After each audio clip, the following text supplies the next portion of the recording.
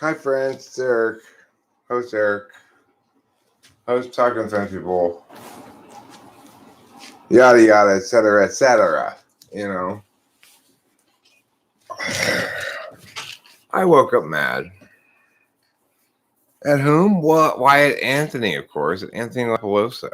And a little bit at Kat LaPalosa. Why am I mad at her a little bit? I was shocked and dismayed yesterday that Rachel received a phone call from Kat in which the message was basically like, don't wait for an apology you're never going to get. I mean, that's quitter talk. That is quitter talk. I will get that apology from his ass, one way or another. I mean, I may have to fly to New York for his wedding, show up at the ceremony uninvited, wait for the officiant to say, is there anybody who has any objections, and stand up and say, I object. This sociopathic narcissist shouldn't be marrying anybody. And live stream the whole thing. How about that? Because you see, the thing is, I'm not getting satisfaction from my conversations with people. I don't like it when I don't get what I want from my conversations. That's it. It's like, I'm not asking for anything unreasonable, so you fuckers better just fucking buckle down and go with Eric's way. That's it.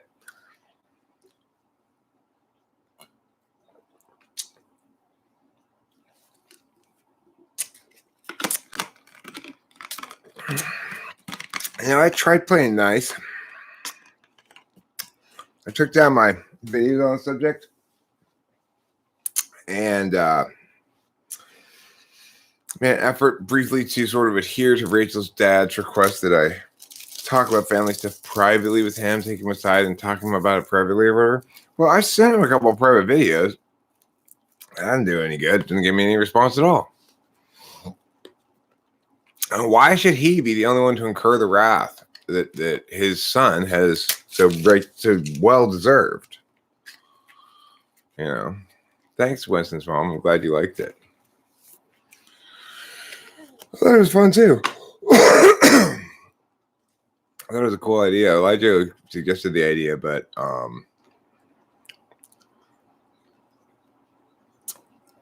she sort of delegated the figuring out exactly how to do it to me. So that was kind of nice because I thought that it's like the challenge of that thing was figuring out first how to decide what the strengths and weaknesses are. Then writing the scenarios was the easy part, but it was like, okay, well, how am I going to do this? I was pretty happy that it kind of came together.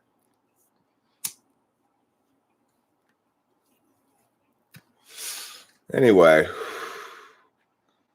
it's like when Rachel's sister called yesterday, and the basic gist of it was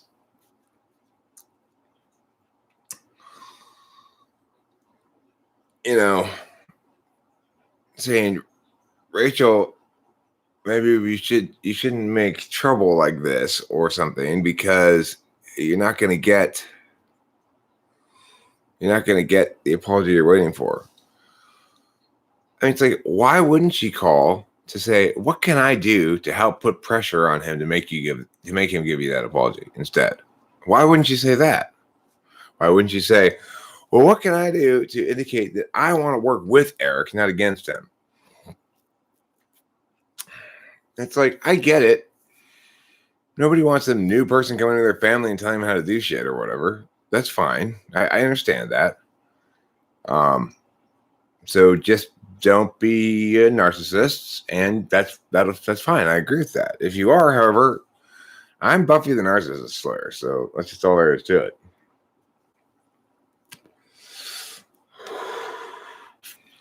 It's like, I'm not going to let that shit fly. That coward has avoided talking to me for 2 years. He needs my foot up his ass. That's all there is to it. And he will get it. Believe me, he will get my foot up his ass. There's no escaping Eric. It may take a long time, but until it's resolved, I'm going to continue waking up mad and complaining about it. Because cowards like that shouldn't get away with their shit.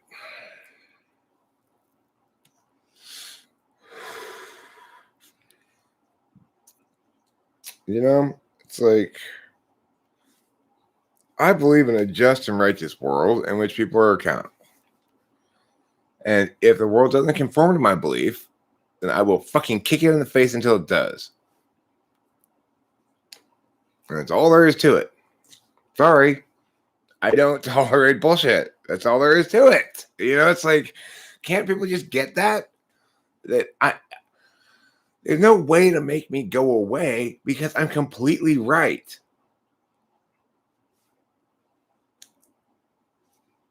If you want me to go away, stop being wrong.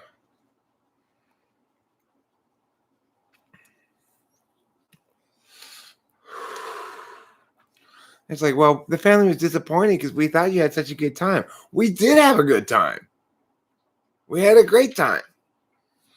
Nobody, it's like, I'm not condemning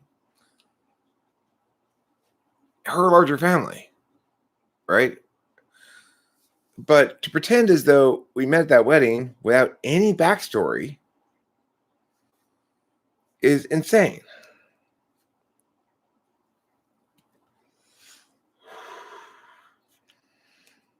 It's like, Kat's calling to express concern about what we're doing. Where the fuck was she when Rachel needed her to express concern about what they were doing? I'm not doing anything. I'm just telling the truth out loud. People don't like that, I guess. Well, I mean, only narcissists don't like that.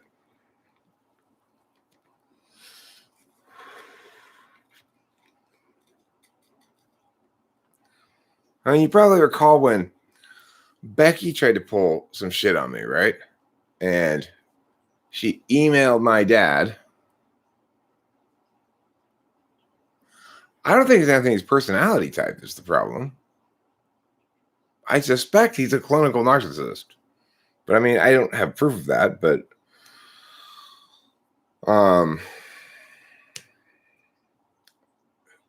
it's like, have I ever been able, will narcissists historically have done absolutely everything in their power to run away from me as fast and as far as they can? Narcissists can smell me coming and they get terrified. It's just like, this happened with Kimberly's family too. Remember, there was a narcissist in her family. I came down on her like a fucking house of bricks, and the family excommunicated Kimberly. But doesn't change the fact at all that I was completely right, and that her aunt was totally a fucking toxic, awful human being, and needed my foot up her ass. That's all there is to it, you know? It's like, somebody's got to do my job, right? Otherwise, people just get away with complete fucking garbage.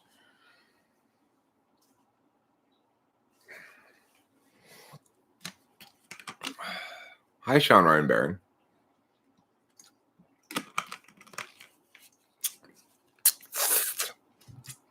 Don't lie. You can stay long. You just don't want to.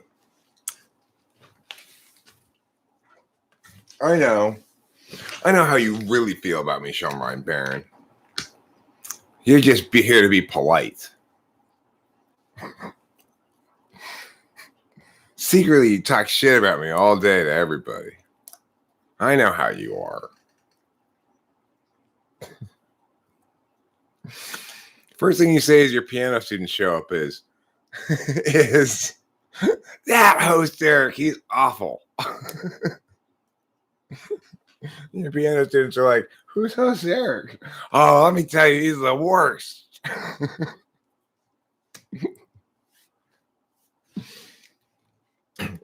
If I were to meet one of your piano students and say, hi, my name's host Eric, they go, ah, and run away screaming after all the shit you told them about me.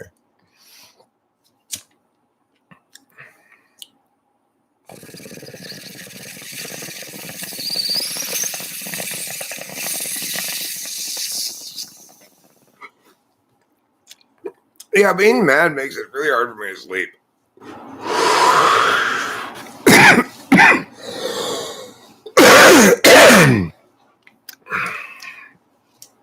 It's like, I can't believe that guy's running around scot-free.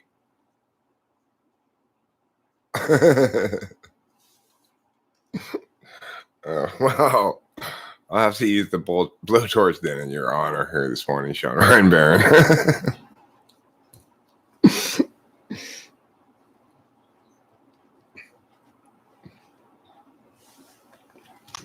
I transubstantiate this bong rip by the power vested in me as the Archpastor of Aelorian Church and the Archpastor of God's Big Heaven Church. I'm going to transubstantiate this bong rip from my lungs to your brain, Sean Reinbaron. I transubstantiate thee.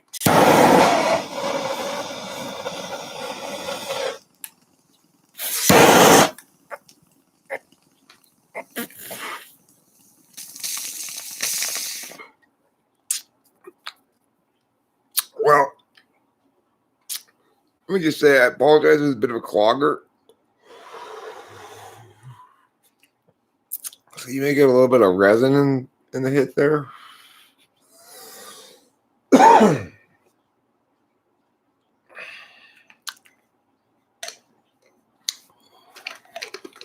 Well, I see everything happening with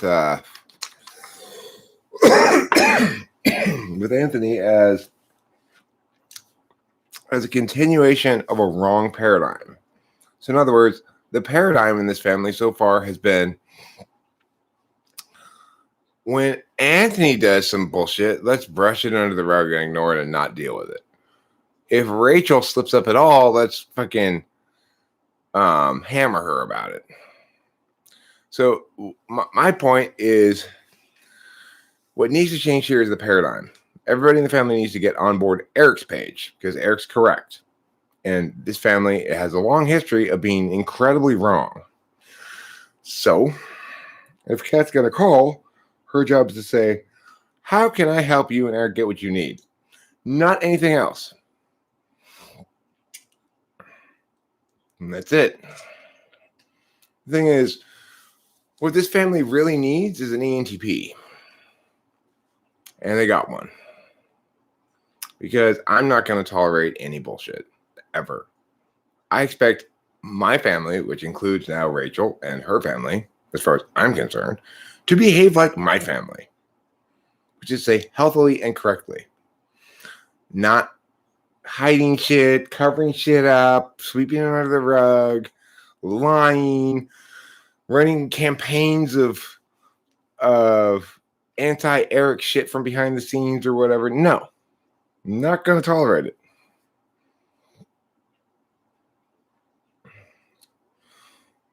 Okay, well, I mean, that's why I'm still talking about it, I guess. Hi, Bozo. I've missed live streaming too. I've been feeling a bit of an ache in my heart almost because I'm feeling more detached from the community than I used to because I don't live stream so much anymore. Well, Winston's mom, they're not in a position to tell me what they need. Okay? What they need is my foot up their asses. You know, it's like, that's what they need. Whether that helps them come around or just makes them angry at me, I don't know. But one way or another, that's what they need.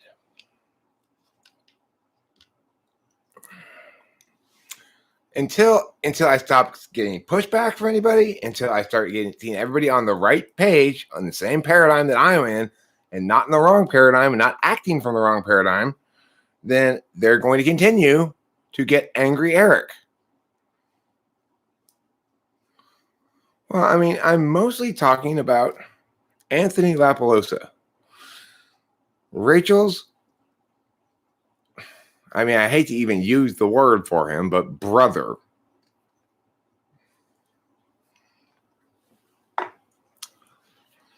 Who has avoided talking to me for the entire time that I've known Rachel. From the very first time he called her, and who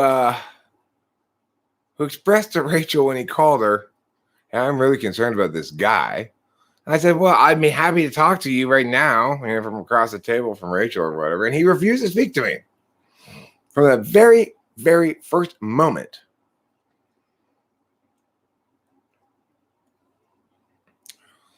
That's not your business. I'm aware of the dynamics of that stuff too. So it's like, I can't say it was motivated by this, but as it was coming together, I sort of became aware as I was doing it of the positive FE factors involved. Like, this is Rachel now. That wasn't behind my structuring things like that. But as I became aware of it as I was doing it, like, oh, this is going to play well too on that vector. I am aware of it. Like,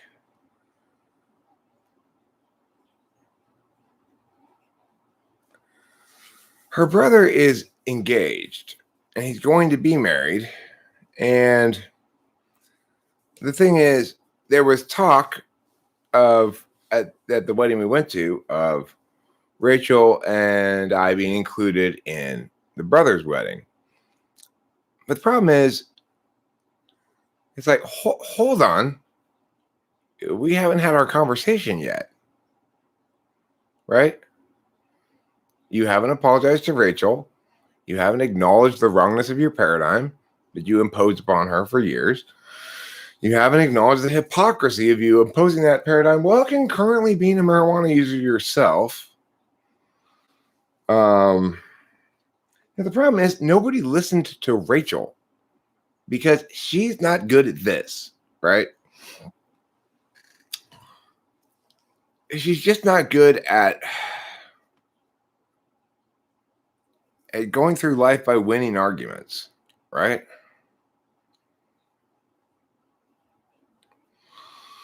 What kind of guy is he?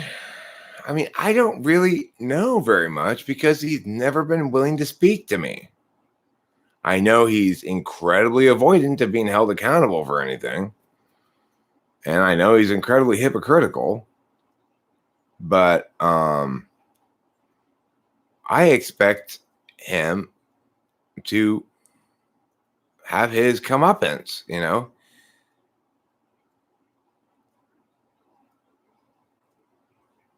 Oh, I mean, she's more on the warpath than me, really, frankly.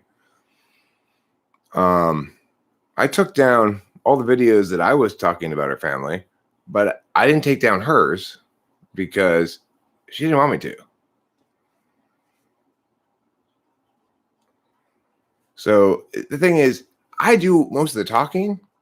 Don't anybody ever make the mistake of thinking that I'm representing my agenda at the expense of hers.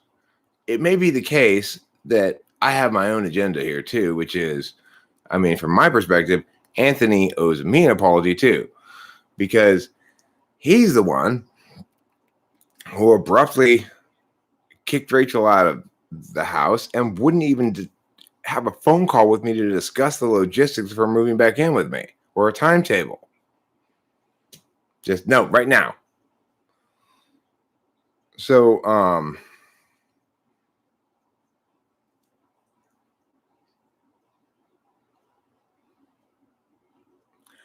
for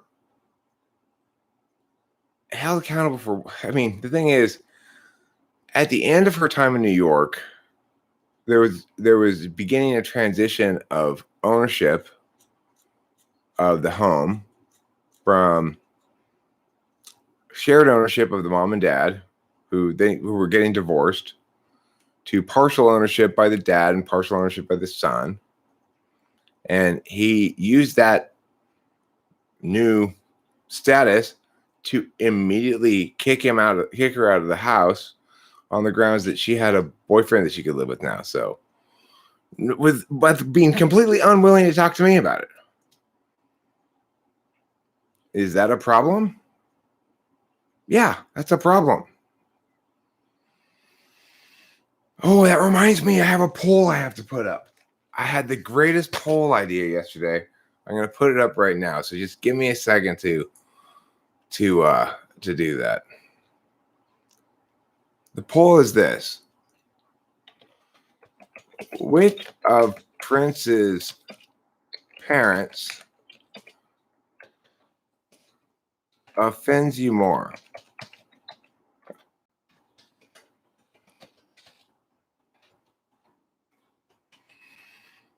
Okay.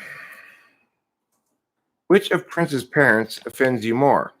Option 1, his father, because he is too cold.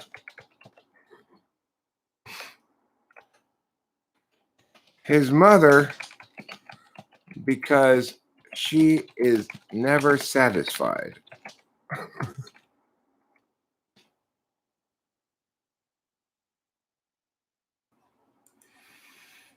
Get it?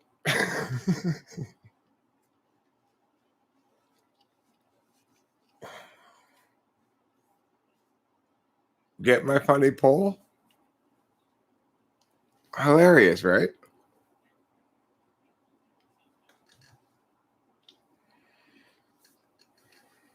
So the point is, everybody has to adhere to universal standards of acceptability. That's all there is to it. There's no things like status or authority or age or anything like that that trumps the universal correctness of things. And that's all there is to it. Nobody gets away with shit. I did not know I could post a poll in the chat. I had no idea. That is news to me.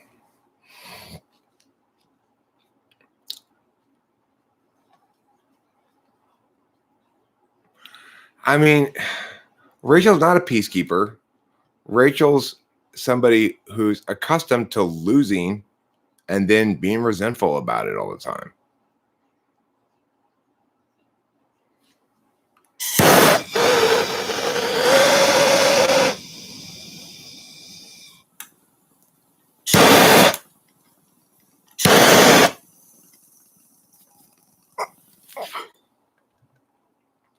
She was not a peacekeeper in her home in New York. She was, from other people's perspectives, a troublemaker.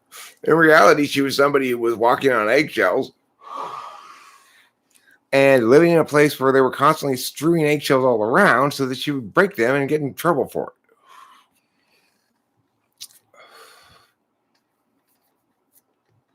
That's the truth of the matter,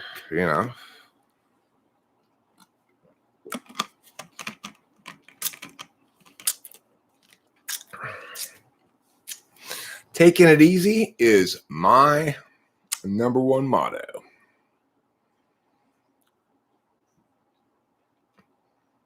Nobody. I don't think anybody needs to be patient. Just as I don't think there's any benefit to slowly pulling off a Band-Aid, Good morning, Parker. Meow.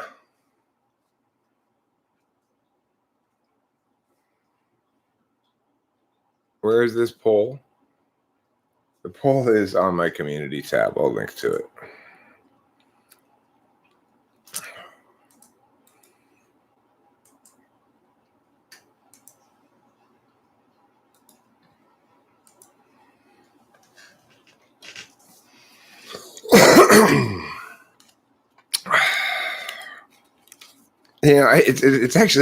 It's a good typing question.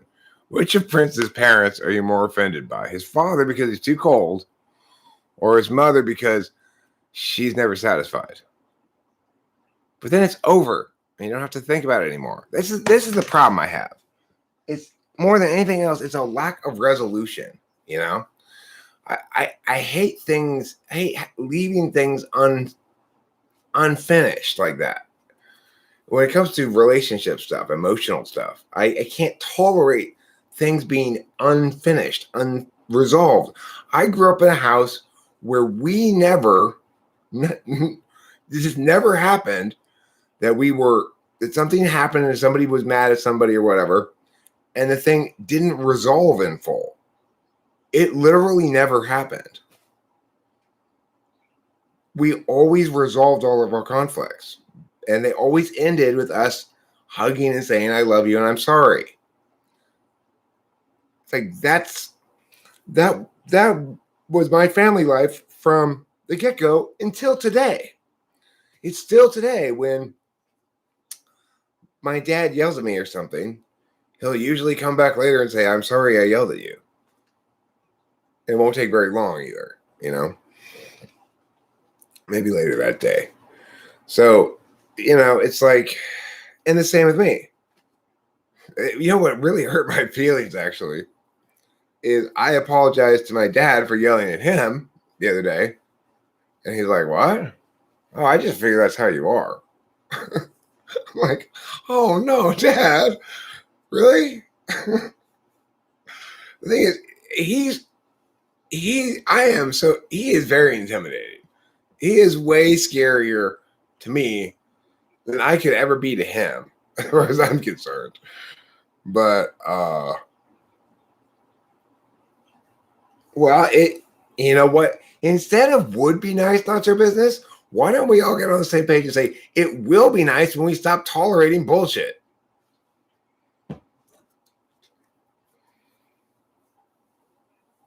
Well, they should. It's the right way to operate. So therefore, that's how my family operates. I'm with Rachel. She's my family. They're her family. By the transitive property of families, they're my family. They need to behave accordingly. That's it. All I'm saying is you have to be good people, not bad people. That's a reasonable demand.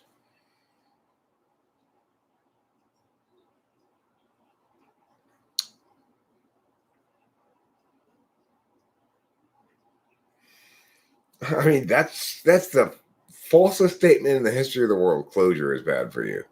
Closure is fantastic. I'm sure he's defined it in some stupid way.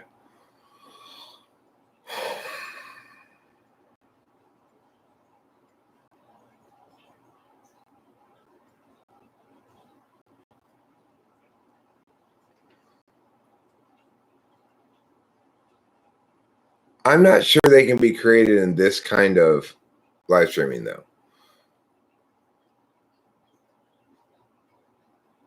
I agree with that. Kitties make everything better.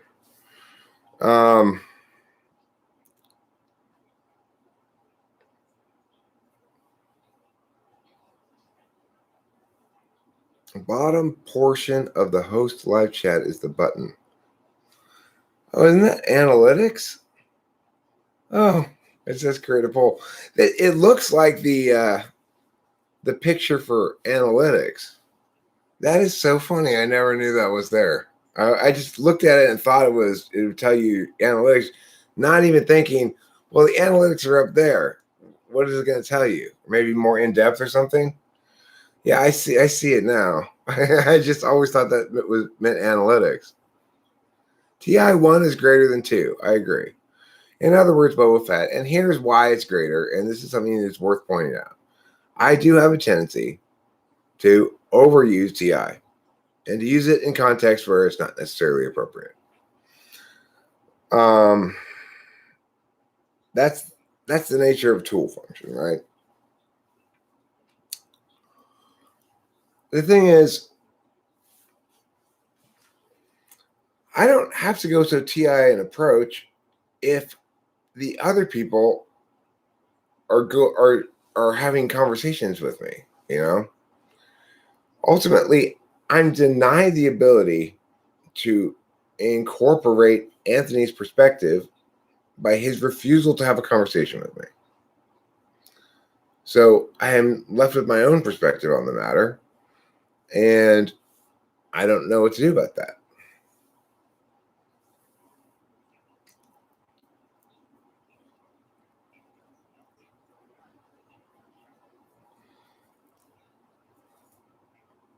How do I overuse it? Well, like, for example,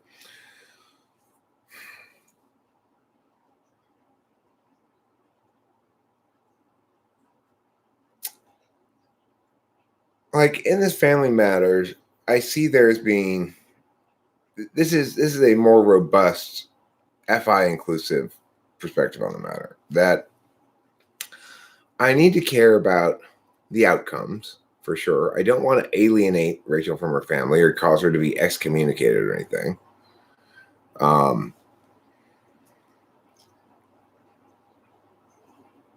And so, keeping in mind that there are lots of things that are important, and it's not a good idea to sacrifice important things because you're right. Okay, that's a more inclusive FI perspective. But here's the thing: I'm aware of my own overuse of TI, and in this instance, I made the effort to on my own account without requiring Rachel's dad to ask me directly to do it, which is my normal course of action to make sure that people are in the right frame of reference. I chose to take them down at his indication that it might do some good, rather than the proper paradigm, which is he should have said, "You're right to put those up there. This is fair and just. We side with you, but we ask you to take them down because we're embarrassed." That would have been fine. I would have immediately taken them down without even a second thought. That's the proper paradigm. I did not require that paradigm. I said to myself, you know what, Eric? You need to recognize when you're over applying TI. I've got a pretty good relationship with FI for somebody who's got it in his polar. And I took him down, allowing him to have the win and not requiring the proper paradigm be used. And then yesterday, Rachel received this phone call from Kat, and from what I could tell, there was a general gist of scoldiness rather than any indication that she was on the right page anymore. It's like there's a clear page to be on at this point. So I've made the effort there to be inclusive of their feelings. But Anthony's pushing from behind the scenes to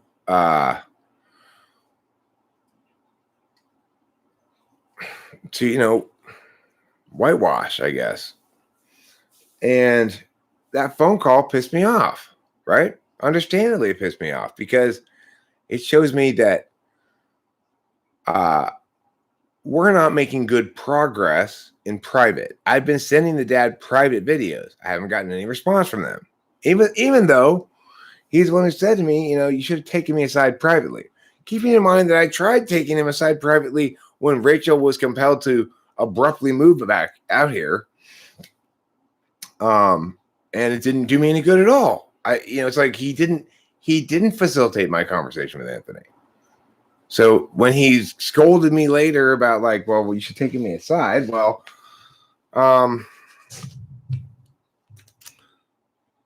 it's like, okay, I try. And the thing to remember, the key thing to remember here is I have tried to approach these things and deal with these things with not talking about it on the internet a lot first before I start talking about shit, right? It's like from the get-go, Rachel came here and I was kind of appalled by what I was seeing and hearing about her living arrangements and stuff at the time. But that didn't become a conversation on the internet until her parents refused to have a conversation with me about whether or not they were going to continue to make Rachel live outside if I sent her back to New York. So it's like there's nothing for anybody to complain about. they all have opportunities to have conversations with me in the first place, and they choose not to, then they leave me no choice but to talk about it on the internet. Right? I do feel as though I put in the effort and it wasn't reciprocated. I put in the effort on the grounds that, well, I guess it was for FE reasons, and that's just not going to hit them or something. It's like, okay, I'm going to be FE here with these people, even though I'm mad at them.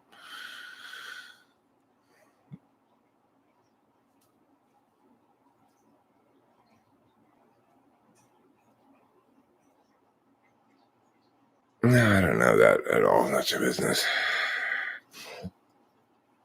I don't care about other people's dumb shit.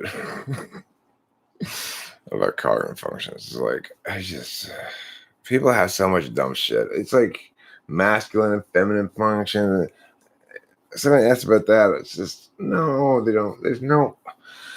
What does Dave's superpowers even mean when he says that? Is TI objective or subjective? It's objective. The problem is relationships really aren't matters that are generally well parsed with an objective calculus. I grew up in a family where everyone was very fair to each other. That's very TI value, which means to be fair means that your justifications make sense, basically. And FI is about what's important to you. So from the family's perspective, I know from the dad's perspective, what's important to him is the ability to still have his family, which includes his son and his daughter and his other daughter. And for there not to be discord in the family because some new guy came and is talking shit on the internet, right? I understand that FI perspective intellectually, for sure. Not necessarily emotionally, but the problem is on one level, well, I haven't been streaming much, Lijo. Nice to see you. Good morning. It was fun yesterday. On one level, it all comes down to this very simple reality, which is because shit's unresolved, I'm mad. Because I'm mad, I sometimes have trouble sleeping. I wake up in the morning mad. I feel like complaining about shit. It's like, it's not really, on some level, it's because I'm an FI baby that this is happening. It's like, I'm an FI baby who spent decades in an insular and blessed world of safety nets, good luck, and a forgiving universe, So, as a consequence, I have a really hard time dealing with it when shit's not fair, when shit's not just. And so it's like, if people have a problem with me making this stream and talking about the shit, well, maybe people need to pay attention to my FI. I mean, I'm fussy about this. If you want me to stop being fussy, maybe you guys all gang up on Anthony and make him give us the apology he owes us. I mean, obviously he owes his sister a much bigger apology than me, but I'm the only one who cares about my feelings, so, right? I mean, hand flash, a lack of relaxation is not my problem. Believe me.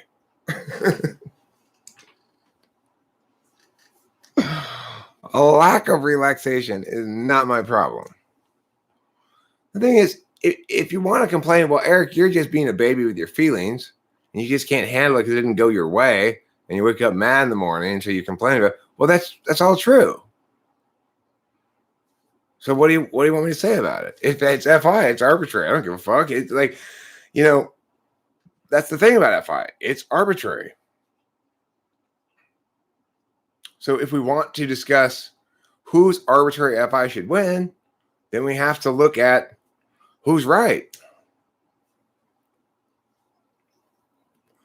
Am I right to be mad? Yeah. Am I right to expect resolution? Yeah. Am I right to expect the guilty to be held accountable? Yeah. Am I right to expect Anthony to have his comeuppance? Yeah. What else is there to say?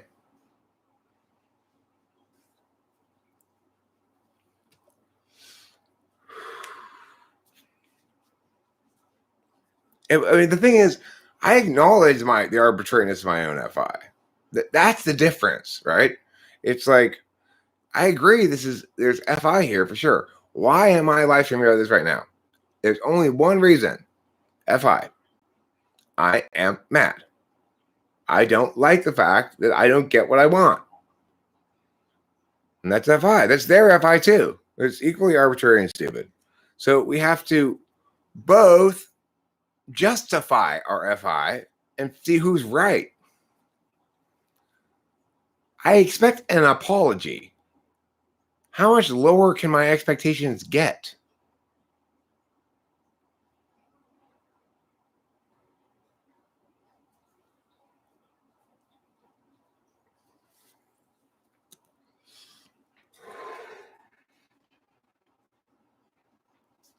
Right? Yeah. Those are pretty low expectations.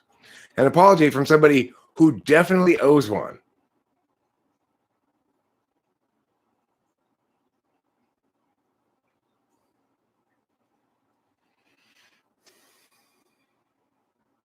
I mean, I wake up with emotions a lot. A lot of times I'll wake up laughing. I'll have dreams where I think something's funny and I'll laugh um okay, well, can you suggest a lower that would be still an expectation? I mean, I can't even think of a lower expectation that was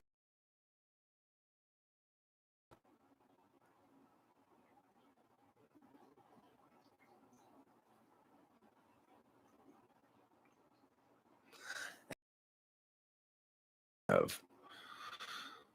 But FI decides things in terms of importance to the self. So if there's a building on fire, it's full of children, and my children is one of the children in there, and I can only carry one child out, well, I'm going to run in and carry out my child. And even though the other children are equally valuable to my child, right? That's FI. If I have to navigate a complex web of relationships, some of whom are mad at Eric, and some of whom agree with Eric, and some of whom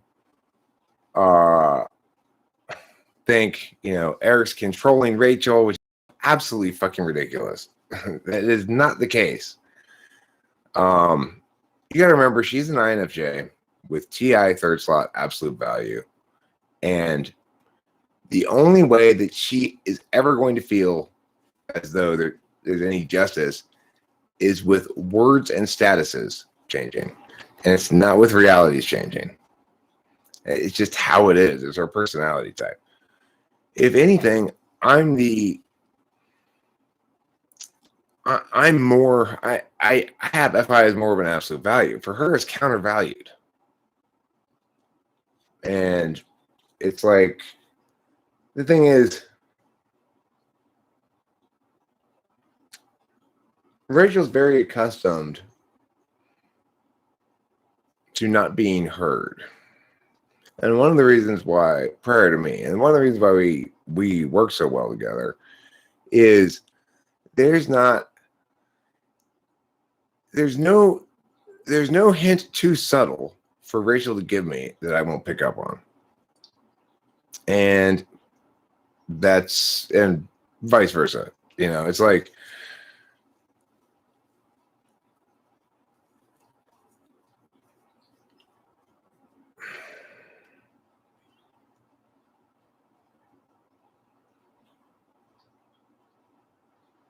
well, the bottom line is, there are times when I'll be like blah blah blah blah blah blah, something that's kind of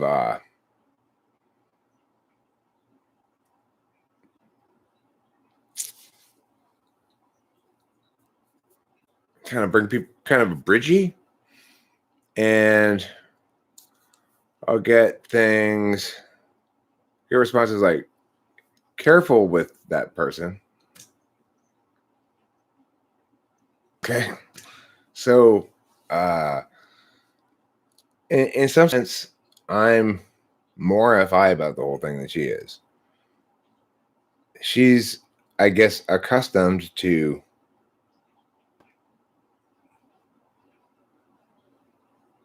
I think she's experiencing something of a of a blessed period of time where she's not required to use her FI. It's like she's been required to have FI for a long time. She's had her boundaries crossed for a long time, you know, and has had to. You know, she keeps trying to use FETI things, right? So, what's the best personality type to be a sports commentator? Depends on the sport, but for basketball, the best type to be a sports commentator is, in fact, the ENTP. And we know this because Chick Hearn was the greatest basketball commentator of all time and was an ENTP. And just absolutely defined the medium. He was amazing. You watch Chick Hearn's commentary of basketball games back like in the 80s or whatever. He is talking so fast and it's just spitting out little turns of phrase all the time. And oh my God, he's fantastic. When he died, I stopped watching the Lakers. I couldn't watch them without Chick Hearn, you know. That was a death that made me cry. I don't cry at celebrity deaths, but Chick Hearn was an icon. And, well, I mean, you watch him yourself and be the judge. Look, there are a couple of greatest of all times who deserve to be called that. Vin Scully and Chick Hearn. Vin Scully's the greatest baseball announcer of all time. And he's an ISFJ. The reason that's the best for baseball is because if you're watching baseball, the exact person you want there as the sort of guide through the experience is an ISFJ who's just and here steps to the plate. Now, then start telling the story. Now, here's an interesting story about Joe Stafferson. He grew up in Indiana near blah, blah, blah, blah, blah. And tell this story, right? He'd do all this research before the series. And then by the third or fourth game in the series, if you were a regular listener like my family was, but my mom was a Dodger fanatic. She'd always have the Dodgers games on the radio and stuff.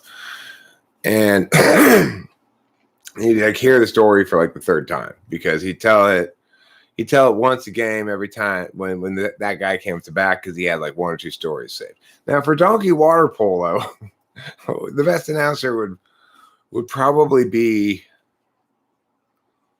Well, I think what you'd want to get is you'd get like an ESTP who's an expert on water polo, and you get an ESTJ who's an expert on equestrian events. That would be. Anyone notice a lot of people who go vegan and actually stay vegan or IJs, or who go vegan and don't stay vegan? I think that's common too. So Rachel used to be vegan, but now now she has an almost entirely 100% meat diet. It's like, what did we have for dinner last night? Steaks. What did we have for dinner the night before? Steaks. Well, what side dishes did you have, Eric? We had cheese and pickle. Those were the side dishes that we had. I cut some pieces of cheese, and we had a couple of pickles. Both nights. Those were our dinners. I mean, last night it wasn't really steak. It was carne asada and cube steak, which I don't know if you ever had cube steak. It's like old lady steak. It's basically this really tough steak that they tenderize with one of those meat tenderizer hammers. And what about the NFL? Well, let me tell you who was the worst sports commentator in history in the NFL. It was just oh God, he was terrible. What's that guy's name? He's this awful like super leftist comedian whose shtick was saying a bunch of big words. He's probably an ENTP, and I just can't tolerate him. Although he might be an ENFP, but what's that guy's name? Yeah, Dennis Miller. Oh, shoot me in the head. Who's the worst basketball commentator is Bill Walton. Bill Walton is the worst basketball commentator ever. He destroys, he desecrates any basketball game he's associated with. Yeah, Dennis Miller was terrible.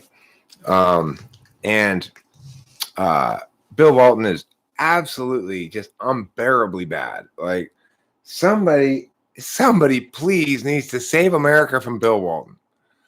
And you know what's the worst thing of all?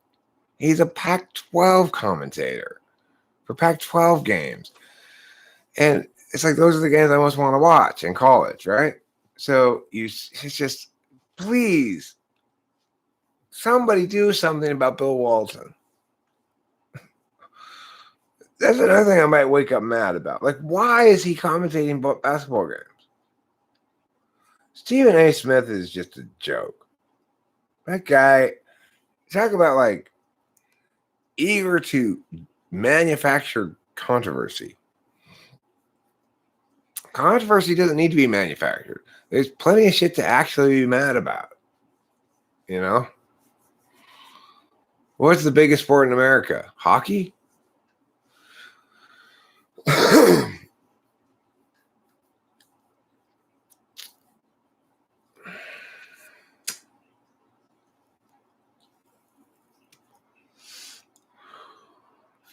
Chris Collinsworth? I can't put a name and voice to the, and I can't put a face and voice to the name. I know who he is. I've seen him plenty of times, but I mean, is he the guy who does like The Herd?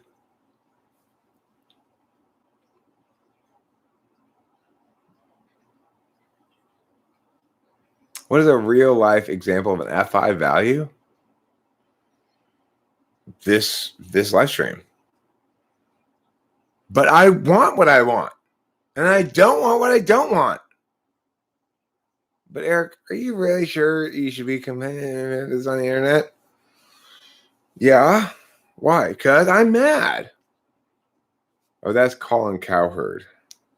I don't much care for him. I like those two guys. You'd be surprised, Betting Tips 1000. You would be surprised. I'm not necessarily somebody who keeps up with regular season, who's in first place, whatever. But I mean, I know currently the Dodgers are behind the Giants by about 4 games.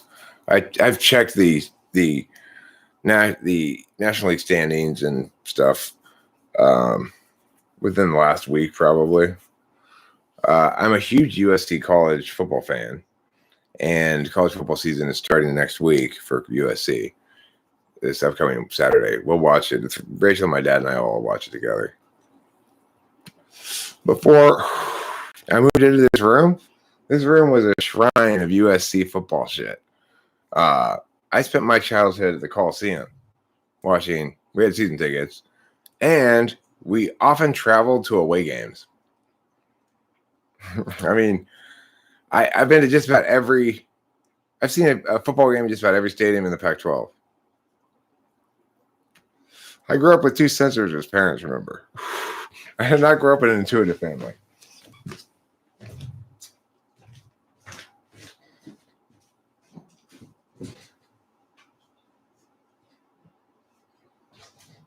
Like, for example, these are on the shelf up there. I know they were cool, so I didn't pack them away. 1972 national champion USC. Some kind of whiskey bottle, I guess. Pretty cool, huh? Oh, Fighting Irish fan in the house, huh? Well, you know what? I got to tell you, Bozo the Clown. What I like about Notre Dame, and I think you'll agree with me about this, I like the fact that Notre Dame and USC always play each other. So, in some sense, even though the Bush Push was the greatest game, one of the greatest games of all time, dude. And you know what else was an amazing game that we lost? Was that Texas Rose Bowl where I forget the Texas quarterback's name now. Was it Vince Young? Yeah, I guess my dad looked it up at one time. It was probably like $100 or something. But I'll put it back. Yeah. So that Rose Bowl game.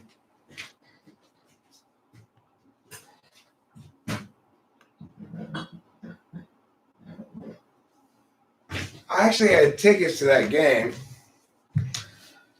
But before the game happened, the prices on the scalping market went so high that I said, fuck it, I'm gonna sell these things and make I think I made like $1,800 on the thing or something.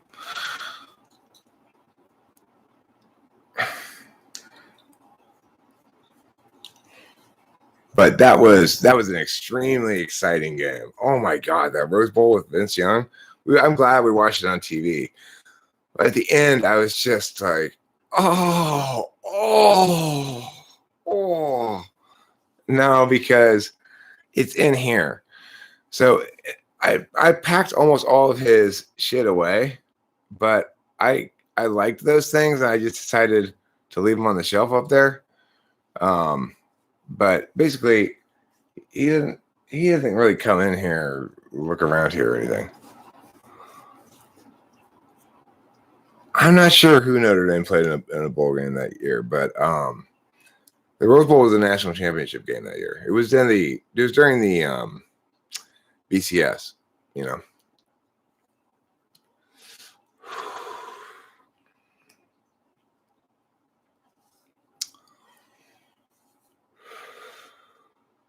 Can doing a hobby or doing fitness because you like it and do it often be considered an FI value? Yeah, I guess. I mean, the thing is,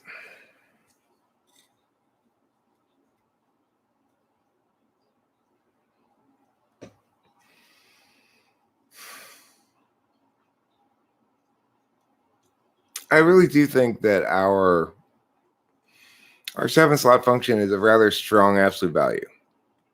And FI is definitely a strong absolute value for me. I'm on the same side as FI people fundamentally in believing that individuals matter. The underlying principle behind FI is that I matter. What I want matters. And it's not okay for you to treat me badly. That's underlying FI. TI, underlying it is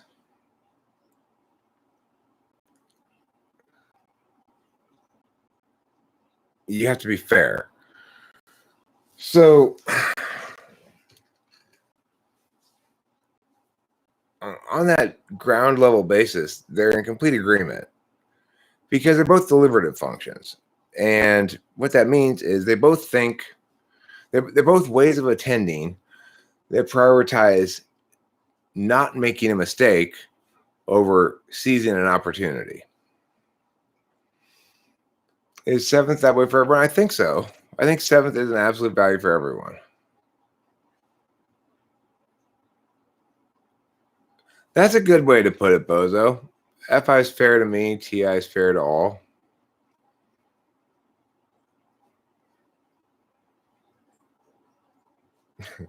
Jordan Peterson's experiment with a carnivore diet ended in an epic failure. Well, why would you want to have a carnivore diet? Just eat nothing but meat? I mean, that's sort of what Rachel and I do, but it's not on purpose. It's just because we like meat.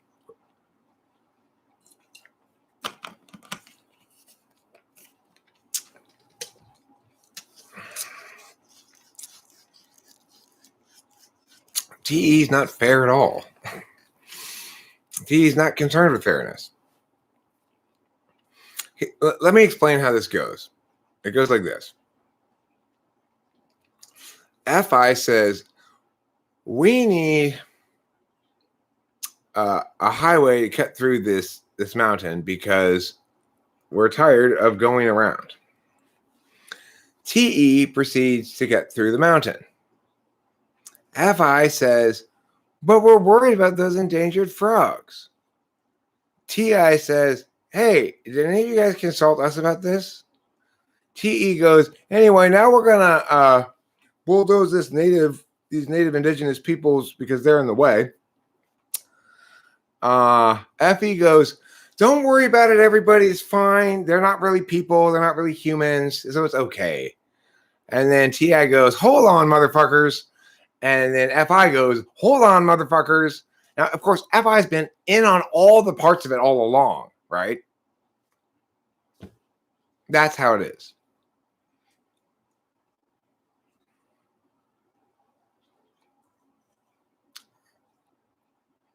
That's how it is, to be clear. So TE is not fair. TE is effective for everyone.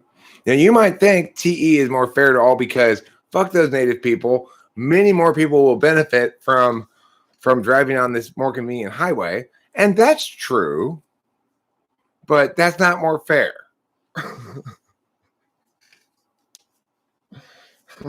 That's just the classic TE move of distilled harm for diffuse good. That's your TE. That's TE's. That could be TE's bumper sticker. Distilled harm for diffuse good. The TE way.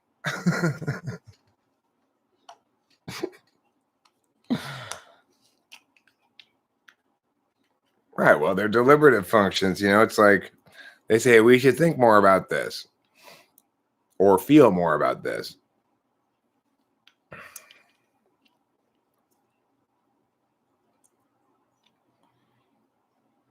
What is the difference between TE explanations and TI ones? TE doesn't explain so much as provide ordinals. Like, okay, so first we're going to level this grade here to Mia, and then we're going to lay down the bed of Mia, and then we're going to put down the Mia, and then we're going to Mia. You know, it's like that. That's TE. It tells you how to do things. It figures out how to do things. So, like yesterday, this is a perfect example of demonstrative TE. Why Joe said, you know what, Eric, you come up with some shit. I was like, okay, fantastic. Now I've got a perfect situation. There's FE on the line. I can't show up without having accomplished anything. And there's a chance for me to NE and stuff, except here's the problem. I sit down to do it and I realize, I'm going to have to TE this. I'm going to have to figure out how to not just come up with some idea, but it's going to have to work in terms of a way to put it together in the OBS. And it's going to have to, you know, there's a lot of factors going in ahead of time. You have to do a lot of pre-work. Like, you have to think about, you have to know how the architecture is going to work before you can build it, or else you might end up with something that's built and then just fall over. So the way I ended up doing it was first I decided, okay, I'll start with each of the types. And then I was trying to figure out, well, how should I do the weaknesses? I was basically going to just kind of originally independently determine the weaknesses for each of the types. But then I realized, no, just do 4-7. That'll be convenient. And I'm on a time crunch here. I've got like 2 hours till this thing happens, And that's exactly the context in which demonstrative TE comes out, and I managed to get things done. So that involved TE in the making of the idea, so to speak, like making her idea turn into that thing that it was, because it was her idea basically to do this poker thing. But she sent me a video link on my phone. I don't like watching videos on my phone. And so I never got around to watching the rest of her video explanation of it, except for just the first few seconds of it. And then, so then I was like, we're never going to do this unless I watch that video. And then I procrastinated about it. And then Lijo emailed me again. And I was like, fuck it, let's just do it and not worry about explaining it. I don't understand what it's supposed to be yet, but that's never stopped me before. So then she, I guess, realized that I didn't, that maybe it's just better to just tell me to do it. And so that's how it happened, I guess. Now, like on that ground, it's good TE, and it was also fair. It was, in fact, it was more than fair. It wasn't fair. It was unfair to her, right? But that's not fair. That's something that's good, but not fair. Right? You need to clean your bong, Betting Tips 1000. You need to clean your mom's face. You know why? Because I was just there visiting. I'm sure you know what's all over it. Why don't you go over to your mom and clean her face?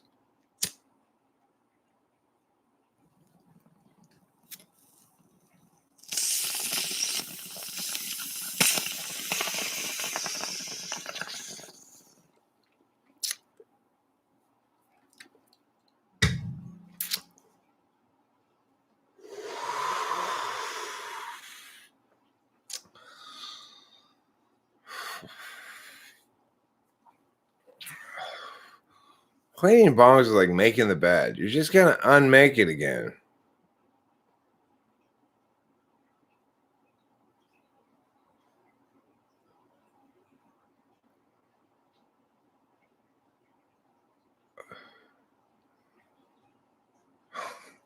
Well, we know what ISTJ's bong looks like.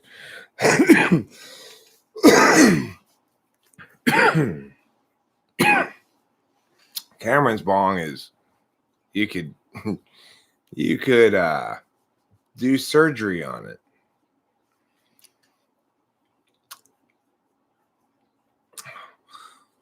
It's darker than your childhood.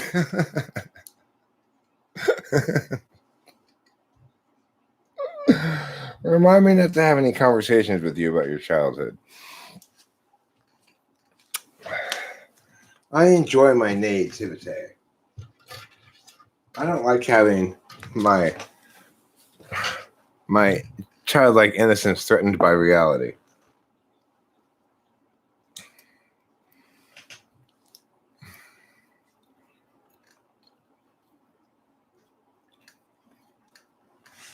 I will poke it because it's a little cloggy right now. It's a little bit cloggy. Yeah.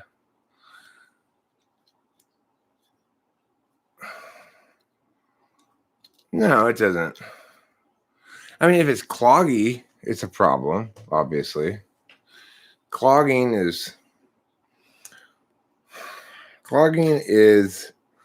the downside of weed being sticky and made out of bong resin.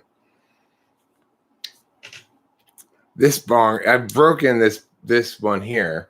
I need the bong resin though, because There's an additional glass stem that comes out of here. This fits into.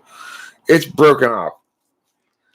But there is so much resin here that it just sticks like that. Isn't that useful?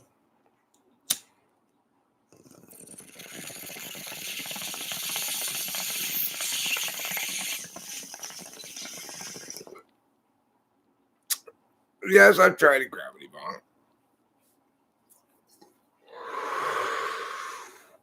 But I don't see the point of gravity bongs. I don't like them. They're unnecessarily complicated. And it's just like, nah, bro. Nah, Holmes. Nah. It's just like whoopah, so pitted. So if you haven't had a chance to take my poll, please do take it. It asks the important question, which of Prince's parents offends you more? His father because he's too cold, or his mother because she's never satisfied? It's a good TIFI question, really, right? It's like, the thing is, I remember as a kid thinking, when that song came out, thinking, God, his mother's a terrible person. But not thinking anything at all about the father being too cold. Just that is not like registering with me. Isn't that indicative of TI Tool? I think it is, right?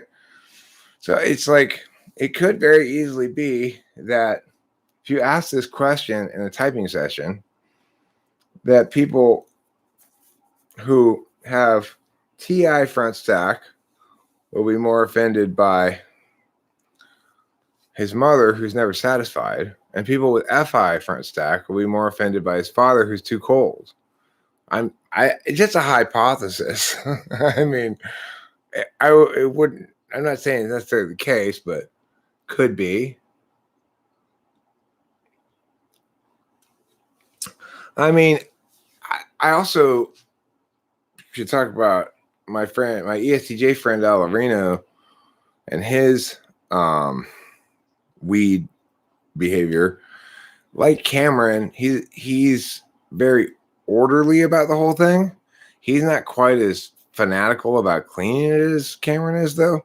But like, you know, he always smokes in like these sessions where he takes out his stuff and prepares it, and then we smoke, and then everything gets put away.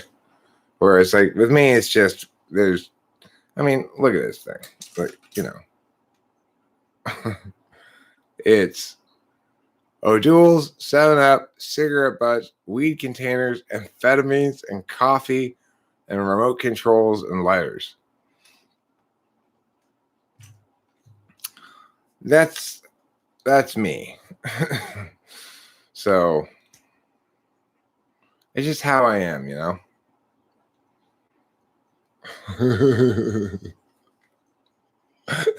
I never really put two and two together there. Not your business. You make a really good point. It's a really good point.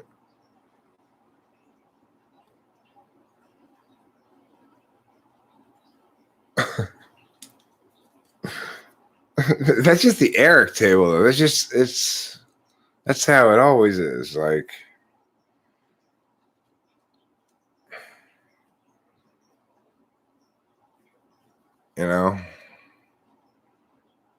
why is it like that? Bad SI. My weak spots are SIFI. So yeah, they're prescribed. Okay, listen. It's not like I'm taking speed. Okay, I'm taking amphetamine salts. Big difference. Big difference. See, they're prescribed to me by a doctor to cure my illness. If I weren't, hi Taylor, nice to see you. Speak of the devil. Yeah, I've got a disorder. It's called attention deficit hyperactivity disorder. It's a disease I have that I need to be medicated for. And the medication just happens to be speed. Okay? What else is there to say about it? I mean, it's a medical emergency.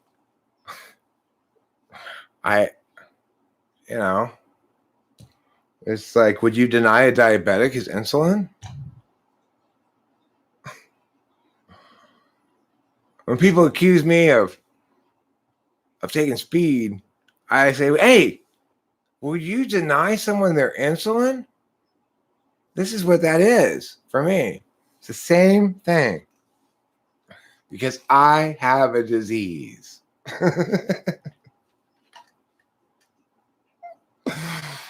uh,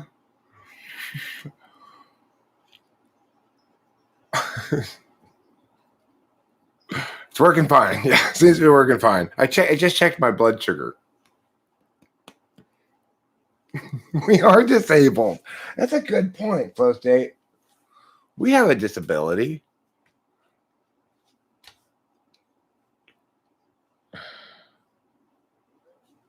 How come anyone from any socioeconomic background can become addicted? Oh, to gambling? I don't know what causes people to get addicted to gambling. I would never be able to get addicted to gambling. I like gambling sometimes, but and I do periodically lose money gambling. Like if we go to Vegas or Laughlin or something, I'll lose a couple $100.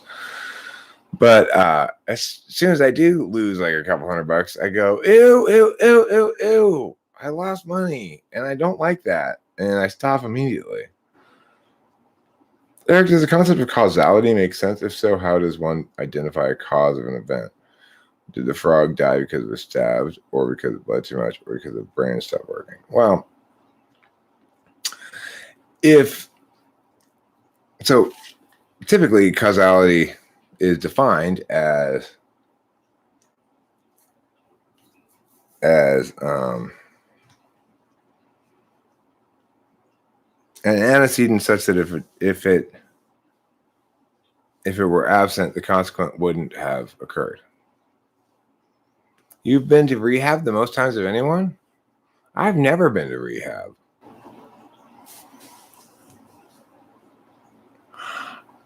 I mean, I don't know those people because I don't play at that level of table, probably.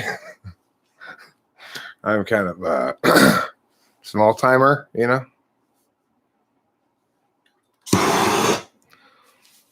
But I do know that they exist. The thing is, I get that sometimes that it's possible to have a vice that you cannot successfully engage in at all without going overboard, like alcohol was for me. What made me quit drinking? It wasn't really anything that made me quit drinking. It was more like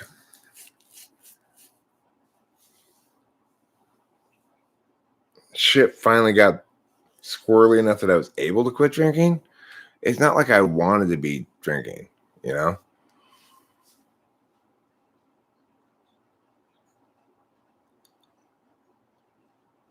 No, I agree, Michelle. I fully understand that people can have destructive relationships with any kind of behavior that can be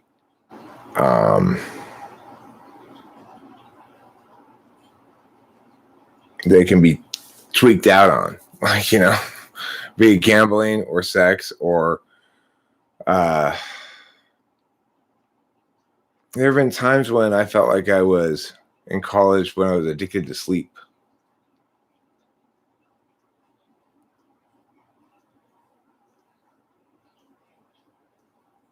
Right. That would represent causality. So it's biconditional.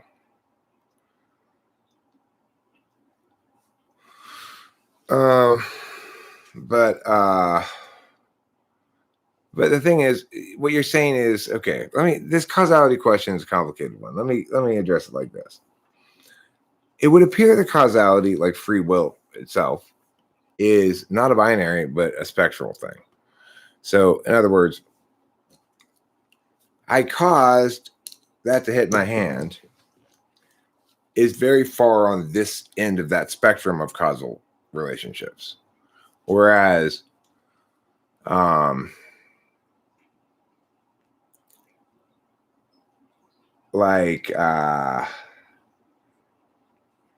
in a TV show I'm watching,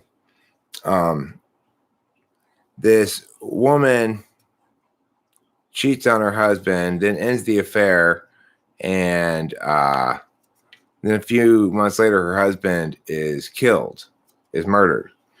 And she says, well, if, so the character's mother says to her, you're not to blame. And the character says, well, if it was Leonard who killed him, then I am to blame. It is my fault. So is there a causal relationship there? Not really, because that's way more complicated, right? So that's on the other end of the spectrum of causality.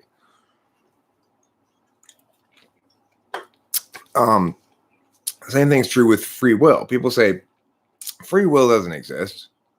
Really? So there's no difference between me forcing you to do something and you doing it voluntarily? I mean, it certainly seems like free will exists. We know ourselves for ourselves that some things we do more willingly or eagerly, and some things we do more begrudgingly. Well, you don't draw the line. Why are you drawing it? For what purpose? You acknowledge that it's a spectrum.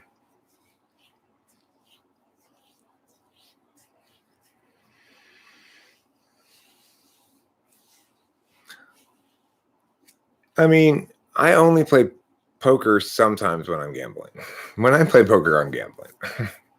Because I don't expect to win, really. I hope to win. And, but the other kind of gambling that I do is I like to play video keno machines. In Vegas, anyway. The thing is, you've got to go around, you got to find the right video keno machine. What you want to do is you want to find your multi-card, 20-card video keno machine and play 6 spots. There have been many occasions where I've walked away $100, $200 up from the video keno machine using that particular approach. You go to the multi-card kenos machine that has 20 cards that you can play. And you go to the cheap one, like the nickel one, because you're playing 20 cards, right? So, unless you're a high roller or something. But if you can find the nickel 20 card ones, then you pick, it's $1 a thing, a roll or whatever. And you pick 6 spots. Put in $100. And if you hit 6, I guess it's if you hit 6 out of 6, or if you hit 5 out of 6, you get and I guess it's basically like the 5 of 6 and 6 of 6 both pay really well, and you'll usually hit a 5 of 6 within the first 100 things with 20 cards going, and you got to kind of meow your cards, because you're going to have some duplicate numbers. If you were really smart about this 20 card keno thing, you'd figure out the math as to what's the best number of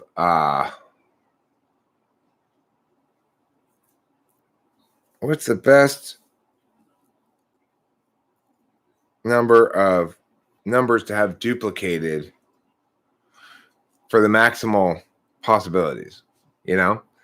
If I'm better than that. I'm better than that. If anything, I'm too conservative. So when I do play a hand, everybody folds, and I'm also easy to read. But I'm not dumb. But I still like to play poker anyway.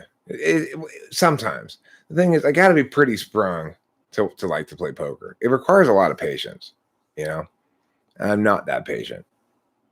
When I do play poker, I usually bring like a drawing pad or something with me and draw pictures or write little poems or I don't know, just doodle and shit, you know. It takes a lot of patience. Yeah, you got for me to play it. I basically has to be the beginning of a bottle of Adderall and like take a couple extras and just all night long. It takes a long time. If you want to win at poker, it takes a long time.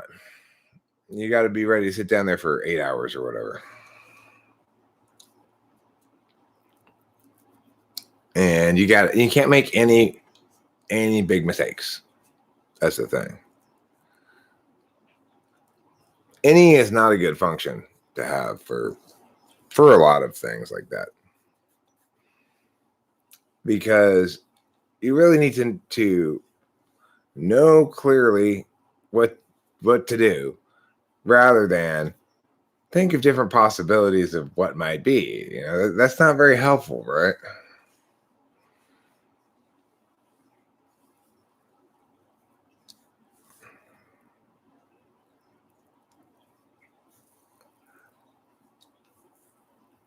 Somebody asked about Teal Swan's type. I think she's an ENTJ. That's what I think. Yeah. That's what I think.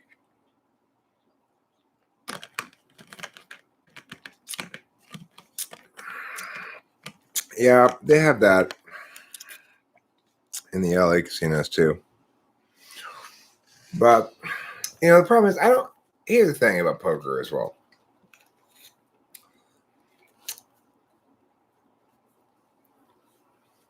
I think she's an ENTJ. Is she supposed to be? Is she claims she's an INFJ or something? That's off. Off.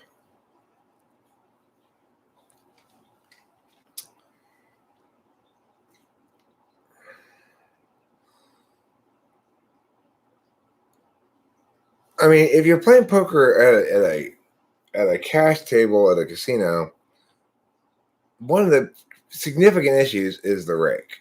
So it's like you've got to not just be better than the other players, but you've got to be better than the other players minus the rake or plus the rake or whatever.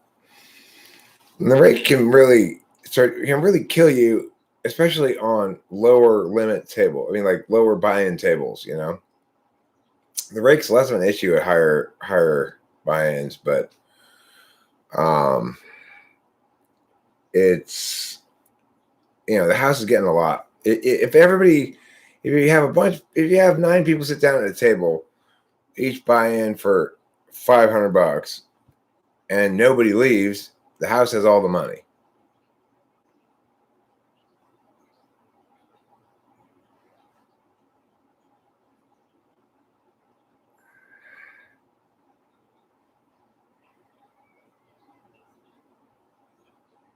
Online poker is dead these days. All the top players, their games are locked down to close to theoretical optimal plays. I mean, using computers too. I see. How is TE blind spot subjective? TE blind spot subjective? It's not. I mean, remember, as I've indicated before, there are 2 functions you can definitively call objective and subjective, and those are TI and FI.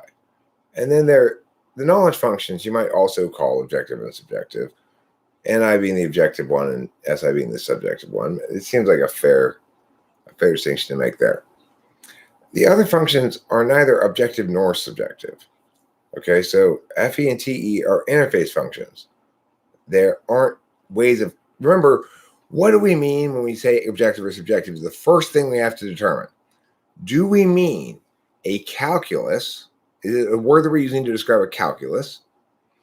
Is it a word we're using to describe a person? Or is it a word we're using to describe data? Those are the only 3 things that can be described with the words objective and subjective. And TE is none of those things.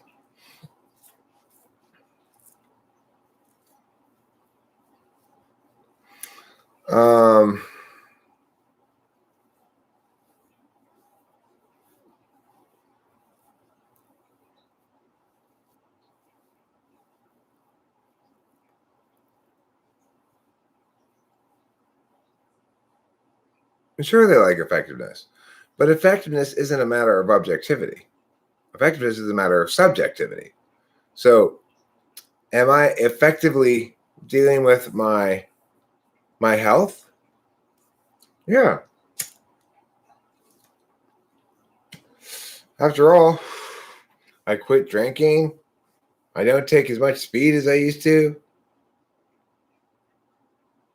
That, from my perspective, from my subjective perspective, I am being very effective in managing my health. I'm 50 years old. I'm in great health. I've got an incredible amount of lung capacity despite my habits. I'm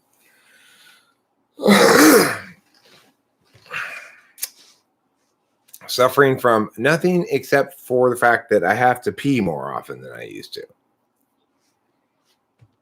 So, yeah, my TE is working great.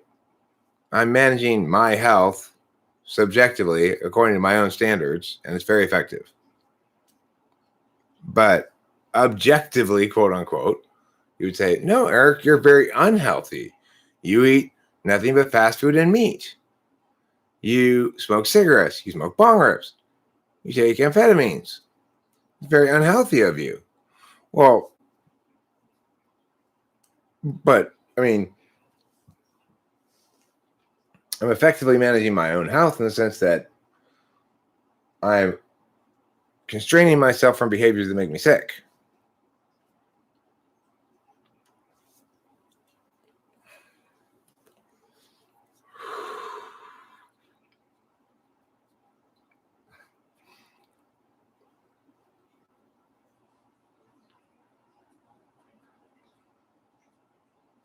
Very strict on a ketogenic diet. Well, I'm pretty sure diet doesn't really make any difference to how you think and feel. As long as you eat enough calories, it's fine. That's the way the human body works. It doesn't really matter what you eat as long as you eat enough calories.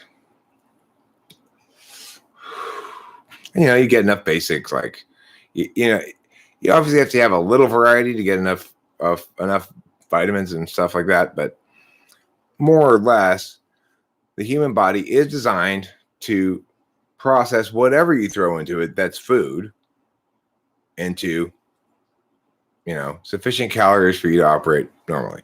There's no heightened awareness with different diets. That's all bullshit.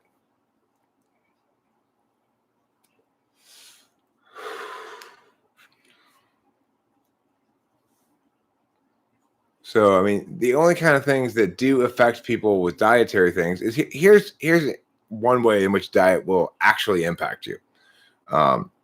If you eat a lot of fat, like fat from a steak or something before bed, you will be hotter during the night than if you don't.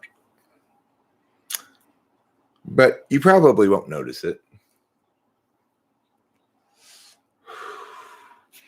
Because the body burning fat creates more heat energy than the body burning other things, or the stomach digesting other things. Yeah, it's just a placebo. People who are very SI, ISTJs can be prone to psychosomatic illnesses and stuff. It's less prevalent among ISFJs because of the FE component, but probably ESTJs. Well, I mean, I don't know. ESTJs tend to get themselves checked out over every little thing. They trust the doctor, and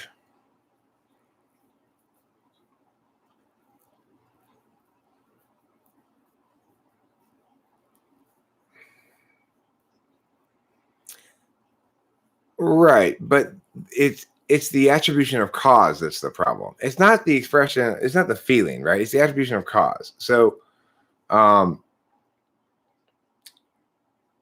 like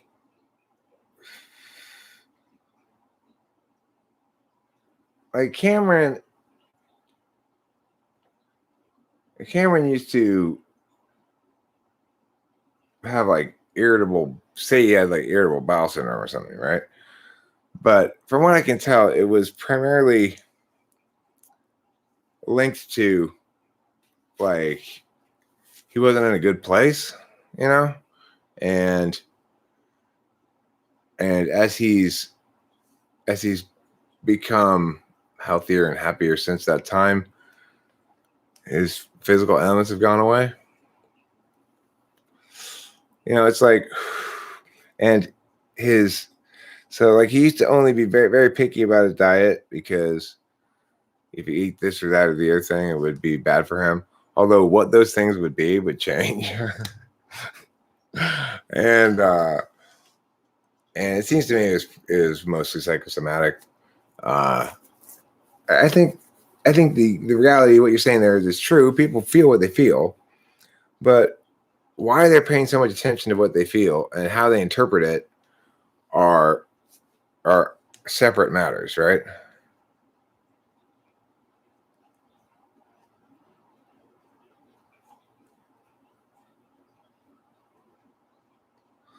I mean, it's probably not the cause.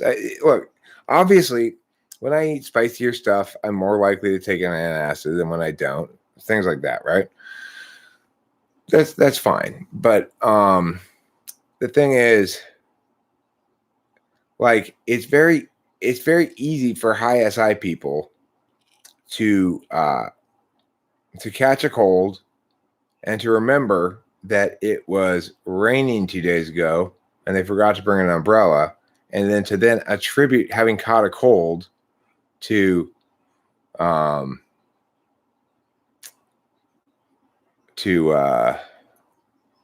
being out in the rain, right? That's a textbook SI bullshit.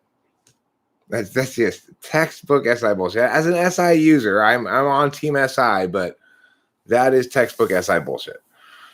So that's what I'm referring to, really. It's like it's not that they're sick is not the thing here. It's that they've attributed to the wrong cause. And then they're convinced thereafter, now I know I always have to bring an umbrella, even though the rain had nothing to do with it.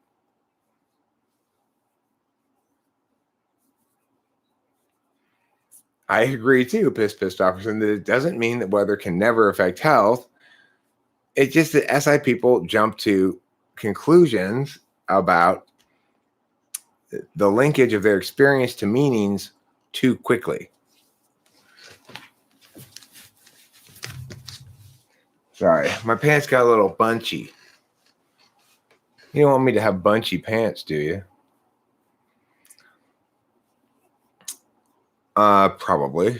I've not been vaccinated, but yeah, that's probably SIBS. People who claim the various side effects of the vaccine. It depends how extreme their claims are.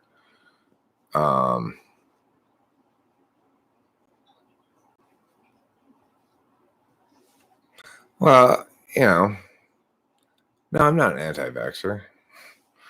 I don't think there's anything wrong with the vaccine.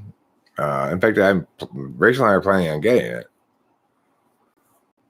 It's just my take on it was initially that I was frustrated because, like, I didn't want there to be any approval of what had been done with COVID.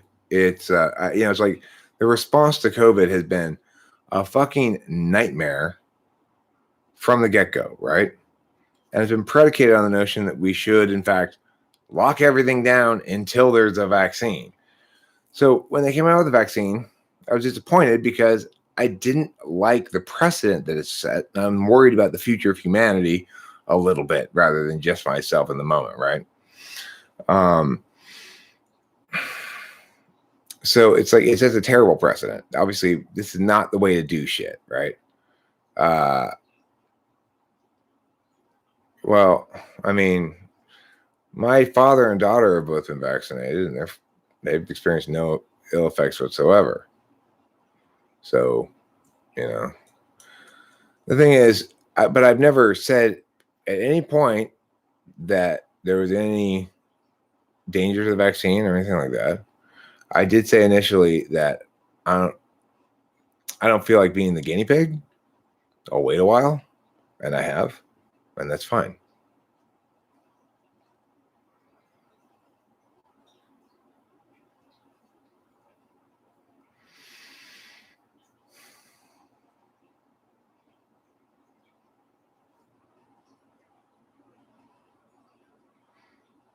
Well, I mean, the thing is, I'm talking about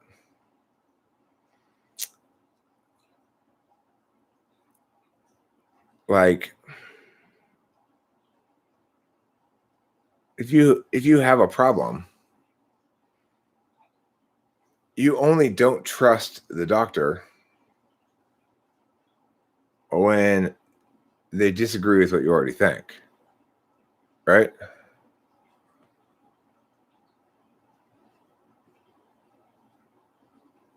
I'm not getting jabbed because of the precedent. They're trying to gangster people into taking it.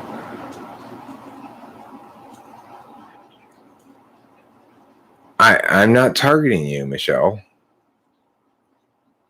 I agree with bodily autonomy. Everybody should take the vaccine if they want to. I'm not telling anybody to take it or not take it. It's not my business whether you take the vaccine or not.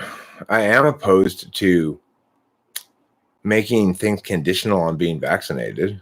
I think that's bad because obviously if the vaccine works, then people don't have anything to complain about. If they can take the vaccine and they don't need to worry about whether other people are vaccinated because it will prevent them from getting it, right?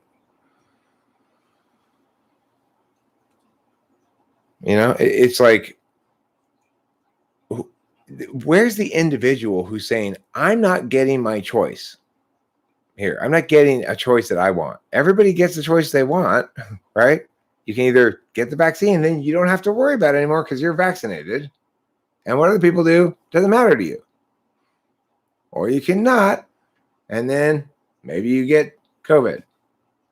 Whatever happened to the right to get sick? Does that exist? Did anybody ever talk about that? Do we have a right to get sick? I mean, I feel like I have a right to get sick, or at least I have a right to not take a bunch of preventative measures, right? I feel like I should.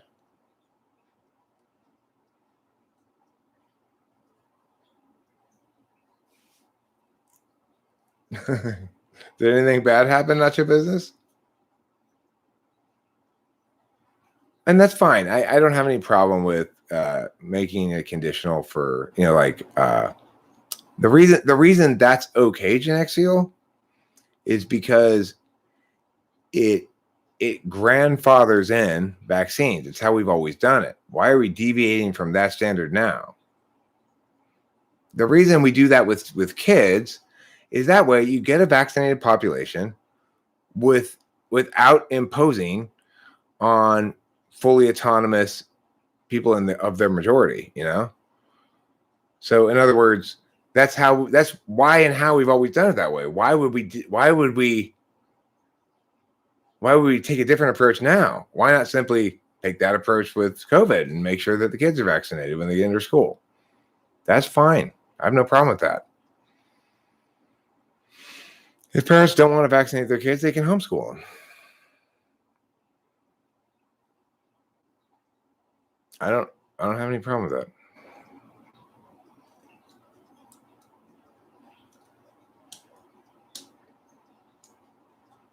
But that doesn't justify doing it to me, right? Big difference, huge difference. And we used to understand that, and apparently we don't anymore.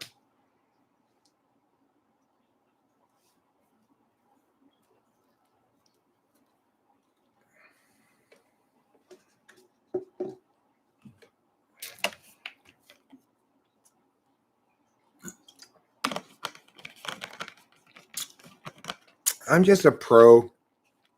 in favor of people deciding for themselves what they want to do with their face. We're still on mask mandates here in Los Angeles. You cannot leave the house and go to any public place where there's people around and not put on a mask.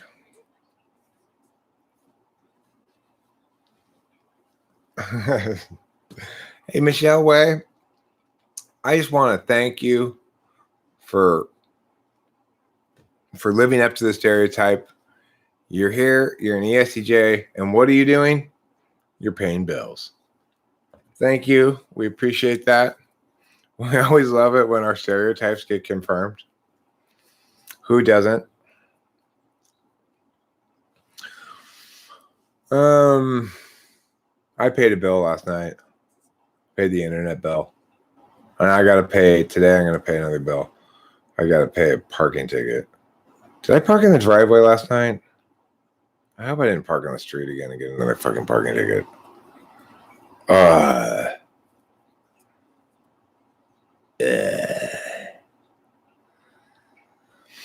You misspelled precedent. It's precedent, not president. That's okay. Misspellings are acceptable. I can live with that.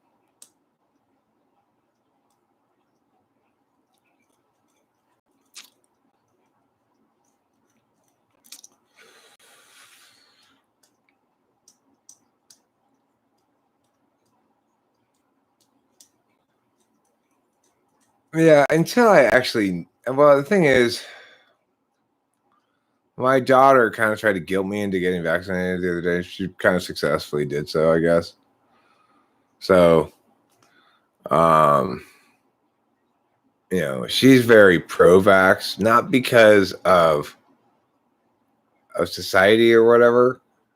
She actually just cares about me and is worried about, she doesn't want me to get COVID. And I was like, well, who cares if I get COVID? It's not just like the most harmless disease ever. I mean, because in terms of fatality rates, it's basically like a mild flu. In Italy, you only have to go back 5 years to find an equivalent flu season that kills many people. And Italy, remember, was a pile of oily rags and hay. COVID was a match. Made a big fire, and everyone said, "Oh my God, it's a flamethrower made that," right? But it wasn't a flamethrower. It was a big pile of oily rags and hay called incredibly old population with many multiple pre-existing conditions.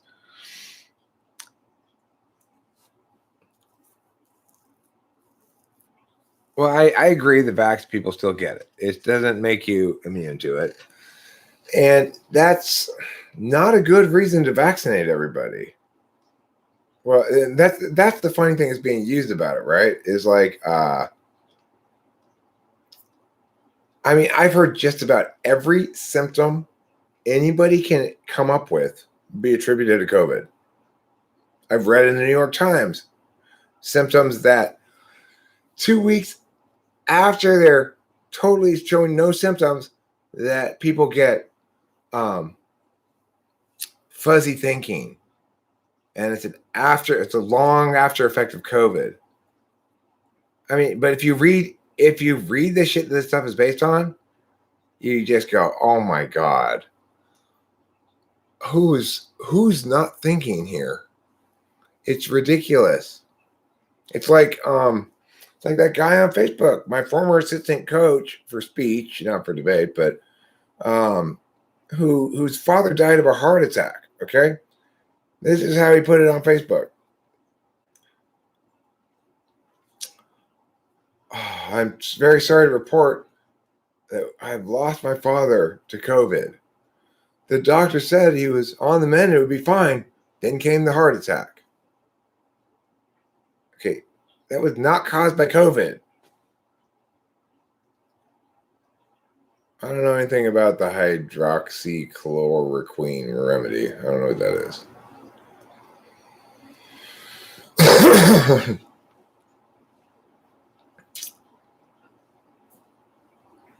Well, the thing is, when we went to Indiana, we were exposed potentially to COVID. They sent an email out after the fact that somebody had COVID, like when they got back from the wedding or whatever, and that person had been vaccinated. OMG, Eric, what type do you think is Elizabeth Holmes, founder of Theranos? I don't know who that is. I've never heard of Theranos before or anything like that.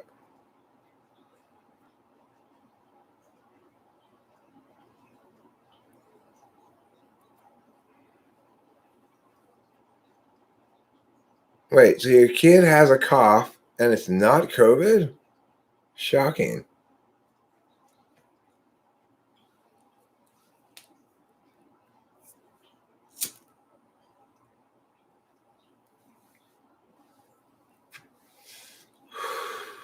Well, if your sister and sister-in-law are in healthcare and they're ready for a vaccination, I'd be curious. Ask them, back during the time when we were supposed to flatten the curve. Remember flattening the curve? Can you ask them, were there more or less people than usual in the hospital during the time that we were supposed to be flattening the curve? Because I can tell you anecdotally, around here, there was nobody at the hospital when we were supposed to flatten the curve. Nobody. It was like a graveyard.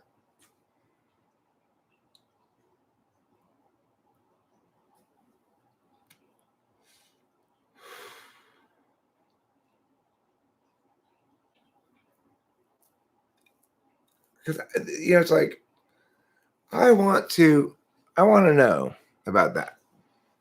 I want to know if in fact, when we were supposed to be flattening the curve, if the actions we took meant that instead of hospitals being strained, that in fact they were underutilized, that there was hardly anybody there.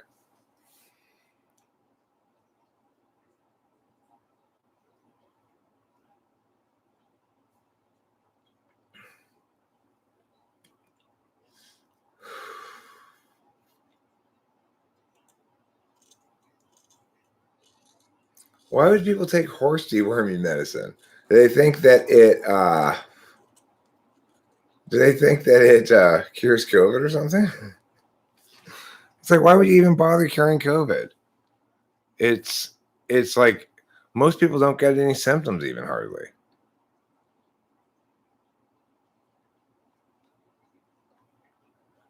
I mean, the point is, the key thing here about COVID is this. Nobody's explained to me why we're treating it so differently than other diseases and social problems and causes of death that have at least equal claim to this level of response. Why are we treating it so differently? Almost all of us probably had COVID and didn't know it. I had COVID and knew I was sick. I actually got really sick, I think, when I had COVID. What I think was COVID, but not any different than getting really sick I have before when I get sick. It's like, yeah, I was laid out for a bit, but why are we treating it so differently? That's the important thing. If you want to get bogged down in like, well, does a mask help or not? Well, yes, a mask, if you force everyone to wear masks, you reduce airborne contagions, of course. But why now? Why all of a sudden? Why this? It's not even a particularly bad flu. That's the truth of the matter. Remember, you only have to go back 5 years from COVID's Italy catastrophe to find a season of the flu in which more people died. And yet we didn't lock down the world. Why this time? Why this? There's nothing about it to justify this. That's the key thing.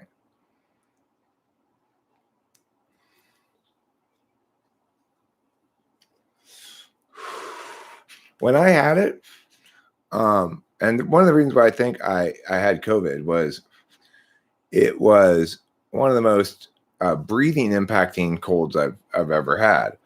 And when I was really starting to kind of have trouble breathing, I went jogging. And I went jogging until I almost passed out. I was breathing so hard trying to catch my breath. And then after that, I was fine. Yep. That's what I did.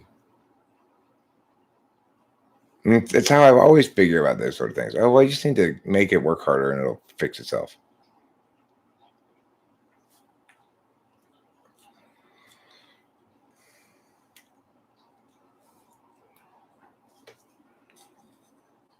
So would that work for everybody? I don't know, but it worked for me.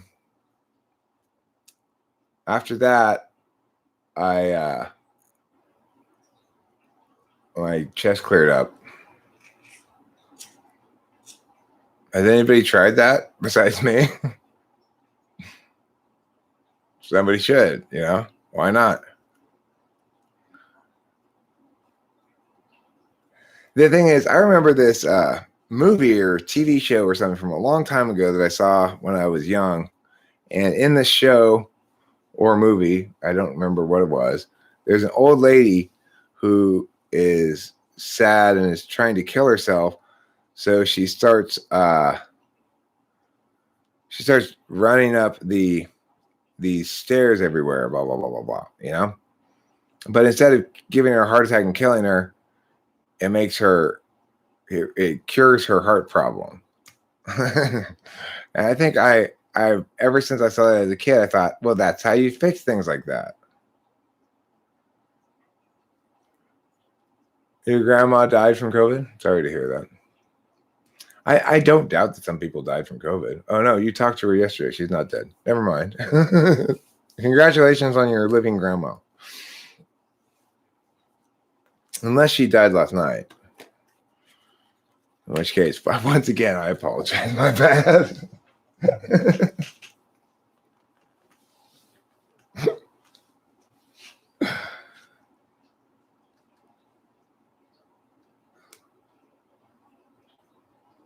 Well, I mean, the question I'm having is this.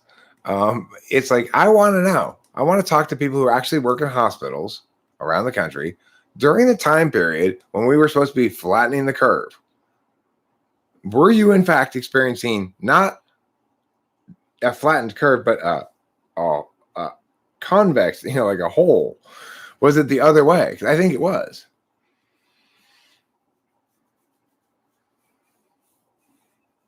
No, Michelle, what you're saying there, that's very much an NI thing.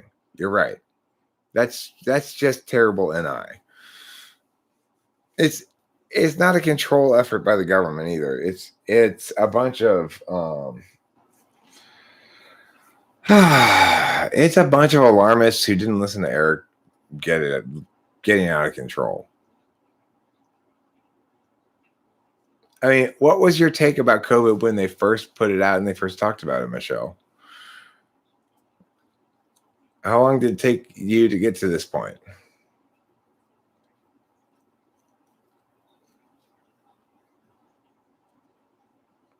It's just a little closer to me than usual. I'm webcam streaming rather than software streaming, which means I'm feeling lazy.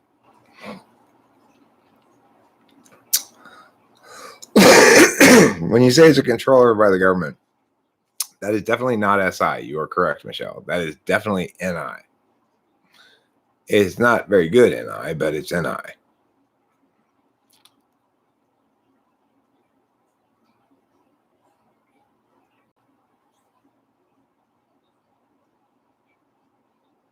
Okay. So, Eliana D. How much more is COVID a catalyst to death under those conditions than the common cold or a flu or any other virus that goes around. Because obviously, if you've got multiple pre-existing conditions, are very old, and are immunocompromised, then just about anything is going to kill you. Does that mean that the obligation is on everybody else to prevent things from killing you? That's the question, right? So you have to be honest when you make these assessments, right? So I'm asking you, how is it distinct from other things? Remember what I said about Italy. 5 years before COVID, a flu season killed just as many people in Italy as a COVID season did. And remember as well, when COVID came around, Italy was a pile of oily rags and hay, and a match was going to cause a conflagration. Now, here's the thing, Betting Tips 1000 and Eliana D as well. I'm so happy you said that, Betting Tips 1000. That's what all the medical experts say. I would take it from anyone in the medical field over Eric, even though I really like him. Here's the thing. At the beginning of COVID, all of the medical experts were saying it was 4%. I was saying immediately that it was exponentially smaller than that. We were looking at less than 0.4%, okay? 6 months later, I was confirmed correct. Okay, so who was right? Was it all the medical experts who were telling us it was 4% fatality rate, or was it Eric, the only voice at the time, saying these data methodology gatherings, this data gathering methodologies are fucking garbage, and this is necessarily the case? So why would I know from experience with this COVID thing that all the medical experts in the world have been consistently wrong from the get-go, and I've been right. It's been proved. It's been established.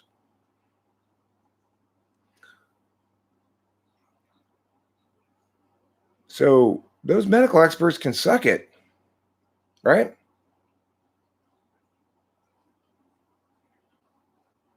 I mean, I was exactly right about it from the get-go. And my point has been, since anybody could have been, all they needed to do was think about what they were being told. We weren't being lied to exactly, right? Nobody was exactly lying. They just weren't making any of the good arguments. There wasn't a preferable alternative, which is let it run its course. Nobody had an affirmation to offer except me. And nobody listens to Eric, so I'm used to that.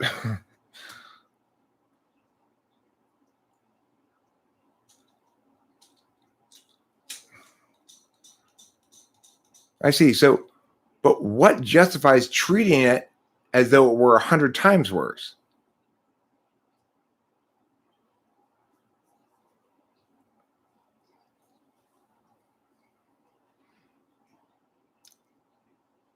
No, I mean, the people who were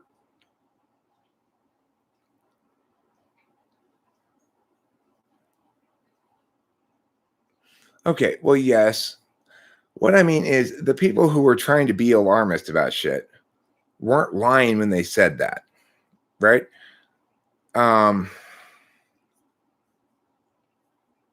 They were just bandwagoning on wrongness. You know? Eliana D, the thing here is, it's not a matter of your TI being challenged. It's a matter of there's a clear, correct position on this. And it's that the terrible thing that happened with COVID, no, Michelle, no, almost everybody at the beginning. I was the lone voice at the time. Okay. On my own channel, I was live streaming about it, and everybody was disagreeing with me, and nobody was agreeing with me at all. So don't tell me it was a small percentage.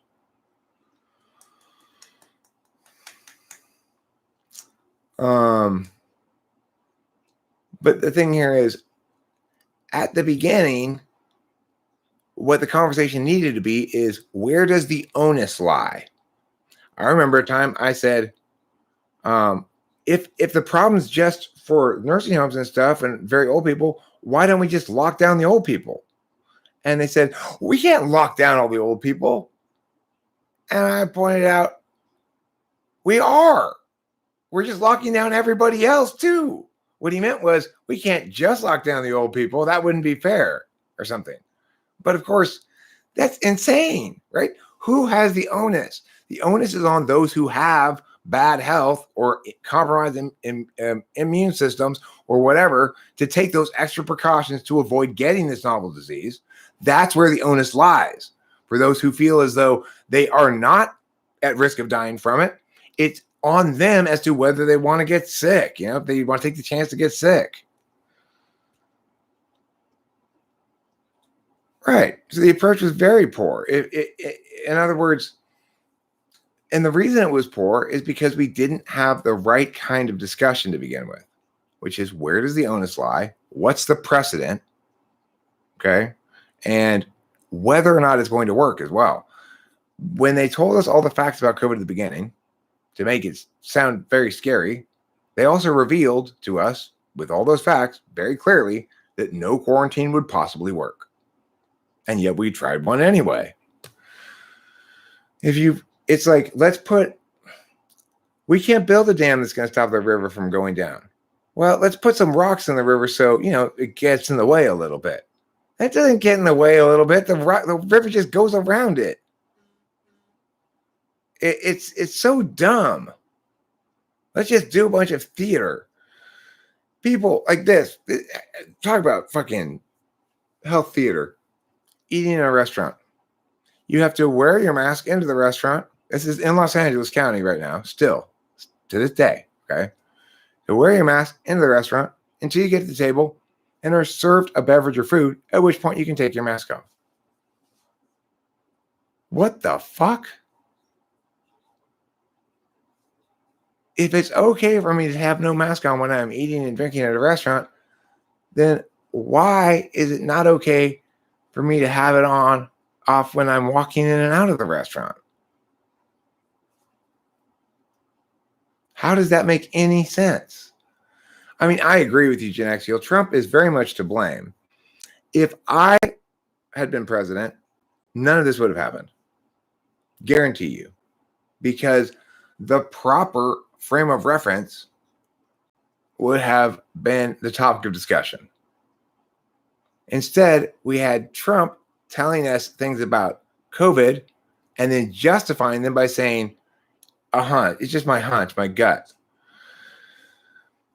Which is just goes to show you, the worst thing of all is a stupid person who's on the right side of things. They do way more damage than if they were stupid on the wrong side of things. You'd rather have them on the enemy team, for sure. Trump was more or less correct about COVID, but he did immense disservice to all Americans by failing to do his job as president and present the correct narrative.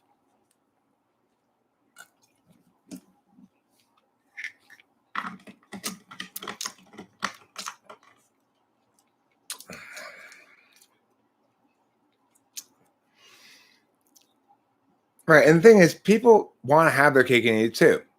So watch how quickly a COVID outbreak exploded through California prison.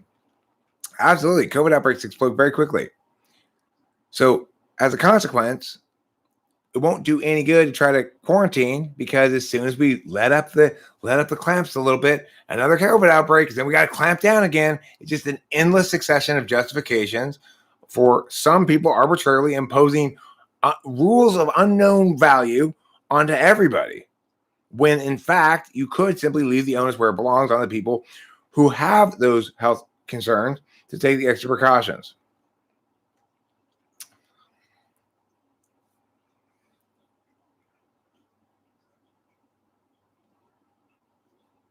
If someone is selfish, but they take charge and also don't know what they want to do in their life, what types can we eliminate and consider?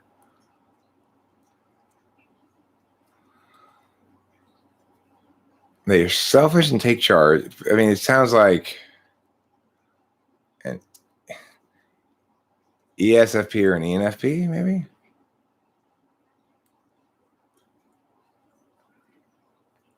Okay, but did you know why they were full of it? What was your explanation as to why they were full of it? If you didn't know why they were full of it, you were not correct. It's not sufficient to know the 4% rate was inflated. You have to have understood at the time exactly why it was obvious to all of us that we can conclude that it was inflated. If you didn't understand why, then you didn't know anything. So why was it inflated? What was the methodology problem?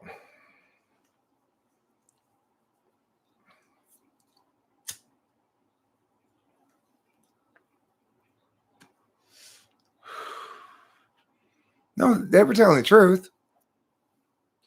They just were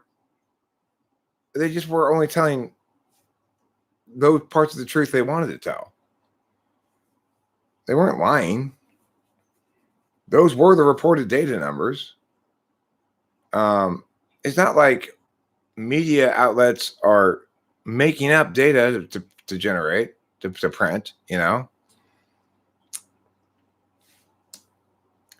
The question is, how in the world are we going to ever find out how many people actually died of COVID? Because I don't trust those numbers at all. I mean, how do I know if a person has 3 pre-existing conditions and gets COVID and dies? How do I know whether they died of COVID or one of those 3 pre-existing conditions? How do I know that? How do they determine that? I want to know, because there's a lot of deaths that are attributed to COVID that could have been organ failure because it was the straw that broke the camel's back. It was actually organ failure that killed them or something. Okay, well, good for you, Michelle. I'm glad. But the key thing is the methodology was bad because they were only testing, they only had the capacity to test the very sickest people who had to go to the hospital because their symptoms were so bad. So, you know, if that's the population you're testing, obviously your fatality rate is going to be extraordinarily inflated, especially if you're saying it's as contagious as it is. Everybody probably has it. You know, it's like,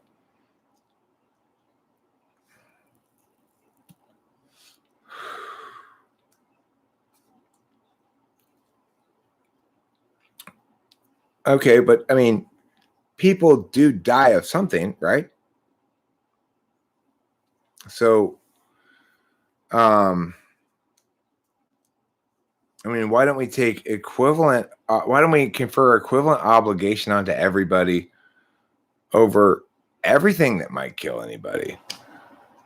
As I explained before, the logic behind COVID, our response to COVID, justifies making a law prohibiting single people from having sex with each other until there's an AIDS vaccine. After all, hundreds of thousands of people a year die of AIDS still. And they actually, we can say they definitely die of AIDS. In other words, if they didn't have AIDS, their immune system wouldn't be compromised and they wouldn't die of whatever actually kills them, you know? In contrast, COVID's the other way around. It's like, if you didn't have all the other problems, COVID wouldn't kill you. That's very, very different, right? And AIDS situation is much worse. I mean, I don't even keep up with the numbers at all.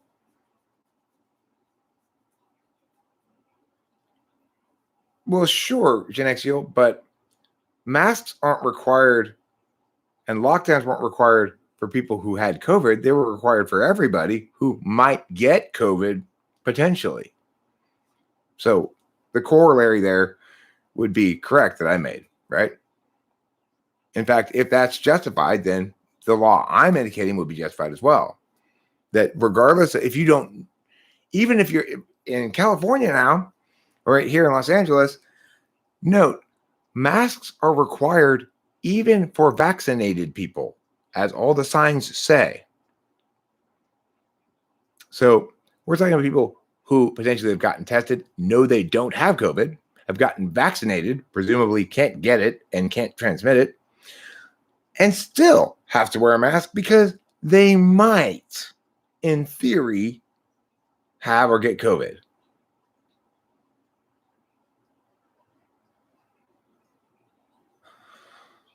Well, there's a certain amount of particularism that has to be applied to every case, sure. But if we want to be a sane society, we behave proportionally to precedent. And when we don't, we set precedent and we acknowledge these things. So there's no precedent whatsoever that justifies the global response to COVID. In other words, the threat from COVID was not something that was going to be stopped by the action taken. Number one thing, on a TE ground, it absolutely fails. And we had all the information to know that it would absolutely fail.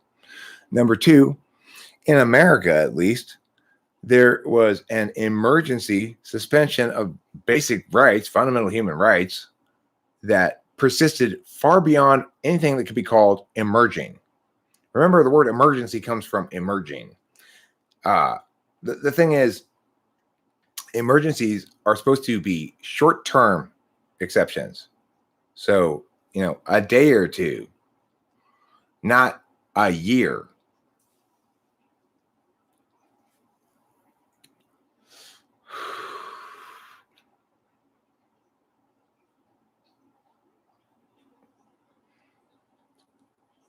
The CDC should have been more upfront from the get-go. Vaccinated people can get COVID and transmit it to others the same amount of viral load as unvaccinated people. I mean, I don't think they knew that from the get-go. I suggested right away that if it's really a coronavirus, you're not going to be able to come up with a vaccine for it very easily. Why haven't we vaccinated for the common cold? Because the coronavirus is too shifty. You can't vaccinate for it. You won't stay immune long. Your immune system has had the cold before and you'll get it again. Why is that? Because it's shifty. So I said that at the beginning too. We know this about coronavirus. We probably can't fucking vaccinate it.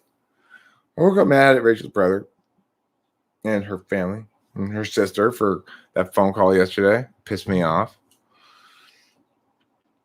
It's like, how fucking dare you call and try to scold or something, or express that you were disappointed? Why don't you fucking call your brother and tell him to get off his fucking ass and call me?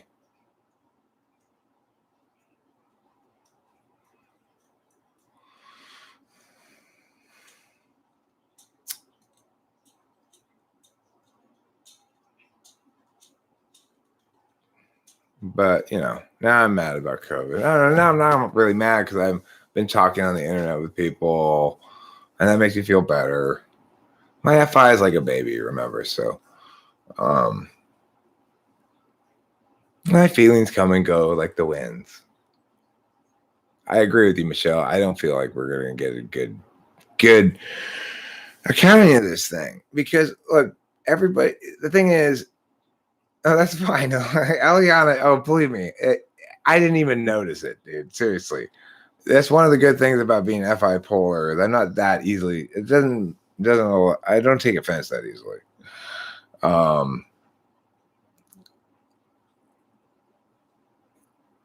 It stops hospitalization by 99%. So, okay, what's the hospitalization rate for people who are unvaccinated who get it? It's like 1%. And this makes it like 0.1% or something. I mean, that's not even a vaccine then, is it? What is that?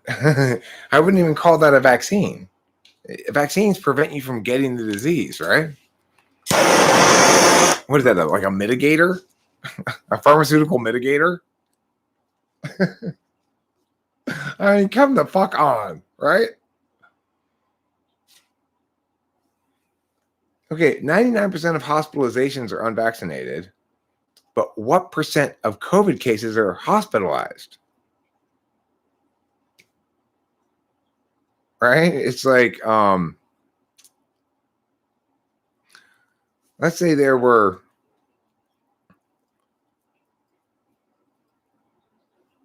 a vaccination that made Lou Gehrig's disease progress less quickly if you got it, the vaccination, before you got Lou Gehrig's disease.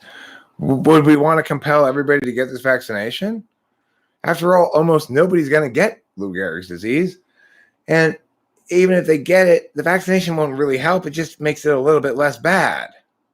It's just incredibly dumb, right? The claim is stop hospitalization. So then, will somebody answer my question?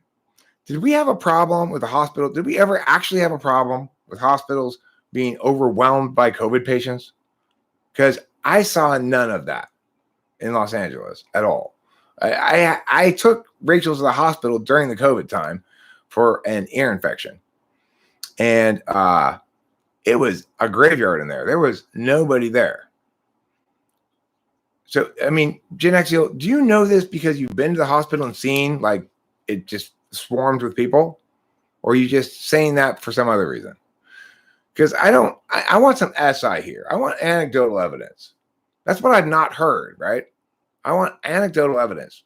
I want to hear you say, yeah, I went down to the hospital and it's a fucking madhouse down there.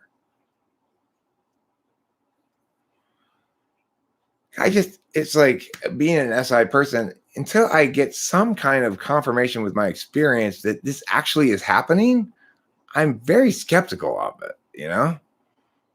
Especially since my own experience is contradicting it directly. I went to the hospital and it was dead empty, right in the heart of when they said flatten the curve.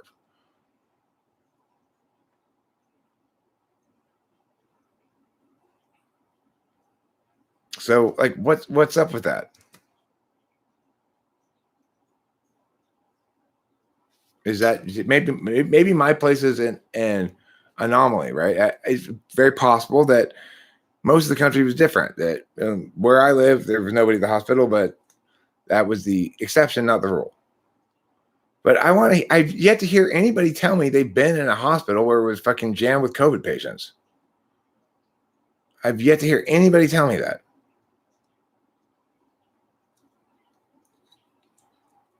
So, I mean,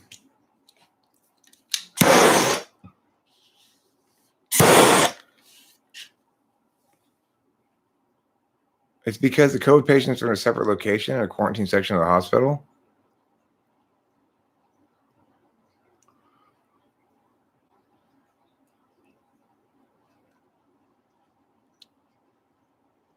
I mean, okay. But you'd think if there was a serious problem with COVID that there'd be people coming in throughout the day, right? Rachel was there for a long time. She didn't see anybody there the whole time. I didn't stay there the whole time or anything, but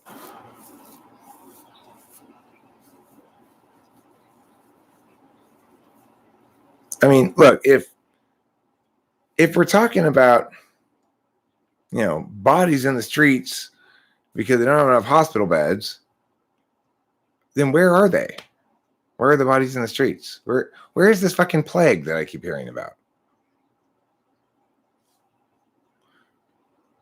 Gen X, I don't doubt that you can find footage of some hospital looking to be at capacity. I don't doubt that. I'm asking you, did you experience it yourself? I thought you were a mod.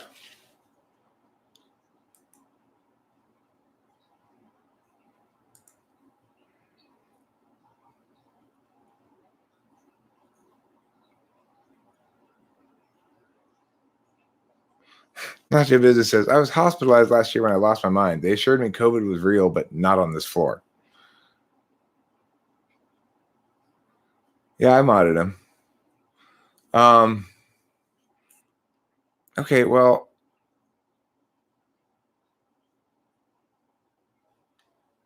Right. You have pocket button problems? Oh, I see. I don't think it's fake. I don't think it's a scam. I think it's an example of what happens when people don't use the right words to talk about things. It's just that simple, you know?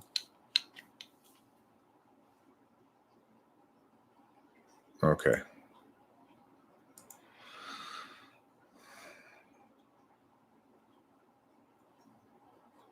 It's like, if this is going to be the new normal, it's obviously not everywhere. In Indiana, there wasn't a goddamn mask to be seen on anybody who wasn't an employee, you know?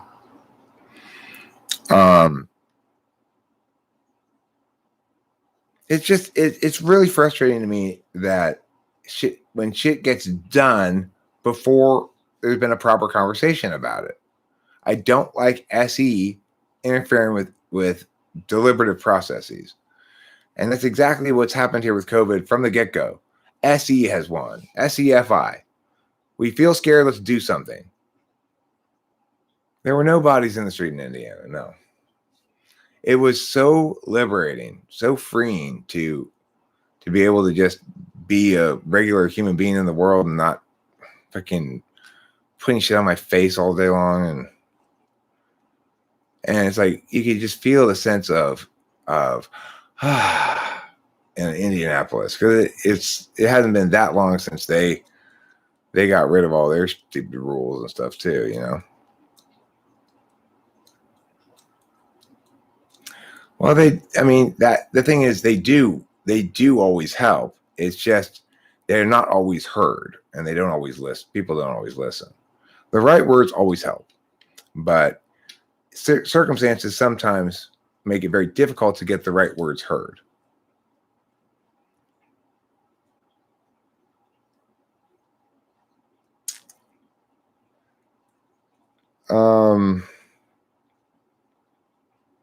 Speaking of SE and FI, why does CSJ say FI, SE are in idle mode? I have no idea. He might mean something. If you were to ask him to explain himself, though, you probably wouldn't get a very good explanation. You might get told to read a book or listen, his mentors are. You got to trust his mentors. If you don't trust him, just trust his mentors. You can trust me, C.S. Joseph, because these aren't my ideas. These are from my mentors. Oh, okay. So you're definitely not an ENTP. You can trust these ideas because they're mine. They're not from my mentors. Okay. They're from all over the place. I've pulled shit from everywhere. When I say things is correct, it's because I've encountered some correct idea in the world at some point, maybe with some extra shit on it that I had to scrape off, right? And I spent my whole life doing that. So that's why I'm right, not because of my mentors. Maybe because of the mentors. Do we have any fans of the Mentors here? Anyone familiar with that band? They've got such classic hits as Secretary Hump.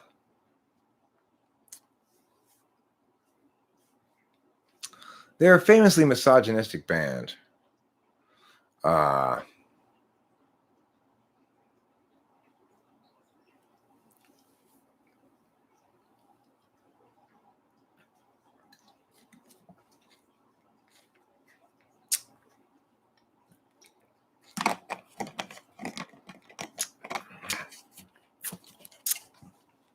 Vincent Mazket, I believe the expression you're looking for is whoopah. So pitted. For anybody who hasn't taken my poll yet, please do. It asks the important question today. Which of Prince's parents offends you more? His father because he's too cold, or his mother because she's never satisfied?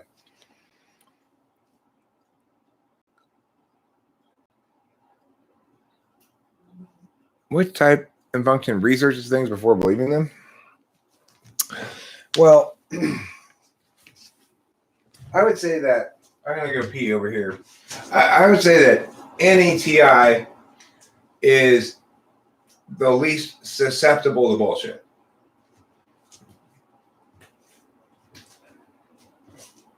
But that research angle is not necessarily go along with NETI. It goes along much more with TINE than with NETI. I don't necessarily research a lot of things on purpose exactly. It just sort of happens accidentally that I research a lot of things because I read various articles or something. I don't know. It's like I'm interested in things that turn out to be research, but I'm not actually researching.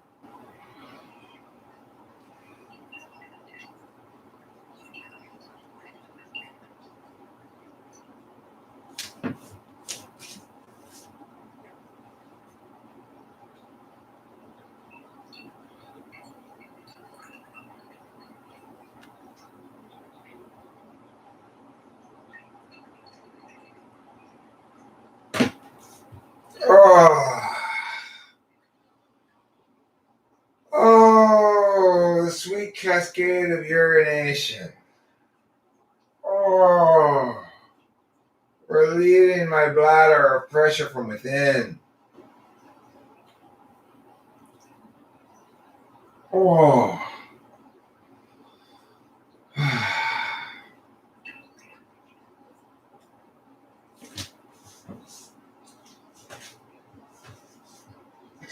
Why are there so many times to go urine and make all your pee in this thing?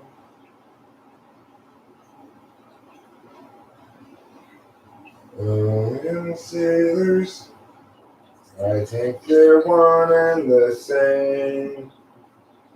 I've heard it too many times to believe it. Something that I'm supposed to be. Someday we'll find it. The rainbow connection. The lovers, the dreamers, and me. All of us under its spell. You know that it's probably magic. Have you been half asleep? Or have you heard voices? I've heard them calling my name. Is this the sweet song that calls the young sailors? I think it's one and the same. I've heard it too many times to ignore it. It's something that I'm supposed to be. Someday we'll find it. The rainbow connection. The lovers, the dreamers, and me. All of us under its spell. You know that it's probably me.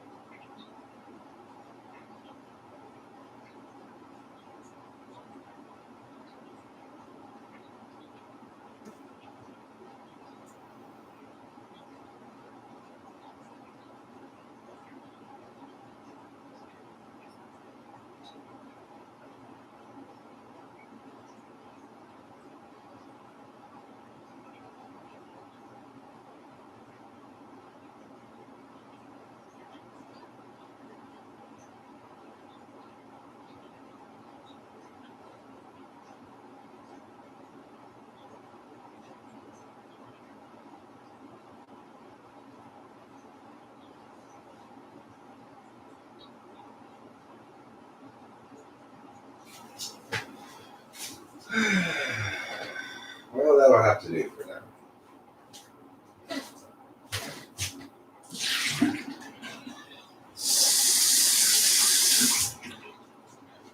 For those of you who don't know, the combination of an aging prostate and amphetamines can make urination a time-intensive activity.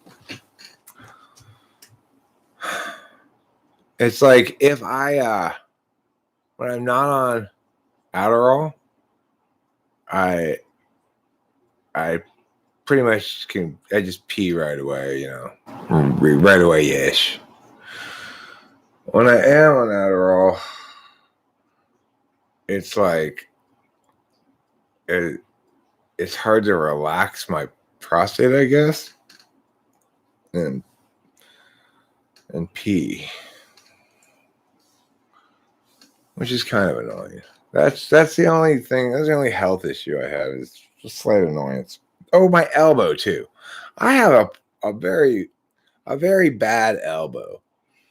In Spanish, they would say I have el bol del tiniso, or as we say in English, tennis elbow. Now, I've never really been much of a tennis player, but it makes me poop more too. Every time I've been off of it and then I take it, it's like, oh, how did I have all that poop stored up in me? You know? Elbow del tiniso. Oh, sí, señor. You have elbow del tiniso. Tennis elbow? I don't play that much tennis. I'm sorry, señor. You have elbow del tiniso. I mean, I don't play tennis more than 3 or 4 times a day. That's kind of a lot of tennis, señor. Not enough to give me tennis elbow.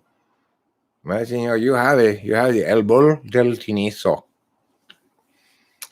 That's my scene of an American tourist in Mexico being diagnosed by a Mexican doctor as suffering from tennis elbow. I can't believe what this Mexican doctor told me. I mean, I hardly ever play tennis. 4, 5, 6 times a day, maybe. Tennis elbow. You can't trust doctors down here south of the border. Senor, I am not lying to you. You have the elbow de tiniso.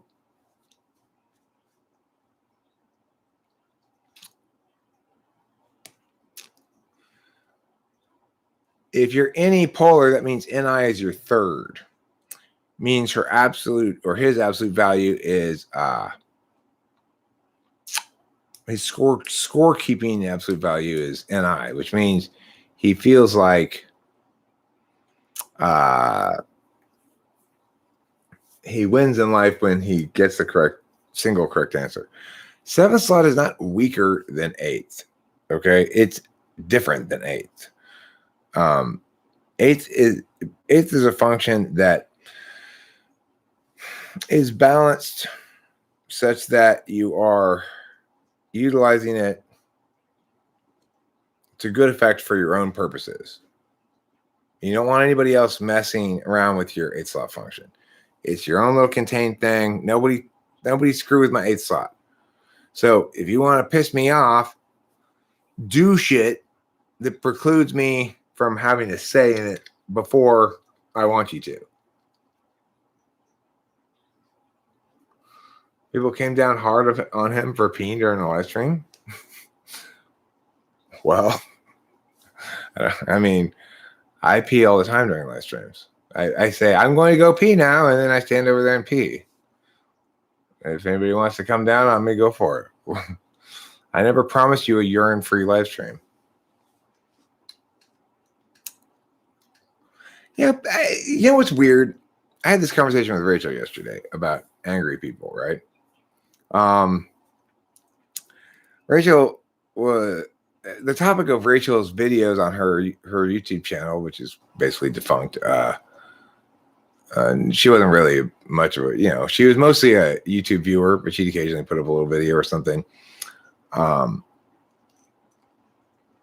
And when I first saw her video, the first time I ever saw her videos, I just thought, okay, she's too young, because I was looking at the time for a new girlfriend, and I was scoping out chicks that left nice comments and stuff to see what they look like, and and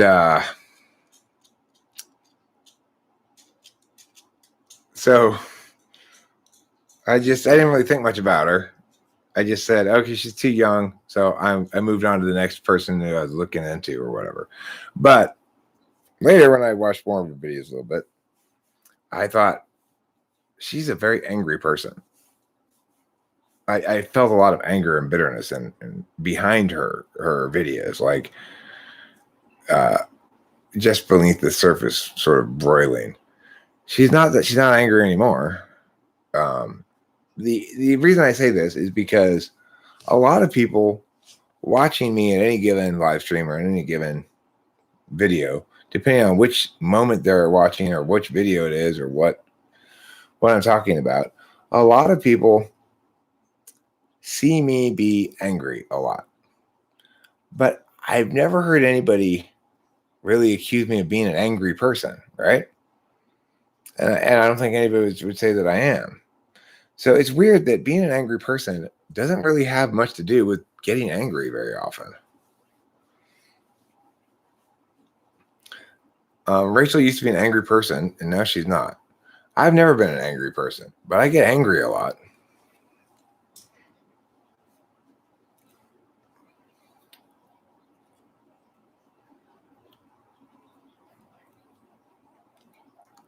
I mean, Panda Girl, if you think he's an ENTP, then you have no idea what extroverted intuition is. That man has no extroverted intuition. Notice how when I talk about typing stuff, I'm talking about ideas that I've refined myself because I'm attached to my own ideas a lot. And that on my channel, there's no uniformity of anything. It's a haphazard mess of songs, shorts, live streams, meow, meow, meow, meow, meow. He has nothing like that. There's no possible way that guy's an NE Dom. It just makes no sense at all.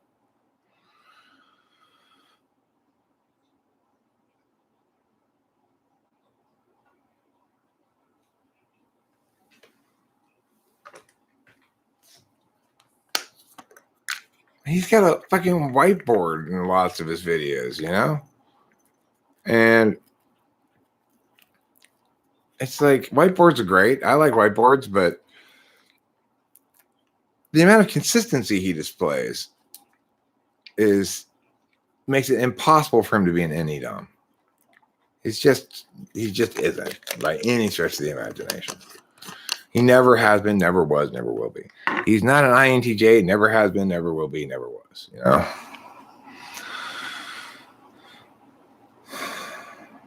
He talks condescendingly about lots of things. The thing is, I'm not going to try to bust his chops for being condescending, because you can certainly accuse me of being condescending too.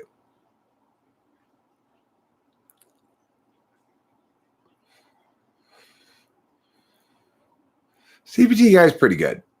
I mean, I haven't watched a lot of him, but he's pretty good. And also, he's wrong about some things. People have come here and said, CPT says meow. And I'm like, no. But he's pretty good. I agree. He seems to know his stuff. A water bottle. That makes more sense, Michelle. That makes a lot more sense than a water bowl. I was like, what makes it a water bowl?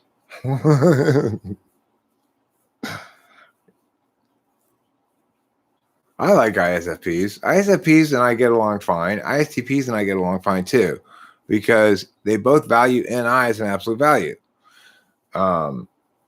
Basically, that's the personality types that, like me as a typologist, have NI as an absolute value, and or TI as an absolute value, or a tool function or something, But mostly, I would say the people who who watch me or like my typology approach are people who have NI as an absolute value. Because if you don't have NI as an absolute value, then you want typology to be instrumental to something rather than explanatory. NI child? So what's NI child? What slot is that? Is that third?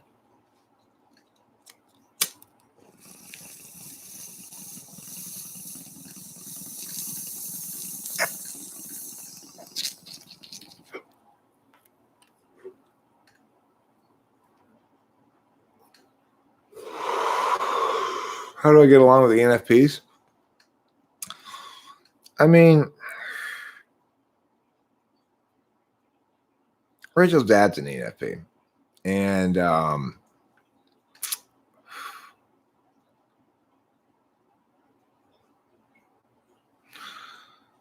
it's a challenge because, like me, he wants to seize the frame. Unlike me, he's not aware of what he's doing. Which is to say,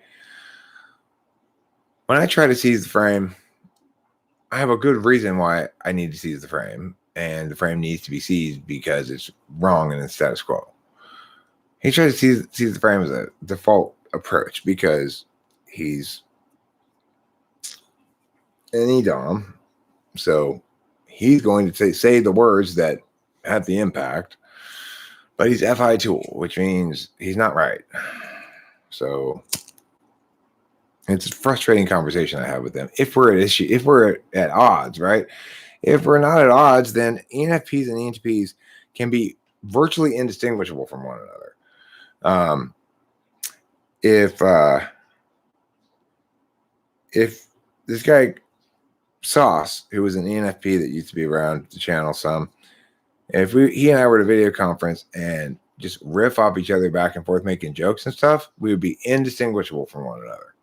It's only once you start talking about conceptual stuff, ideas, politics, that the difference becomes abundantly clear. It's like, creatively, ideationally, we're the same. And actually, this is why I find, I think of ENFPs as basically broken ENTPs. And ENFPs probably think of ENTPs the same way. I mean, analysts, meta-analysts, executives, and executors, right. The thing is, that categorization of the types is kind of taxonomical, really. It's not exactly mechanical, but I think it's useful because it highlights the fact that different types have different relationships with the map. For people who have two metaphysical functions, or their first two functions, mapping matters most. For people who don't have either of their first two functions as metaphysical, they're both physical, then mapping doesn't really matter at all. If you've ever wondered, like, how can a couple stay together when there's been infidelity, for example? Well, it depends on what kind of types they are, right? Meta-analysts never possibly could do that. Analysts never possibly could do that because in both those instances, it's the various statuses are too important, and the static realities don't change regardless of experience. However, with people with no metaphysical functions in their first two functions, which is your executors, the realities and experiences they have are more important than the statuses. So if you can imagine an ESFP saying, hey, we don't need any labels. We're just us. We're just enjoying each other right now. We don't need any labels. We don't need to know anything. We don't need any mapping on this. Just let me fuck you. That's textbook That's textbook. Right, yeah. ENFPs think of ENTPs as sociopaths or narcissists. For example, the Surviving Narcissism guy, this channel called Surviving Narcissism. He's an ENFP who's spreading disinformation that includes ENTPs as narcissists, sort of definitionally, because he doesn't like us. And you can tell he's fell victim to a few of us, you know? And of course, if you've fallen victim to a few of us, it's because probably you've done some fucked up shit or you've crossed us in some way that's not okay. The thing is, it's really easy to ENTPs are easy. We're FE third. It's we'll bend over backwards to always be the more fair one, just to get everybody to like us, you know. And so if you're having a problem with an ENTP, it's because you fucked up. With me anyway, for sure. I don't know about other ENTPs, but if you're having a problem with me, it's because you are a problem. It's not because of me. And that's always the case. If you're having a problem with me, like you and I don't get along, or we can't talk, or there's beef or something, it is always the case that you are the problem. 100% of the time. Because I'm not the kind of person who slams doors. I'm not an ultimatum guy who says, if you don't meow, then meow. I'm always down to talk it out. But you got to be honest and reasonable and fair, or else I'm going to yell at you. And that's just all there is to it.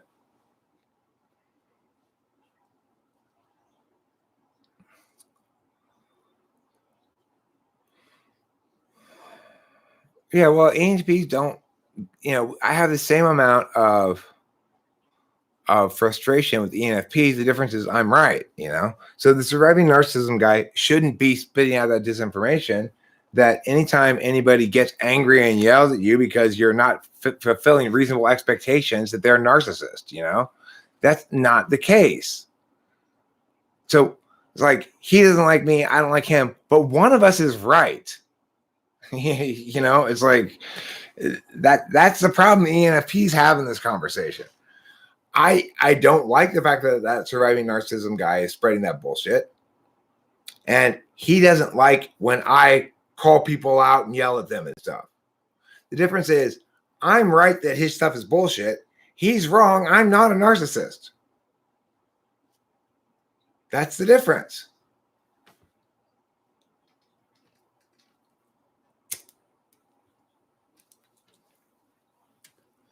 Are INTJs more emotional? Yes. Lee, man, INTJs are definitely more emotional than INTPs or ISTPs. INTJs feel strongly. They feel very strongly. It's third slot for them. They feel rewarded when they harm prevent or help somebody that they care about a lot,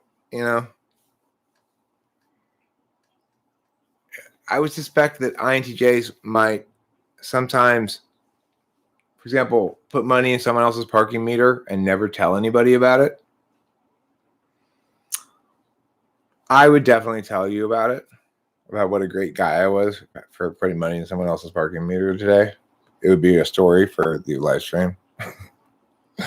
But I bet INTJs might very well do the opposite. They might put money into somebody else's parking meter and never tell anybody. Yeah, INTJ is more emotional than INFJ too, yeah. But they display a lot less emotion, That's why the old saying about INTJs, everyone's doing everything wrong.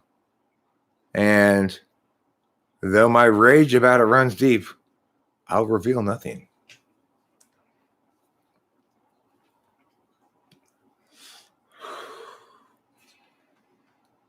So nut much emotional. So nut.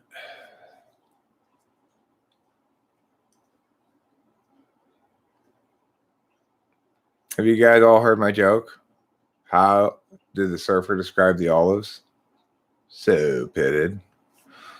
I told it to the cashier at the supermarket when Rachel and I made it up at the Smart and Final. And I tried it out on the cashier right away. And she laughed. Pretty good sign. She laughed and she said, I'm going to have to use that. Yeah. I'm going to have to cop that. So it's a good sign. Could you act out a certain type if you wanted to? The types I can act out best, I can act out ISFJ. I can act out ESFJ really well. Those are, oh, thanks, Lee, man. I appreciate it. He's Gregory in disguise, hands in his pockets, and he's walking down the drive. Averts his eyes. He doesn't want you guys to realize that he's Gregory in disguise, hands in his pockets. Now he's walking down the drive. Avert your eyes. He doesn't want you guys to realize that he's Gregory in disguise.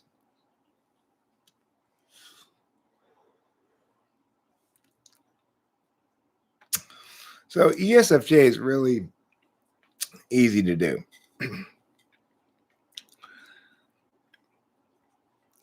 Okay, everybody, can I have your attention?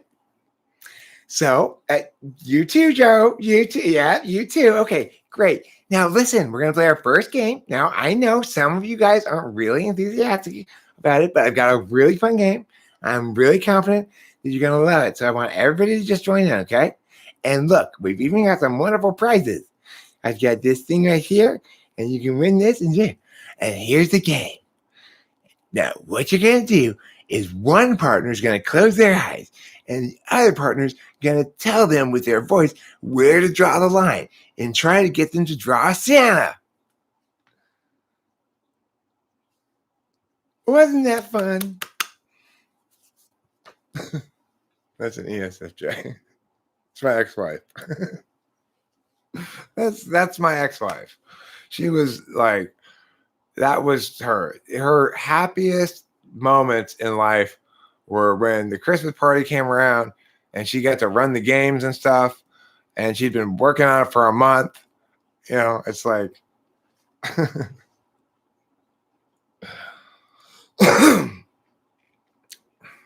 INTP.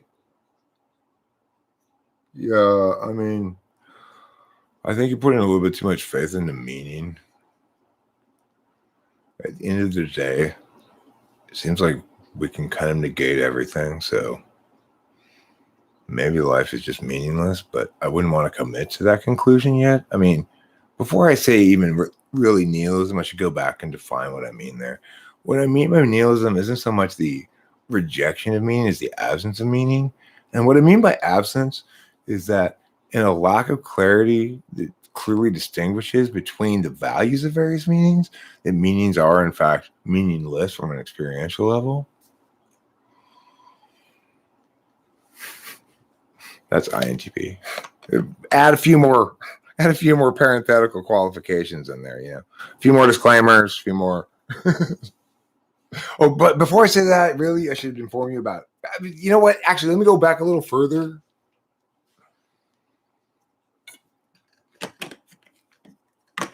Don't be a little bitch. Hit that meth pipe. That's ESTP. ESTP in a nutshell. Don't be a little bitch. Hit that meth pipe.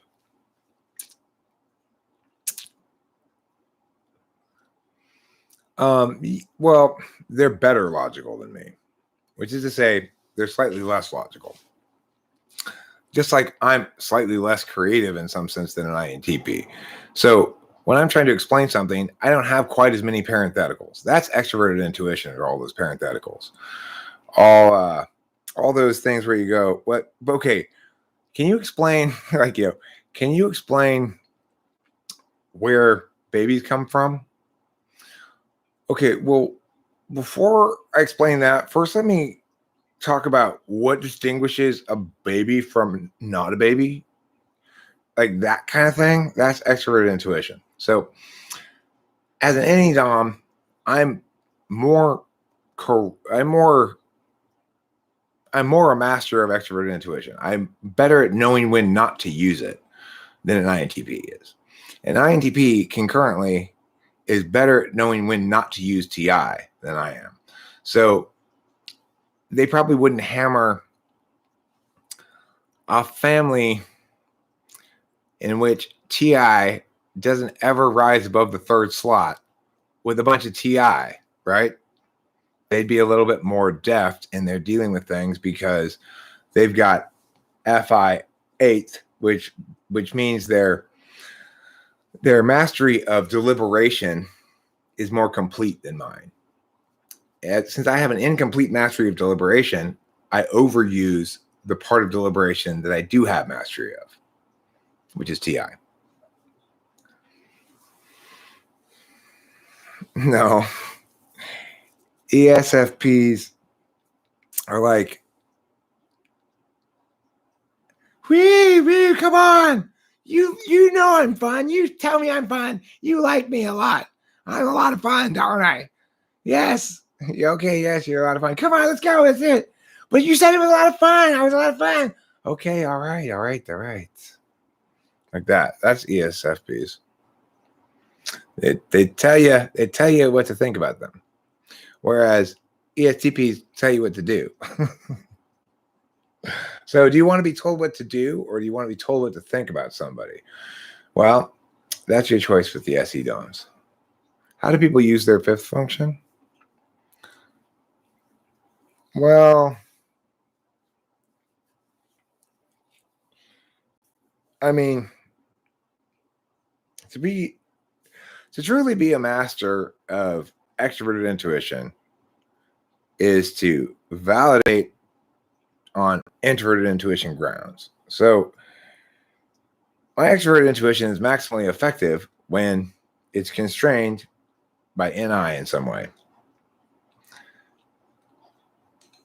It's a powerful force of that you need to drive your car correctly, but it's basically a brakes. So it's like naturally you aren't going to be braking when you don't need to. But sometimes you'll be surprised by a car suddenly stopping in front of you and you'll have to slam on the brakes real quick. Or sometimes you won't slam them on quite quick enough and you'll crash into the back of the car. That's your fifth slot function. You're an excellent driver, which means you use the brakes just fine. But you're about driving, not about braking.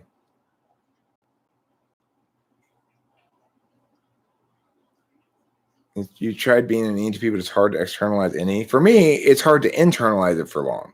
So if I don't talk things out loud, then I just keep going around and around in a circle in my head, the same ideas, because they're neither out of me, nor are they done. So I have to say them out loud. Then I don't have to think about them anymore. A lot of stuff I can only ideate out the beginning of it in my head, and then in order to get the rest of it out, I have to say it out loud because I don't have very good SI. So I can't keep a whole lot of ideas rolling around in my head. You know, I tend to be focused on some one thing for a little bit, and then until I talk about it, then I can get it out of my head. You know, sometimes people lease space in my head with the things they say, and then I have to talk about it on the internet. Crush the Sea Turtle and Finding Dory is an ENFP. I just don't remember Finding Dory well enough to answer that question, Michelle. I'm sorry. I have seen Finding Dory. I've probably seen it twice because it was around the time when my daughter was little when that movie came out. But I just don't remember it well enough to answer that question. Unfortunately, some Disney movies I know better than others. The Disney movie that I probably know the best is Aladdin. I've probably seen it the most times. I bought the songbook for Aladdin, the sheet music to it. It's around here somewhere, so I could play the some of the songs from that movie that I liked. I like that movie, yeah. And I had one of those VHS copies in my classroom where you could hear the thing where they say, "Take off your clothes." when Aladdin goes to the balcony and there's a tiger there. I had a copy of that. And are ENFJs who focus on FI too much a subtype or an anomaly? Have you heard of these? I have not heard of them. I will tell you that. I will tell you this, though. It is very plausible that any given self-identified ENFJ is actually an ESFP.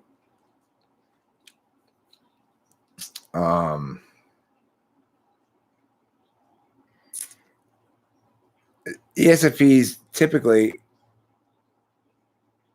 don't want to be ESFPs.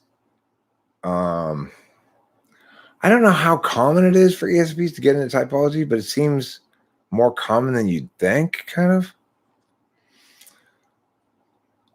And unless you got a pretty healthy one like Amy, with instrumental NI and weak NI and no TI, they might type themselves as meow today, meow tomorrow, meow the next day. You never know.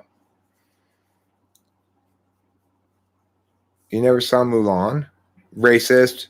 Commerce Pimp's a racist. You can't dance with all the colors of the wind, Commerce Pimp. You are prohibited here henceforth from doing so. You can only dance with some of the colors of the wind. You can pick 3 colors. Which 3 wind colors do you want to pick? I agree. Amy's fantastic. Amy is fantastic because she's not trying to find herself through typology. She knows who she is, and she's accepting that typology is going to describe her. And she's not trying to convince everybody that she's something she's not, you know? She's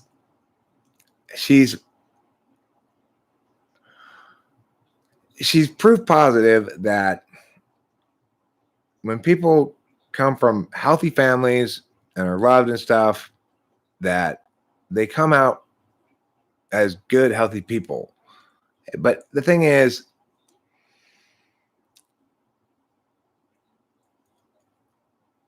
oh, rada. I love rada. That guy who just says rada and what was that show called? Freaking, it's got that little round dude, which, would you like a lollipop? Would I? Would you? Would I? Would you? Would I? What's that show called? What is toxic positivity? Well, toxic positivity, very simply, is something that's very common on YouTube, which is the notion that the problem is just your attitude and what you're thinking, and you can change reality by changing your map. That is not true. That is absolutely not true. You can change reality by changing other people's maps, but that's high level wizardry that's not suitable for anybody, but like, I mean, I get to experience on a day-to-day basis just how difficult it is to change reality with narrative, though I try to do it continually. So when people tell, oh, you just need to manifest things, you need to just change your attitude, have a better attitude, how you think defines how you are about Chowder. Thank you. Chowder was a fantastic show. I loved it. I love the guy who just says rada. It's fantastic. It was one of my favorites of the cartoons that I watched when Delilah was growing up with her, you know. We both liked Chowder. She found Courage the Cowardly Dog scary. I didn't like it. I found it depressing. It's like, how did that get on Cartoon Network? That's such a depressing show. so dark.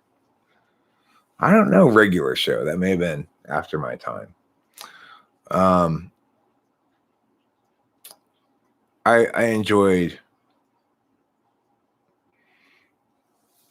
a lot of shows on Cartoon Network and stuff back then. How was I able to be certain you're an ENTP? Well,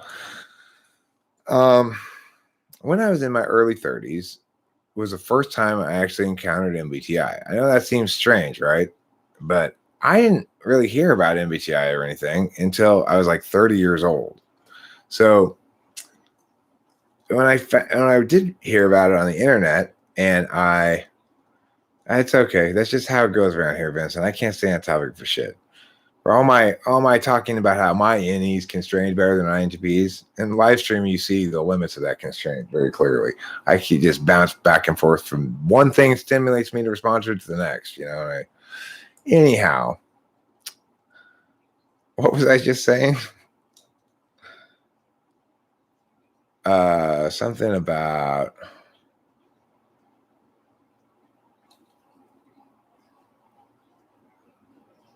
You think you can make your own luck in life? Oh, right. Toxic positivity. Well, sure. I mean, I think there's a certain amount to be said that it's like if you obviously with a better attitude, you'll have better outcomes in general. I will get back to the ENTP question in a second. But a lot of times you're giving short shrift to genuine complaints that people have about circumstances that are much more determinant in the question than their attitude. And it's very dangerous to tell people you need to change your attitude without knowing, who's to blame in a given situation. If you're in a bad situation, is it your attitude? Or maybe somebody else needs to fix their attitude, right? It's not always the case that who's ever in a down position is the one at fault. So it's inherently, I think he's probably INTP, love who. So it's inherently bad to just sort of push this mindless positivism on people without, it's dismissive of people's genuine experience of being mistreated and stuff, Laziness with optimism. That's Eric you're describing. You're describing me, Panda Girl. That's me in a nutshell. I'm laziness plus optimism. I don't find it toxic for me, though. It's just how I roll.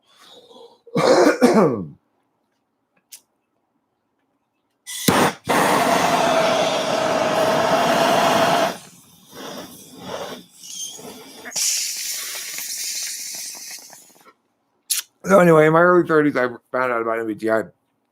I read the type descriptions. I just was like, oh, I'm definitely that one, ENTP. And then I took a test or something and it said ENTP, and I never questioned it for a second. It was obvious. It was incredibly obvious reading the type descriptions that I was ENTP and not anything else. Then when I learned about cognitive functions, it just reinforced everything I knew. It wasn't for another 10. Then I put away MBTI for 10 or 12 years and didn't come back to it until I discovered cognitive functions. Because when I first discovered MBTI, I didn't read anything about cognitive functions. It just said, I just found type descriptions and letter dichotomies and stuff. So I didn't even know that it was based on cognitive functions or anything until 12 years later, when the internet started talking more about cognitive functions and less about just type descriptions and stuff, that's when I found socionics, and I was like, okay, this looks like seems like it's right. But then I got into it and I was like, no, this isn't right. And so then I started talking about it my own way, I guess. It's just mostly socionics, really. It's just that socionics got a couple of things wrong. I don't really mean to be claiming ownership of any of my ideas particularly. I do have some original ideas in the thing, but it's not so much like I came up with stuff as I fixed stuff that was broken. Oh. Socionics got it pretty close, you know. I mean, that guy, whatever his name is, Russia von Vlad's something or other. Galenko. That's his name, Galenko. He's pretty smart. He did a pretty good job. But the basic problem is they didn't establish anything that you could model with, really. You know, in other words, there's no fields, vectors, objects. There's no way to distinguish between actual mechanical descriptions and just metaphor. They don't bother to distinguish between those things, really. There's all these like Renan dichotomies that it's not clear if they're correlates or what. You know, it's like there's a lack of debate coach like shining forth from socionics. There's no framework.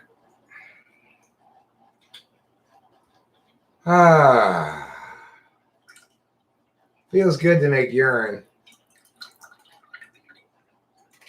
It feels like refreshing my Christmas tree on a cold Easter morn.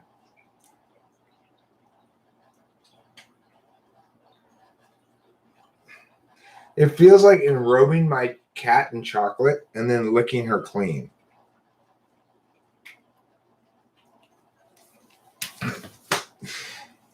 C.S. Joseph's an ENTP. Would C.S. Joseph ever say that? Would C.S. Joseph ever say, sweet urination, it feels like enrobing my cat in chocolate and then licking her clean? I don't think he would ever say that. Do you know toxic positive INTPs who makes niceness the primary good? INTPs? No, I've never met such a person, but I don't doubt that some exist, but I never met one.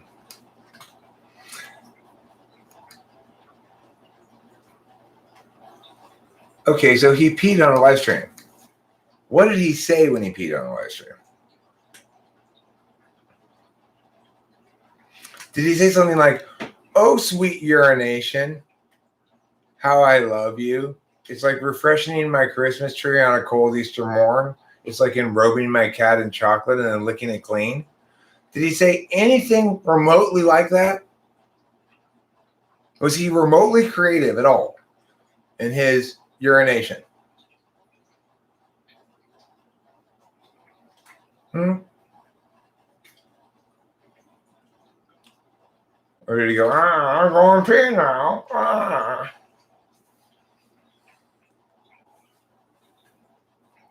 Okay, I guarantee you he did not say anything remotely as interesting as I just said. And you might say, well, Eric, what you just said wasn't interesting. It was stupid.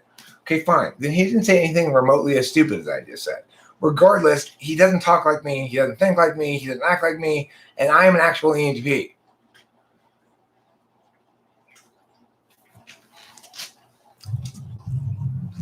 It's like, I don't just talk about cognitive functions. I make a shit ton of songs. I've got comedy things up here. I've got Raul Diego's painting class for intuitives. You know, I have on my channel a class you can take from the famous painter Raul Diego that teaches you how to paint with your intuition. Okay? When I live stream, it's difficult to keep me on topic. He likes to pee on his girlfriend. Does he? Is that true? I mean, I don't think of that as being an ENTP thing at all. That's awfully sensory.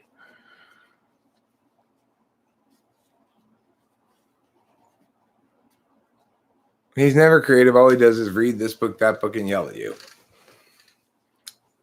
Oh.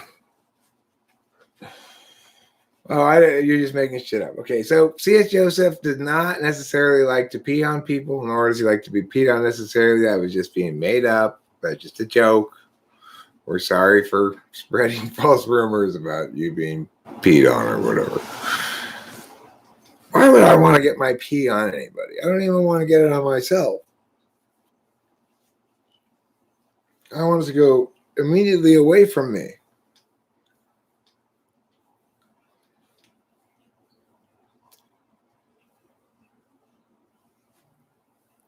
I'm very much into being very hygienic regarding sexual matters. So I always at least bathe my below the belt,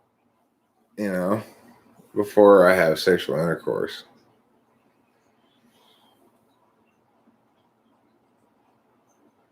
I don't think CHS has ever been in this live stream, no.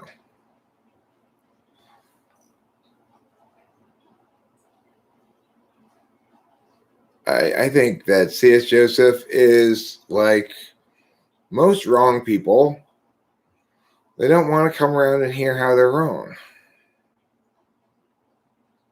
How can you know for sure if you're ENTP or INTP?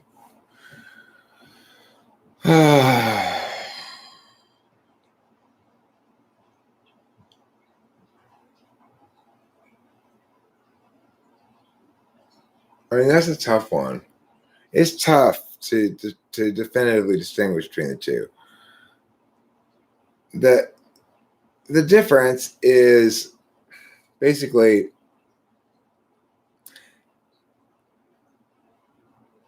INTPs basically can't.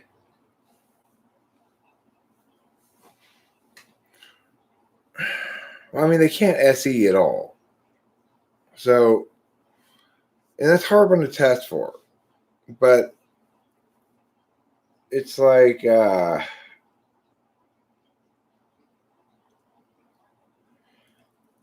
I were to ask you to explain something, how would you go about explaining it? Would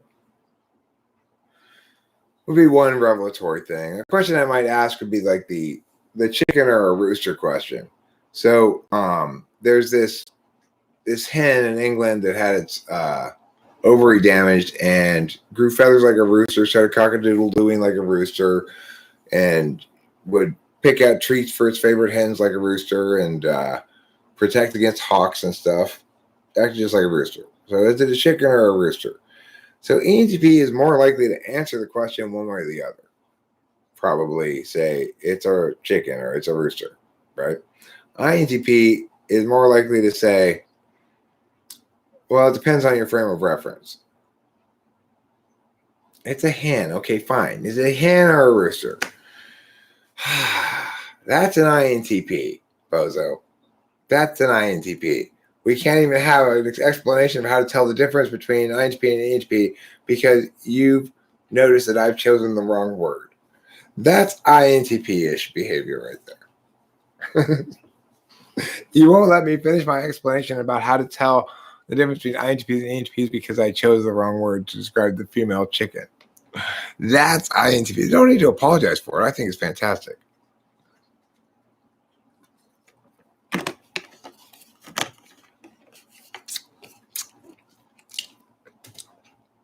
I'm with you. Listen, INTPs and I,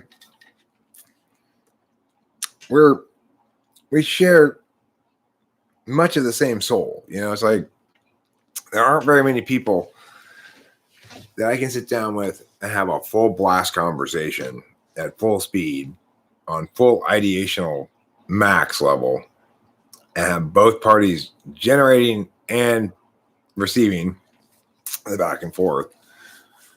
It's almost impossible, and it's vastly more likely to happen with an INTP than anybody else.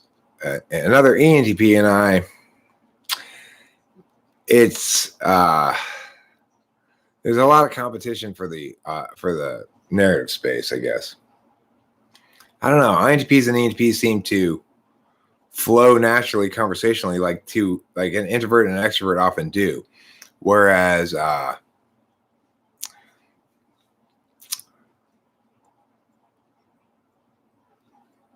can something that isn't be something that is? I won't tell you about Susie and Samantha. I don't know who Susie and Samantha are. Are you talking about Susie? What's there to say about her? She's an INTP. Susie is. I've had good conversations with her. Plenty of good conversations. Oh, the bird's here. Peter wants some food. Hi, Peter. I'm sorry I didn't notice you. Yeah, I'm here. I'll get you some food.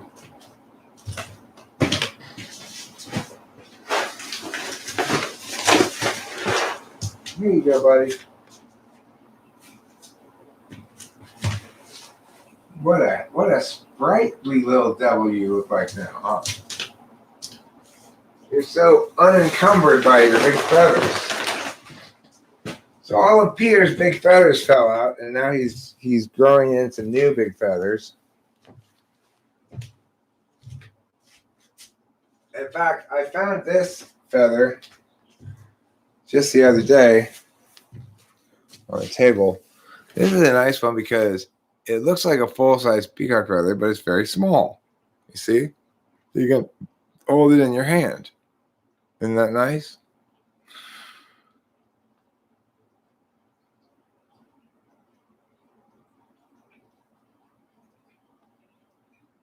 Oh, yeah, you can get this easy. You just order it online, Burns-O-Matic. It's like $50 or $40. You get the top part. The bottom part you have to get separately. You can get something equivalent to this a lot cheaper. You can get it for like $20. You get the kind that doesn't have this. This one is map gas.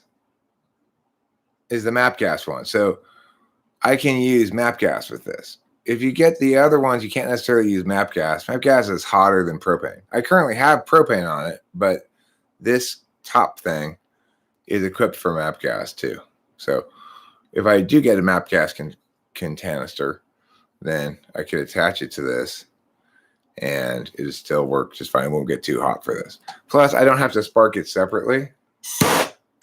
Peacock Theory by DPS. What's DPS's Peacock Theory? Who's DPS? Dave Pooper Sours? Dave Pooper Sours. Do I look coy and coquettish? Hi.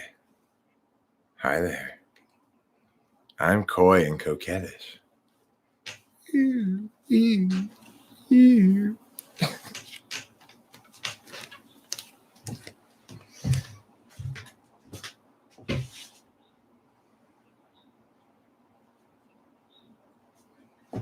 I put the feather back over there. I figured I was done with it.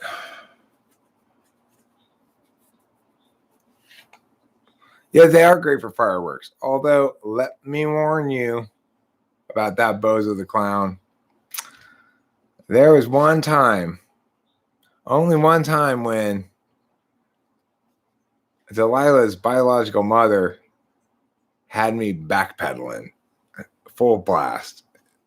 And I was using this to light fireworks on the 4th of July. But if you use it a lot, this gets really hot. And then Delilah touched the top of it when it was not on, but it was still really hot and burned herself.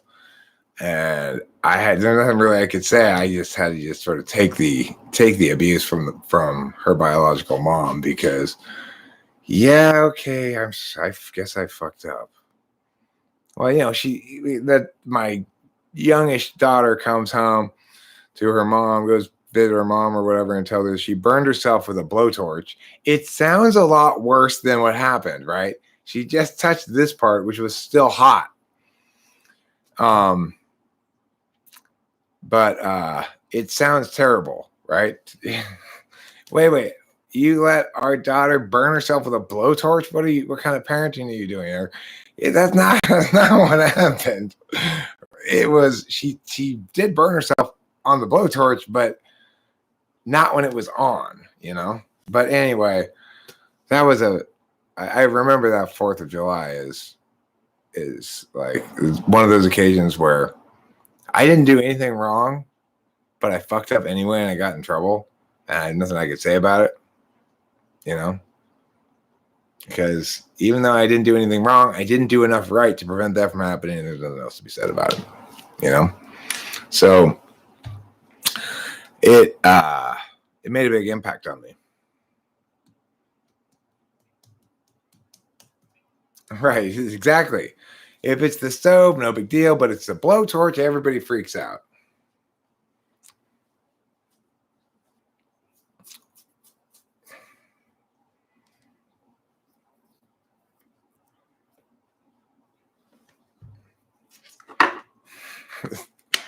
It's funny the way that shit like that works, right? It's weird. That's FE. That's FE right there.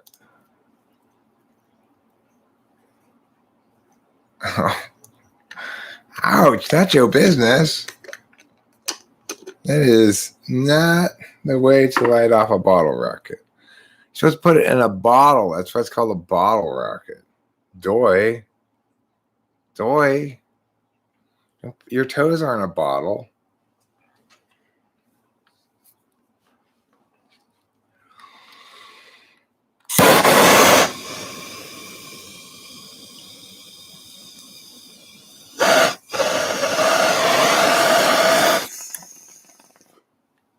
I hate burns, man. I really don't like burning myself.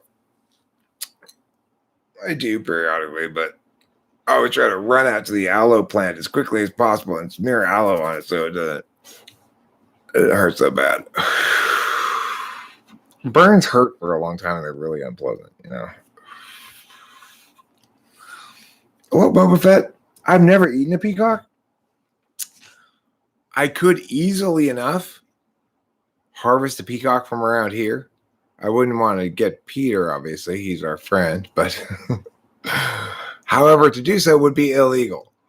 The state of California has deemed peacocks a wild flock of independent peacocks, and it is against the law to molest them. So you can't feed them, you can't bother them, you can't shoo them away. Why they get these special protections, I don't know, but supposedly, I mean, I've never seen those laws enforced at all. People feed them all the time. There's signs throughout the neighborhood that said it's illegal to feed peacocks, but you see people feeding them all the time, and I've never heard anybody get in trouble for it or anything.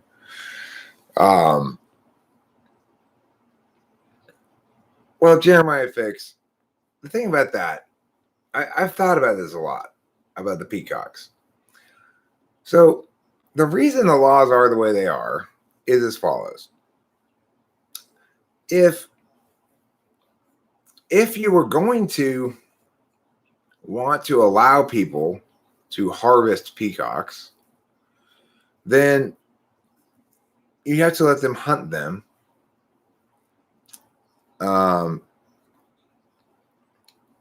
Or you have to let them hunt them however they wanted to, or set up some sort of rules about how to hunt peacocks. So you could maybe say, well, you can use traps to catch peacocks, but you can't shoot them because they live in a residential neighborhood. Okay, so I, for one, don't really want people in this, it was called the Village housing area, shooting peacocks. It just seems not really an appropriate place to go hunting. There's a lot of people out walking around, and it would definitely be surprising for everybody if we were to come across, if people were walking around, they were to come across somebody who was shooting a peacock with a gun. I mean, it would shock the fuck out of everybody. I'm sure lots of people would call the cops. It would be shocking. So let's say you want to preclude people from using guns here in the residential neighborhood to hunt peacocks. Well, then you got some sort of trapping system you could use or whatever. The problem is, let's imagine that they say, fine, people can kill peacocks if they want to. Well, then what happens when you get a few 17-year-olds who think it'll be fun to go driving around and running over all the peacocks? And you go, well, it's legal to kill them, so what are you going to do? Oh, well, now we have to make more rules about it's not legal to kill them with your car. You have to kill them in some other way, or you can only kill this many. And all of a sudden it's fish and game. It's no longer wildlife. So the thing is, the reason California has laws like that one is because of the reality of things, that too much liberty will get abused by a small percentage of people, and not to good effect.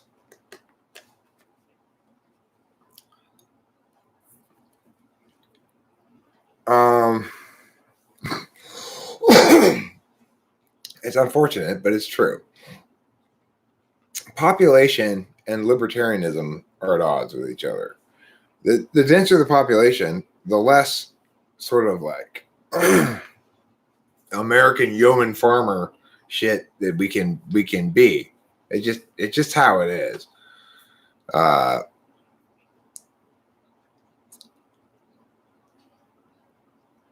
Peacocks are pretty big birds. Pretty big birds.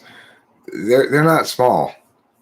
Panda girl. Oh, that's why I said girl, because I was going to say to you, Panda girl, peacocks are pretty big birds. They're not small. They're surprisingly big. They're like a turkey,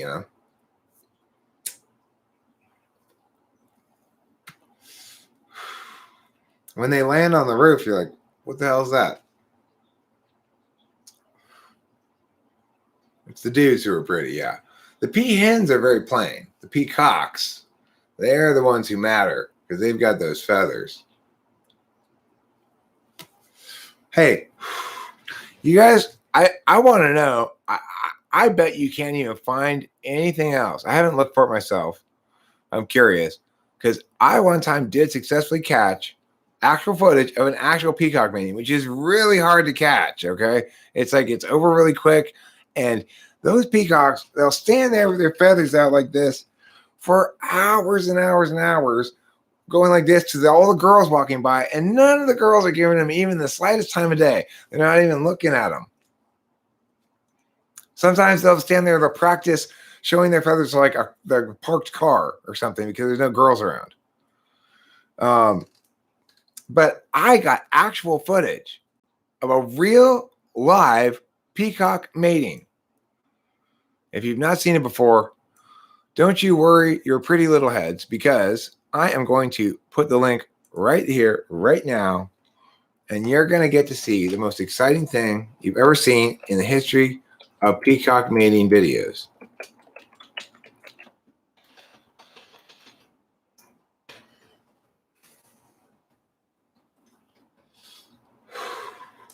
Copy link address.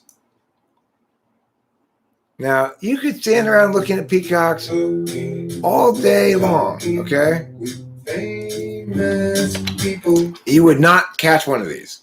They're very hard to catch this. Believe me, I've lived around peacocks for a long time. I've never seen a successful mating before. I got one on film.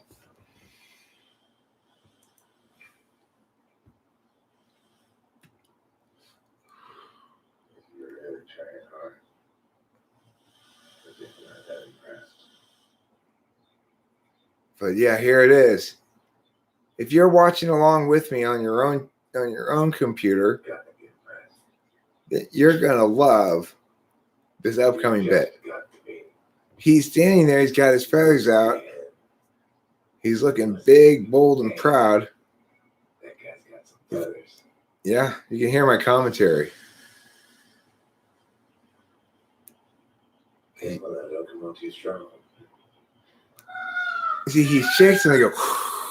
Scare peahens away. They make this sound. There's my dad down the street. You see him there too. This is an episode of Peacock Pickup Artist.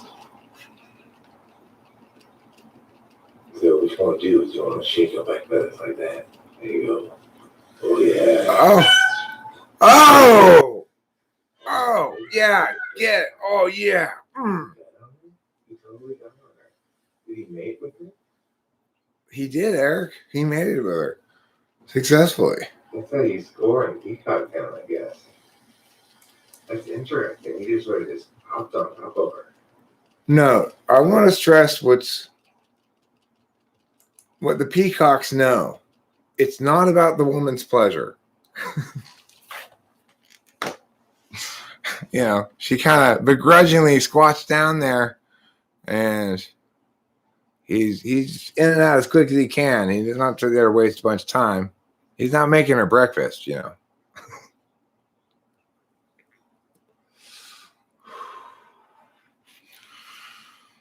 So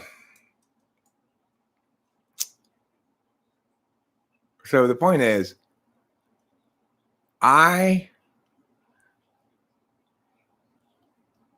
got actual footage of an actual peacock mating, and is there anything else on that? I haven't Googled it, but I'll look now. I'll search it. Fine. I'll search YouTube and see how many other people have successfully gotten a peacock mating. Peacock mating.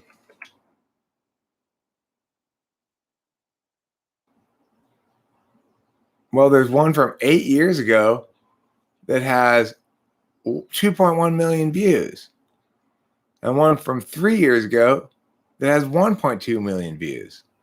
But where's mine? Mine doesn't. There's another one from 3 years ago with 10 million views. Why doesn't mine have 10 million views? Here's another one from 5 years ago, 11 million views. I can't believe all those people got peacock ratings. I thought I was more special than that. What? One from 6 years ago has got 23 million views. One from 1 year ago that has 1,000 views. I still don't see mine anywhere. Why isn't mine on this results? Where's my peacock mating ritual?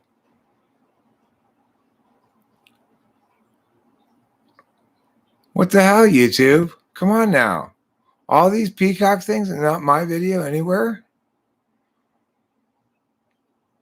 A new peacock's clumsy mating has 15,000 views from 3 years ago. This one looks like a funny video. Watch male peacock desperately try everything to impress chicken.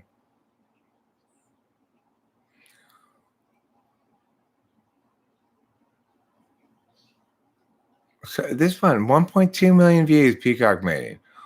722,000 views from 6 years ago from Peacock Lover 27. Oh, it's at the Arboretum near my house. They filmed this at the Arboretum that's like 2 blocks away from my house. That's funny. And it's got 722,000 views. And yet my video does not have that many views. It only has 369 views. Why is that?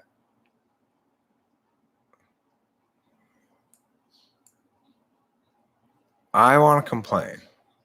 Who do I complain to? Where's the complaint desk? No, I'm not searching in an incognito window.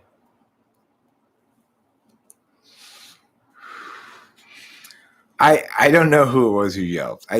It could have been either of them. Maybe they yelped in unison. Maybe they came together. Like that movie.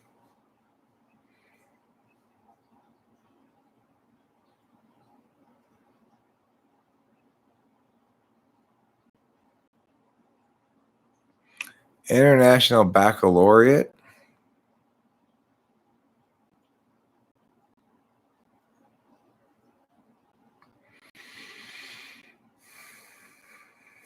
It's up 20 flights of stairs.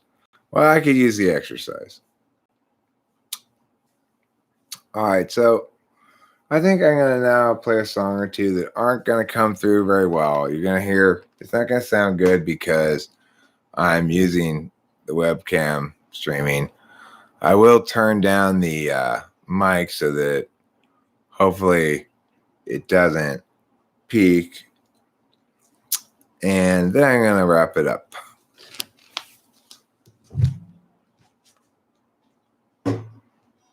So if you haven't listened to the song that I uploaded the other day, please do check it out. It's called Cloudy Day in Los Angeles. And it's got Rachel singing, and it sounds really good, I think. It seems to be doing better in terms of likes than maybe any other song I've ever put up.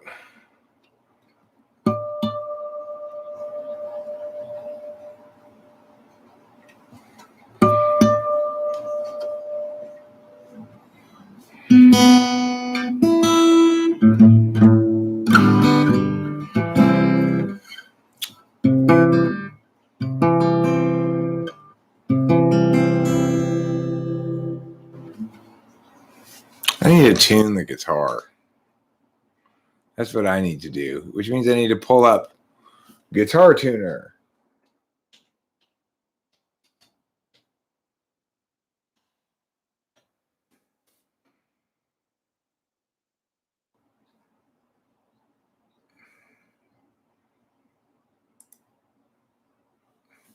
Here we go. This first song is called Tune the Guitar.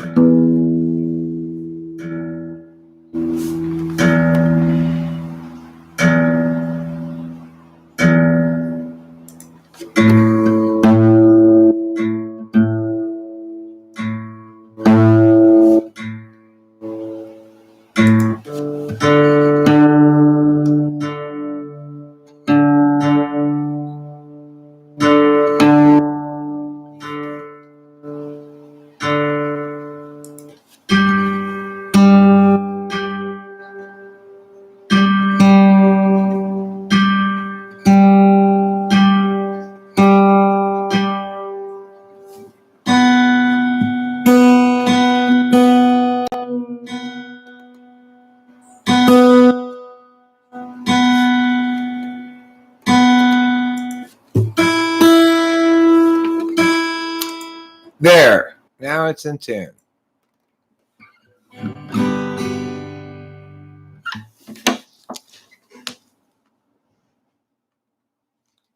Okay, I'm turning down the microphone because singing and playing the guitar is louder than talking. Every life lived reaches a time when the road is into. I'll answer you after this song from the ENTP. There are times, hard times, times of despair, times when it's hard to feel good. That's when I look for my sack full of solvency and that satchel of helpful goods. Satchel of helpful goods. Satchel of helpful goods. Satchel of helpful goods. Every life lived reaches a time when the road comes to an end.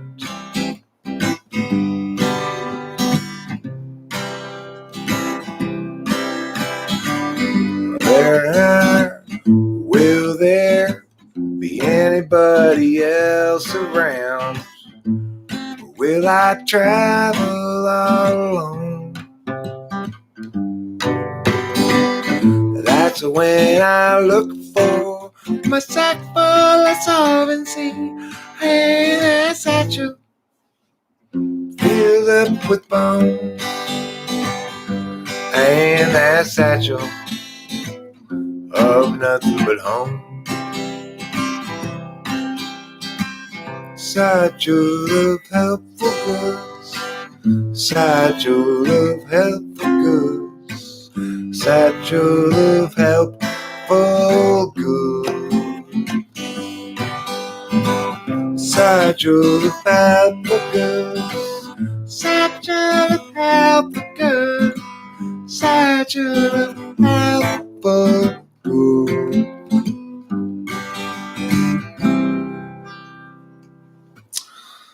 I heard that song back when Delilah was playing World of Warcraft. And she complained one day that the drop contained nothing but a satchel of helpful goods. Well, that's not so bad. Satchel of helpful goods. I mean, what's inside of it? She's like, it's not that helpful. Thanks, Scully Intjs. Yeah, I would like to go up there, you know, maybe October. Is that cool? I'm glad you brought it up again. It just saves me FE risk of like bugging you about something you just threw out there on a whim and regret saying, maybe, you know, like I appreciate that. That muting me. I'm gonna play Amelia now for Boba Fett, but I will warn you, it's honestly I play that often, and I kind of sometimes don't play that great. Sometimes I do. We'll see.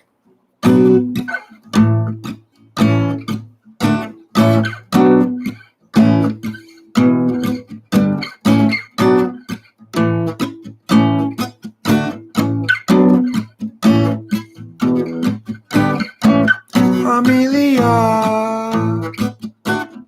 go from that place,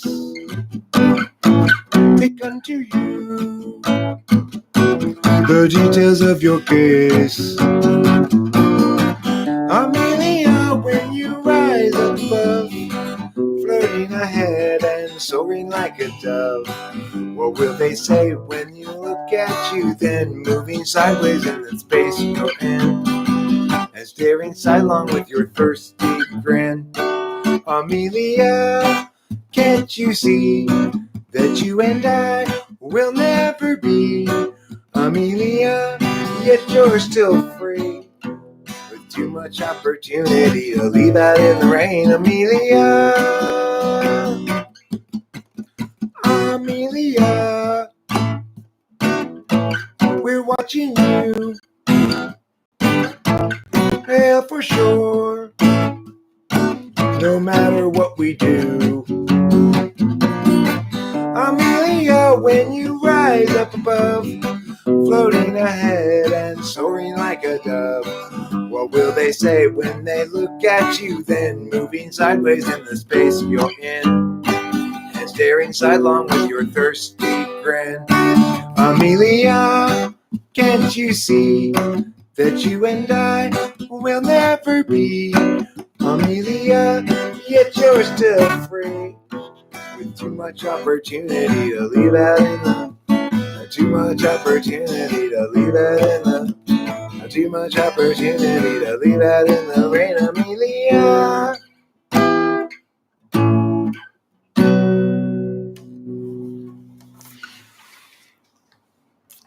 What was it you said? You said the lyrics were?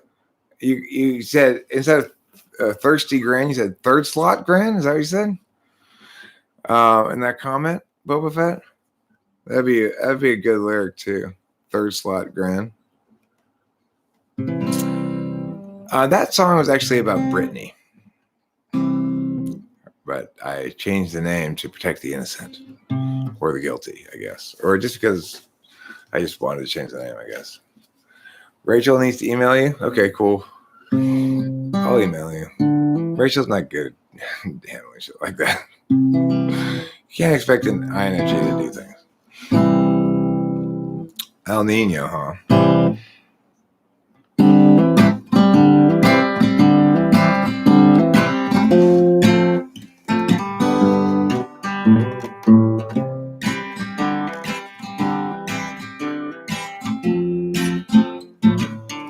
El Nino, my ass.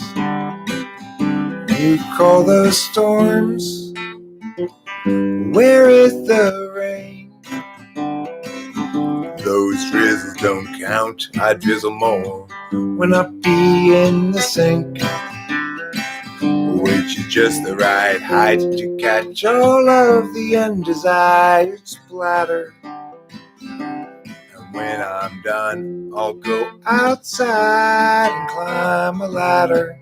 And I will go up there, take me a bucket and pour water inside. I'll say, hey, Mr. Cloud, drop it from the bottom. Hey, Mr. Cloud, won't you drop it from the bottom? Hey, Mr. Cloud, drop it from the bottom on me.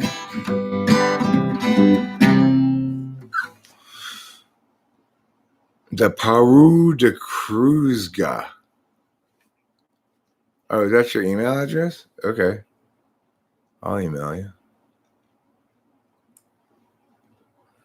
Hello, Clubby NTP.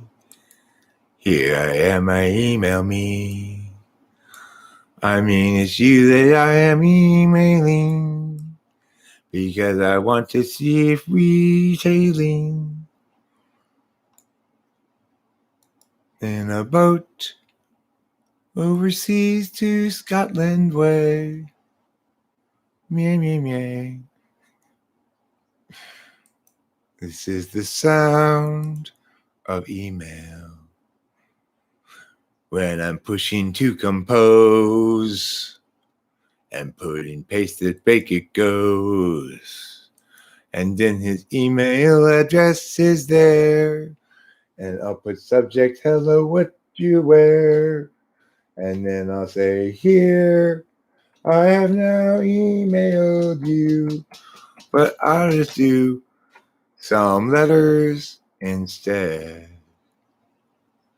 And then I'll have to push some send, and off the email goes again.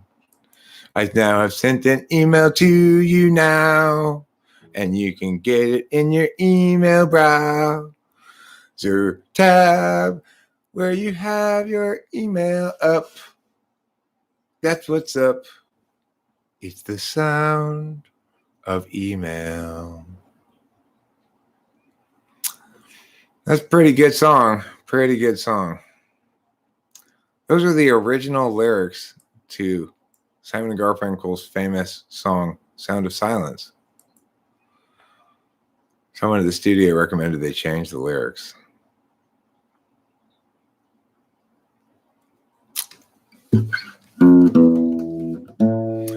Oh, he came here with her. And what's the big problem that you can't endure? You seem so sure it's not appropriate claiming to blame things on Scott. Despite getting caught, he's got you refraining for him, straining for him, going to the gym to make yourself good enough again.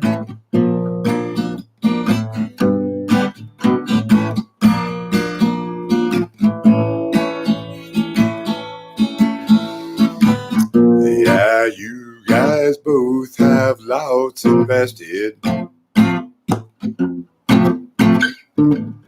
That's not a reason to stay around. Through the years, you've both been tested. Time to move up, find higher ground. Oh, he came here with her. And what's the big problem that you can't endure? You seem so sure it's not appropriate claiming to blame things on Scott. Despite getting caught, he's got you refraining for him, straining for him, going to the gym to make yourself good enough again.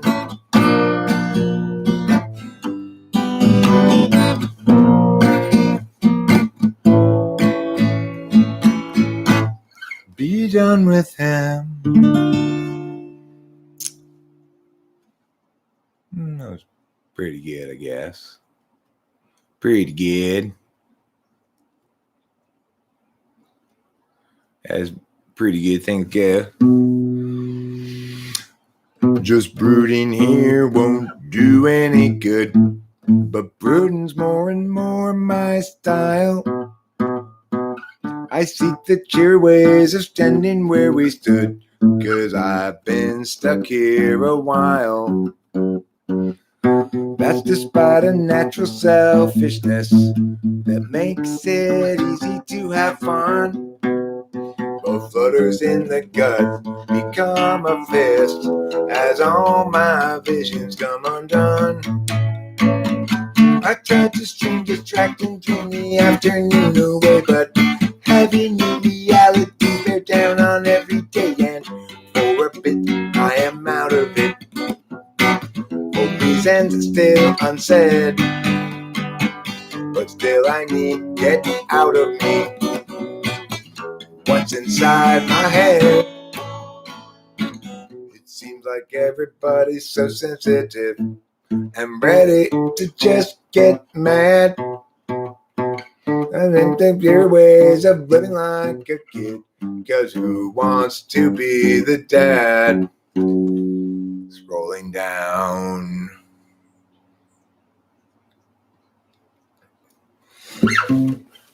Have we lost our sense of scope and scale? Our capacity to laugh? The sense to know when not to wail, and how to tip a golden calf.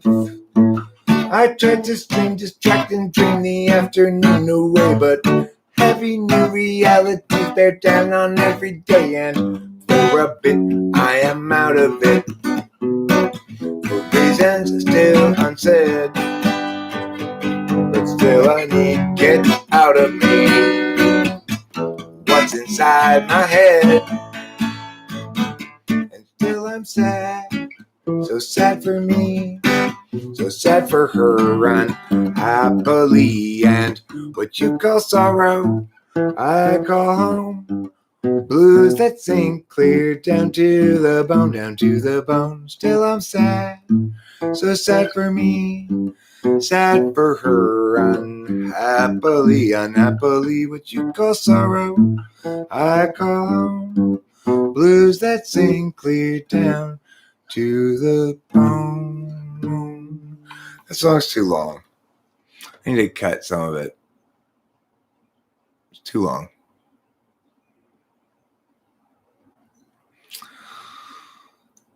It's longer than long. Which is really long. Let's see. What am I going to play now? What could it be? Will it be surprising to you? Let's find out. Too much noise in the data stream. Loud enough to disrupt everybody's dreams. Frustrations mean mistakes are made, until it seems everybody's just throwing shade.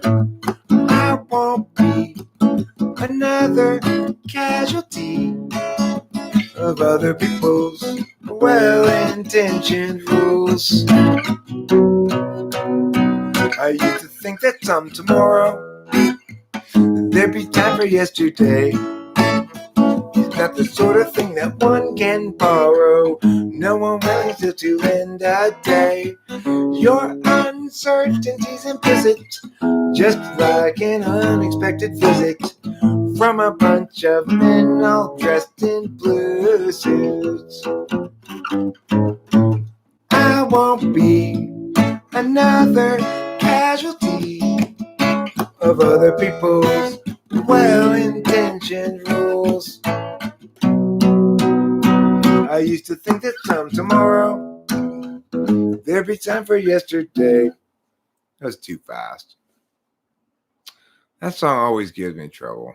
It's like the craw in my ointment. It's like I've got a craw in my ointment and everybody's screaming.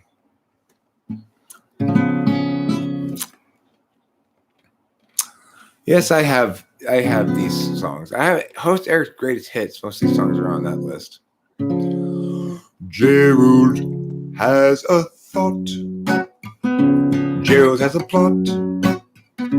Gerald has a plot to get to Marjorie's tater tots. He's got a good idea for a name-changing business. Thinking now about what to call Christmas when they hire his firm to change that name. You always thought there'd be chance enough to return to the work I left rough. We get back to it eventually, but his visions piled up and his plans would interrupt all the work that started off so hopefully. And now his mind is back on his business, thinking of changing factless to listless. So how all the people will shout his name. And Gerald knows he understands ever more clearly now. He won't provide explanation, tell you the why, the how. He'll see you and know you from inside your heart. Exciting, delighting, Gerald plays his part. And Gerald still knew there's too much to do. And he drops time in the underview. Too much to be but, so where, now, and what? Too much time spent nitpicking the skew with you. Gerald has a thought. Gerald has a lot.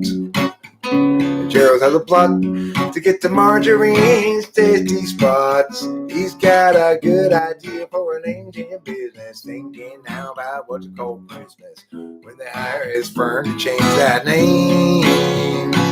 Gerald has a thought. Jeremiah Fix, are you stirring the pot with your pot sticks and your stir bugs, your stir blongs, your stir blongajongs? Let's see. What other songs do I have to play here today that I feel like playing? You know what I feel like playing? I feel like playing this song. Here it is. Let's play it. I'm going to play it with my fingers.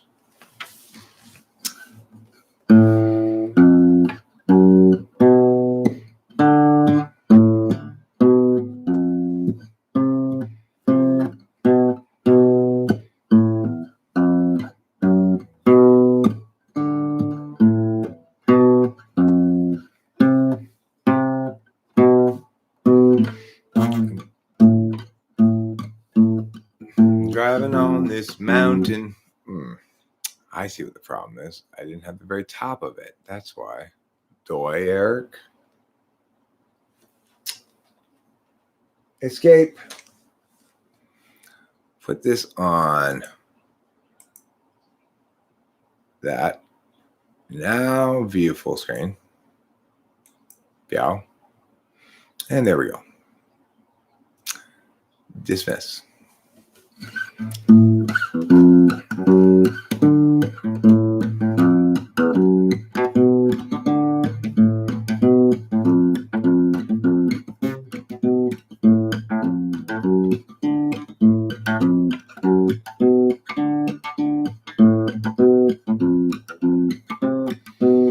Santa Ana's from the east are blowing, driving on this mountain fire. Grant and Lana had best be going, they had cut it down to the wire.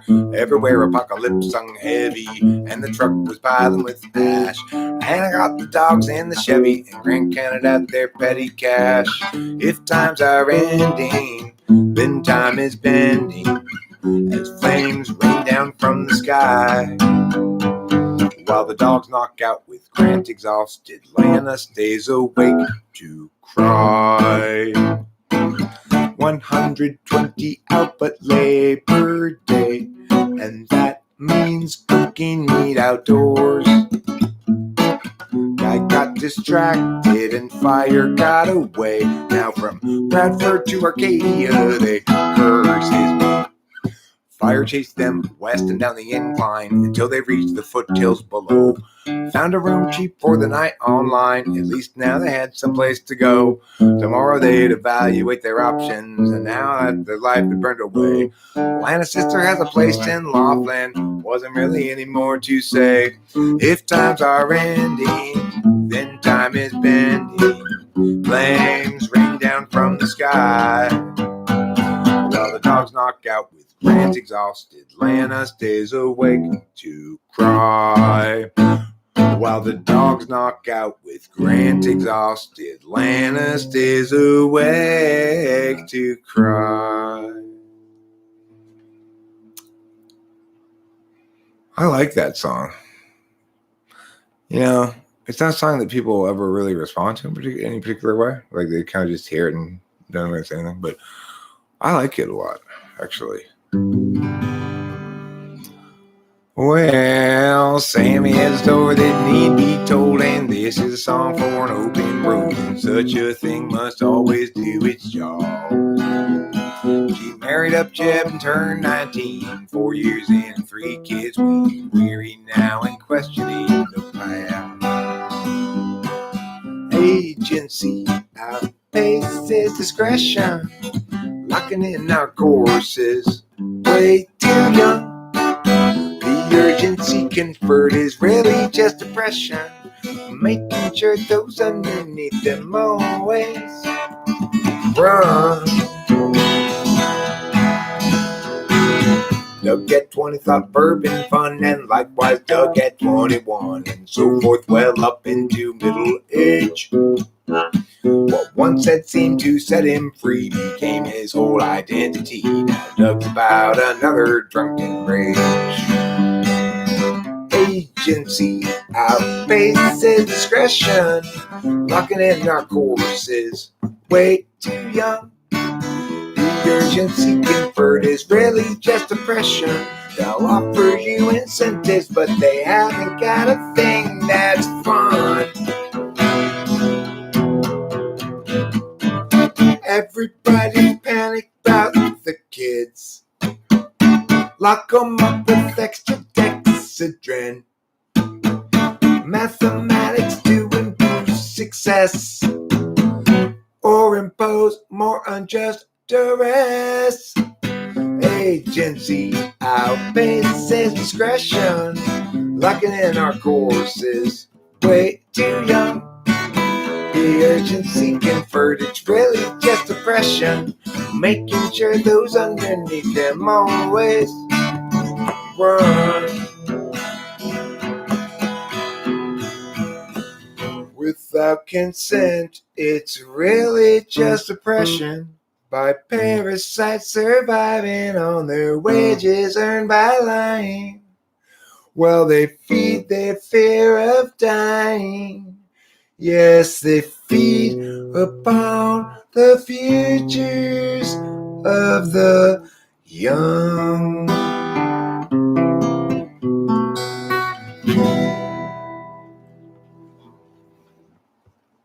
That's okay, kind of pretty good, I guess. That's not too hard to say.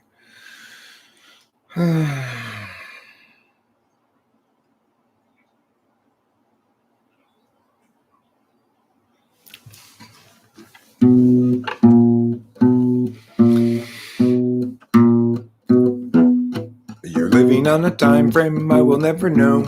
Alienation and humanity's soul. Imagine you a future after the collapse, returning to the urgency of isolated past. You're picturing community free of metaphysics while you're hunting buffalo, and you're picking red delicious with the knowledge of the seasons and wisdoms of old. Fires blazing in the night to keep away the cold. Hostility is kept at bay about what you think is in the way of life as children of the land with an agave weatherman. Imagining a history that never could have been. You lecture at the college, advancement is a sin. Lamenting disconnection in every corporate act. Asserting all your feelings and ignoring all the facts. Hostility is kept at bay by what you think is in the way of life as children of the land with an agave weatherman. You find modernity just so banal. Wish you hadn't been any time but now, and your experience won't run afoul of exceptions you might allow.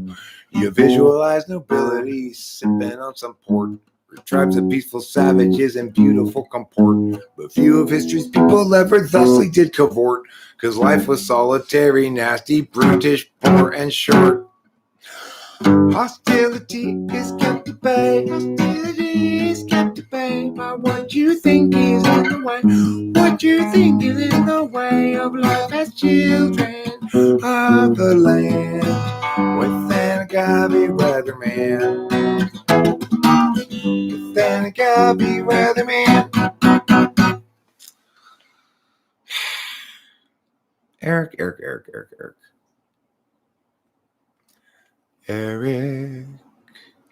Eric, you're a constant failure. You know who was not a failure? I'll tell you. My friend Pucker Tart Lemon Squeeze. Oh, well, he's a Pucker Tart Lemon Squeeze, the friendliest guy that you will see. Yes, he wants to be your friend, but he comes from around the bend, so it will be a while till he sees you again. Pucker Tart Lemon Squeeze, he's a friend to you and me.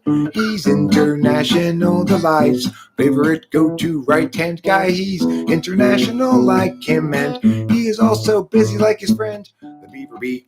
Busiest creature, busy as a bee, busy as a beaver, and so much busier than Pucker Tart Lemon Squeeze. Well, he's Pucker Tart Lemon Squeeze, shabba-doo-ba-da-ba-ba-doo-da. Pucker Tart Lemon Squeeze, shabba-doo-ba-day. Yes, he's Pucker Tart Lemon Squeeze, shabba-doo-ba-da-ba-ba-doo-da. Pucker Tart Lemon Squeeze, shabba-doo-ba-day. And if you want to go to visit him for starts, remember to bring something sour or tart. He's not a fan of sugary treats because he's Pucker Tart and not Pucker Sweet. Well, he's Pucker Tart Lemon Squeeze, the friendliest guy that you will see. Yes, he wants to be your friend, but he comes from around the bend, and it will be a while till he sees you again. Pucker Tart Lemon Squeeze, he's a friend to you and me. He's international, the life's favorite go-to right-hand guy. He's international like him, and he is also busy like his friend, the beaver bee. Busiest creature, busy as a bee, busy as a beaver, and so much busier than Pucker Tart Lemon Squeeze. Well, he's Pucker Tart Lemon Squeeze, shabba-doo-ba-da-ba-ba-doo-da. Pucker Tart Lemon Squeeze, shabba-doo-ba-day. Yes, he's Pucker Tart Lemon Squeeze, shabba-doo-ba-da-ba-ba-doo-da. Pucker Tart Lemon Squeeze, shabba-doo-ba-day. Pucker Tart. A wonderful.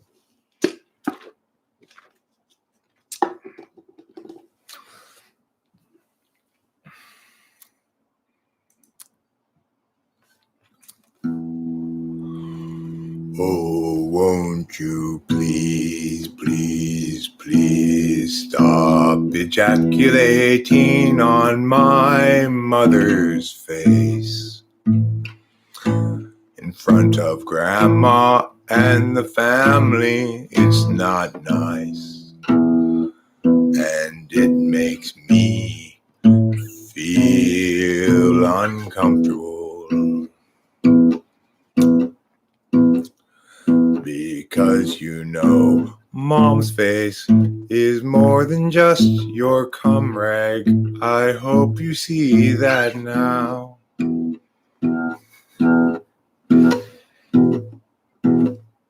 I suckled from her bosom as a baby, and indeed that is how I grew up so big and strong. So please stop ejaculating on my mother's face in front of Grandma and the rest of the family. It's both rude and uncouth and disallowed by people who have an understanding of what's appropriate for family gatherings at all. I wrote that song after that one dude came to that one Thanksgiving we had and came all over my mom's face, and I was just like, okay, dude, not okay. Not okay. As soon as you're done with this load, out you go.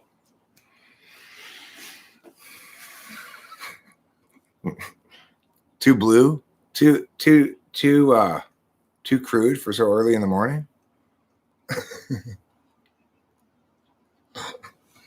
My bad.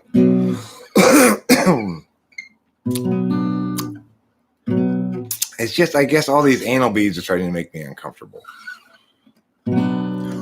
It's a very cloudy day in Los Angeles.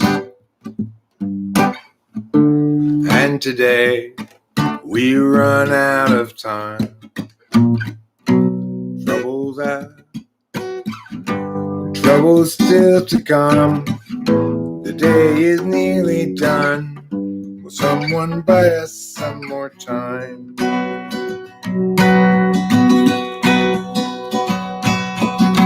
Cloudy day in Los Angeles. Cloudy day in LA. I'm no sort of evangelist, but I have something to say. It's a very cloudy day in Los Angeles. And today we hope for more time. Struggles past, troubles still to come. The day is nearly done. Can we buy us some more time?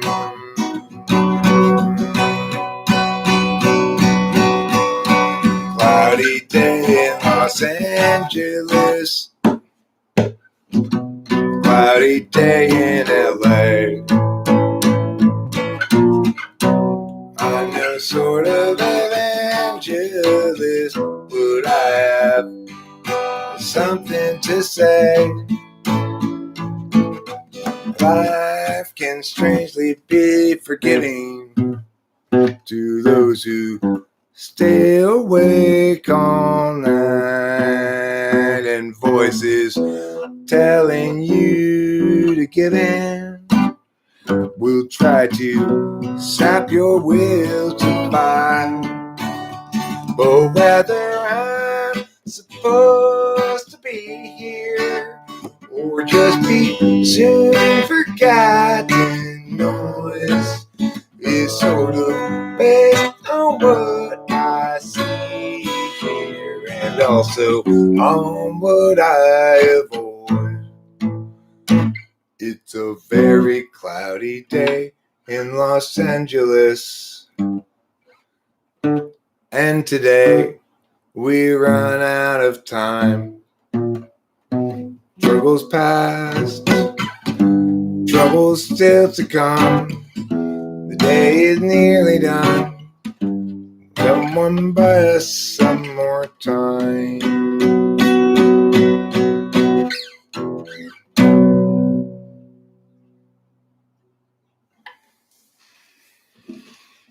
Well, that's going to do it for today. And I want to thank you all for being here with me during my live stream. The best thing you could have done for me. Be here with me, for me, all the time.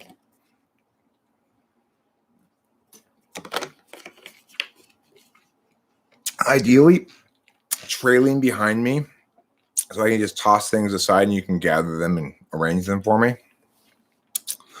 would be ideal. Ultimately, if I had a team of about 25 people following behind me. Sarah, take a note. Wouldn't that be fun? Thanks. Thank you, Club ENTP. That email was actually written to you during the making of this very show right now. Okay. Oh, time for a bong rip. I can take a bong rip before I bail. I should share a bong rip with you for sure. Club ENTP, you're going to receive a transubstantiated bong rip right now. Transubstantiated by yours truly, Archpastor of the Agorian Church, and professional bong hit transubstantiator, host Eric. When they asked me in elementary school what I wanted to be when I grew up, I said, professional bong rip transubstantiator? Nobody knew what I meant. I didn't either at the time, but now in retrospect, it makes a lot of sense.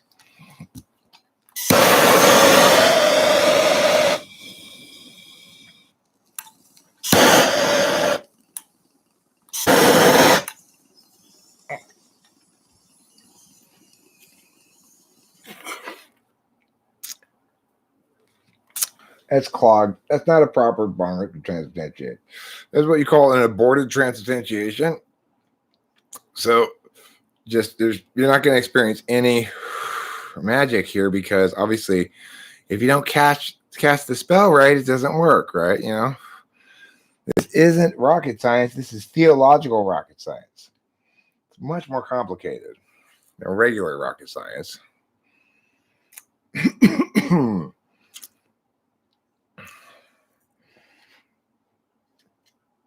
You need to stop being so cloggy, Mr. Bong. It's enough clogging from you. Okay? Listen to me when I tell you things. So that's enough clogging. And I mean it. I'm serial. This time, I'm not lying about it. You wanted to be an anti-disestablishmentarianist? Unfortunately, I'm not sure that particular argument between sects of Christianity is still going on. So I'm not sure you can currently be an anti-disestablishmentarianist, but I like both those ideas. Those are both good jobs. I think you could be successful at either of them, no problem.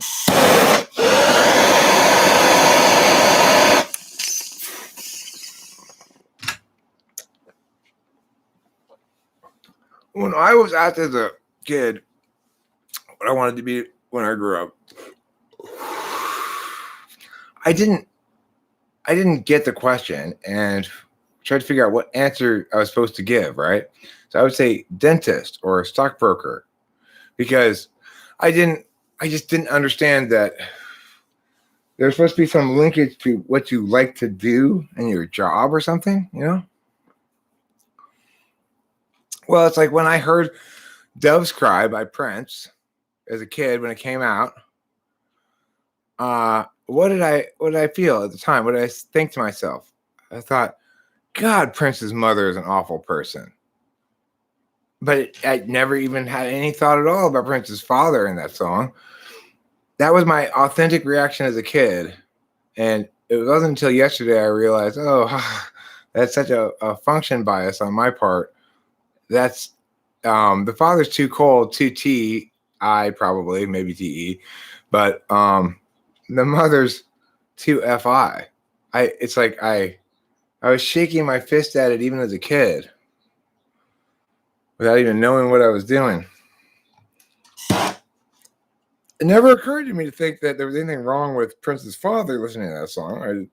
I didn't think Too Cold's okay. It just didn't cross my threshold of having an opinion about it, you know? And I didn't think like, well, maybe why aren't you, it just didn't occur to me until adulthood, you know, like till yesterday in the car or whatever. That's what I think might be a good typology question. Which of Prince's parents offends you more? His father because he's too cold, or his mother because she's never satisfied? Not being satisfied is super annoying. It's like, okay, you're not being a team player.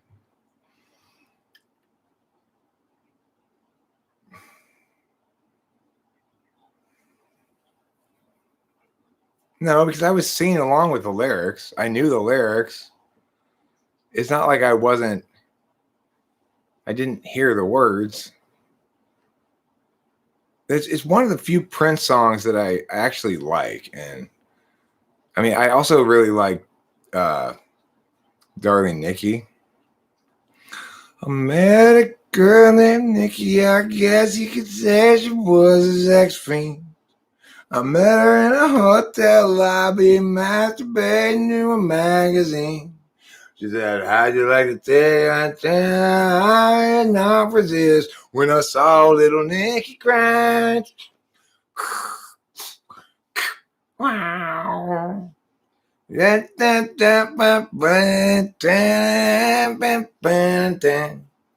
So good. That's his best song.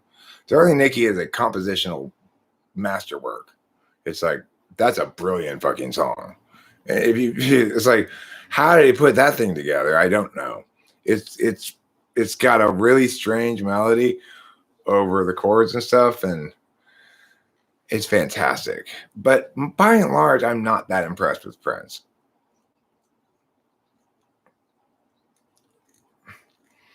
Yeah, but why would you conclude that my authentic response to the meanings of the words is not what drives my response to the meaning of the words? Prince was not the greatest musical genius of our time. No, he was not. Absolutely not. Prince was more miss than hit. And I guess you could say this. Most of Prince's failures don't feel like, they don't make you cringe exactly. It's like, it just doesn't stick with me or something. But as far as great Prince songs go, there's Raspberry Beret. That's a pretty damn great Prince song. I was working in the band at the 5 and dime.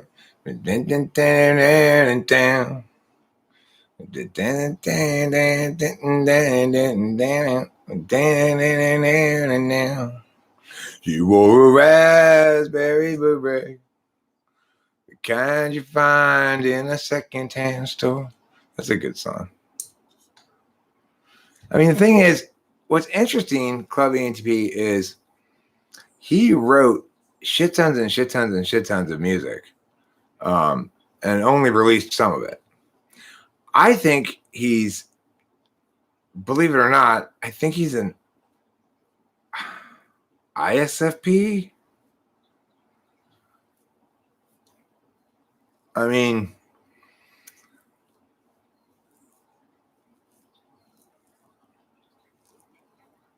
but the fact that he wrote shit tons of music and kept it all super like hidden away and stuff suggests, yeah, okay. He accomplished a lot. There's no doubt about that. He accomplished a lot, and he wrote some great songs. The thing is, I don't know what he's usually typed as. Like, I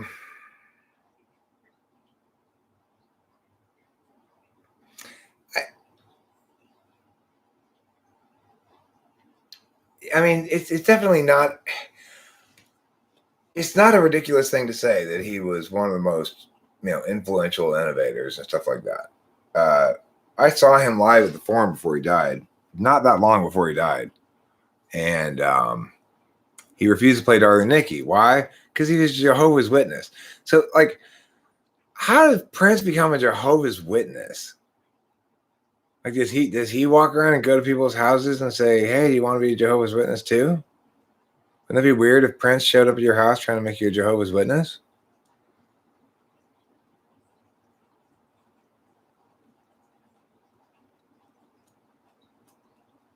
Michael Jackson was Jehovah's Witness too?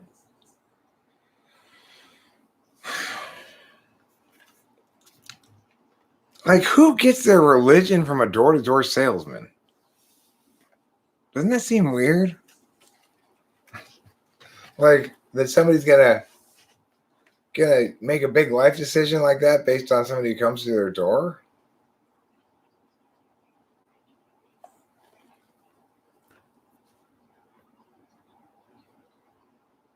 Oh, good for you, Club ENTP. I guess in the aftermath of all the speculation and everything, it's become pretty clear that, in fact, he was up to some shady shit. I wasn't ready to throw him under the bus until after he died and some more stuff came out, and I was like, okay, yeah. I was sort of like, hey, we don't know. There's not enough really to say, so let's just assume, err on the side of caution, and assume he's just a weird kid a weird guy who liked to have kids around or something. In some sense, I felt some inherent sympathy because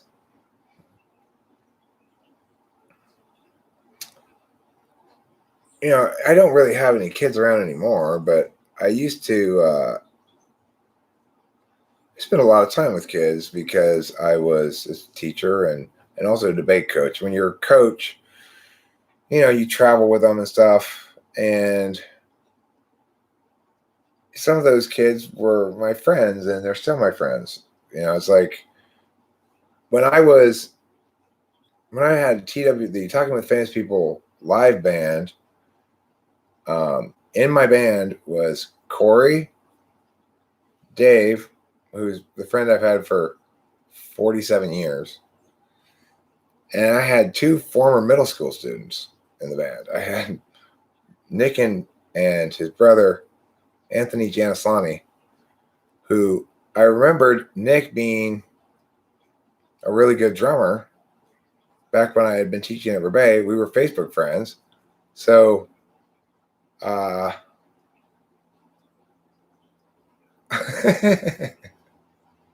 think it's very tasteful, Club ENTP. I think it's very expressive and very tasteful.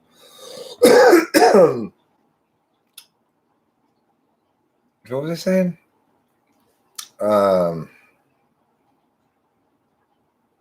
At that point they were like 18 or 20 or whatever.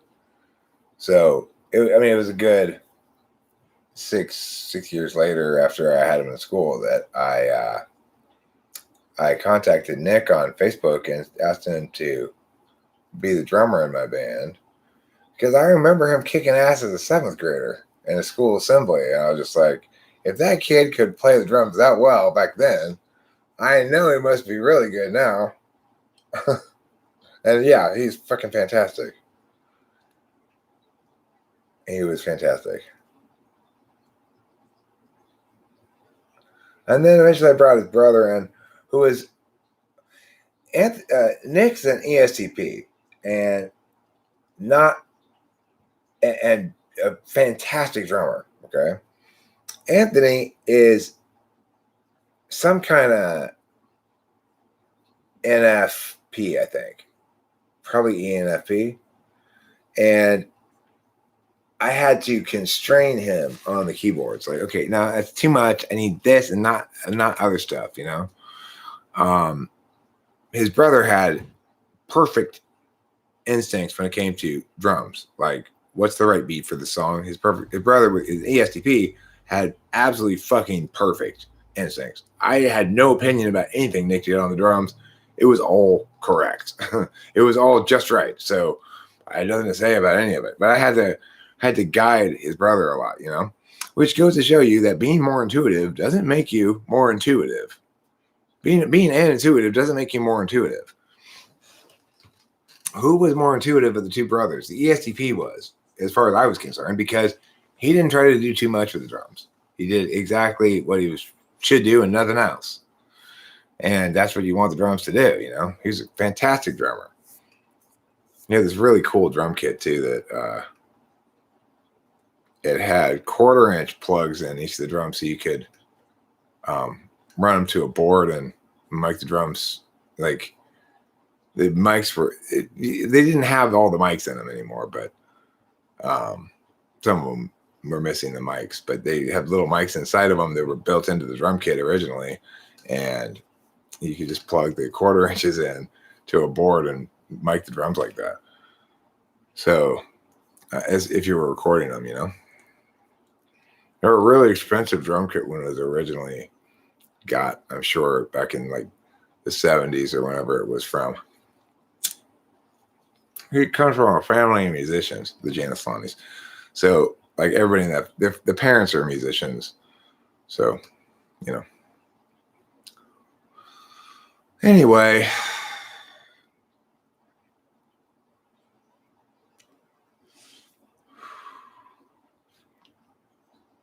Hey, you look like you need a vacuum. I bought a vacuum the other day. In fact, I got to show it to you before we go. I've got to show you this amazing good deal I went to a yard sale the other day, and I got a couple of the best yard sale deals I have ever gotten. And that might be a little bit of an exaggeration, but there are a couple of good yard sales. I'm going to show you this one.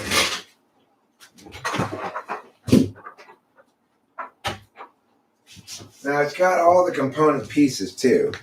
I'm not going to show you all the different pieces, but this Electrolux vacuum cleaner. Oh, yeah. Oh, yeah. That's space age. You're right. $10 with all the accessories. And here's a little secret for you. Old vacuum cleaners are better than new vacuum cleaners. They're way better. Like a lot of shit like that. The old ones were more powerful, and you know. So that was a great yard sale deal. $10 for that. To me, that's an amazing deal. But this is just as amazing a deal. I couldn't believe it when I saw this. This is this perfect guitar chair / step stool. This thing lifts up to make it a step stool. Look at that. $4 for this. $4. That's a good deal, right? Yeah, new vacuums suck.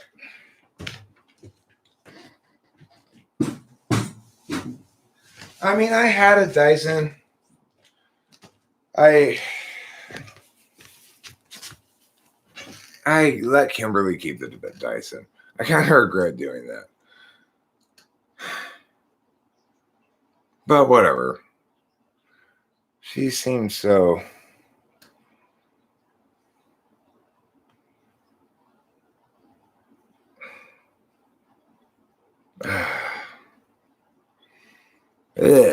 I think about that. What a mess that was. The Dyson guys in ENTP, I wouldn't doubt it.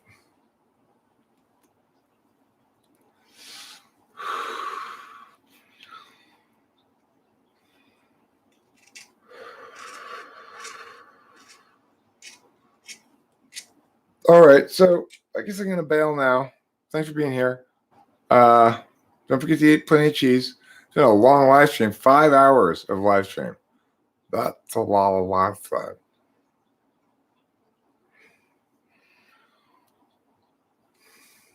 He might be.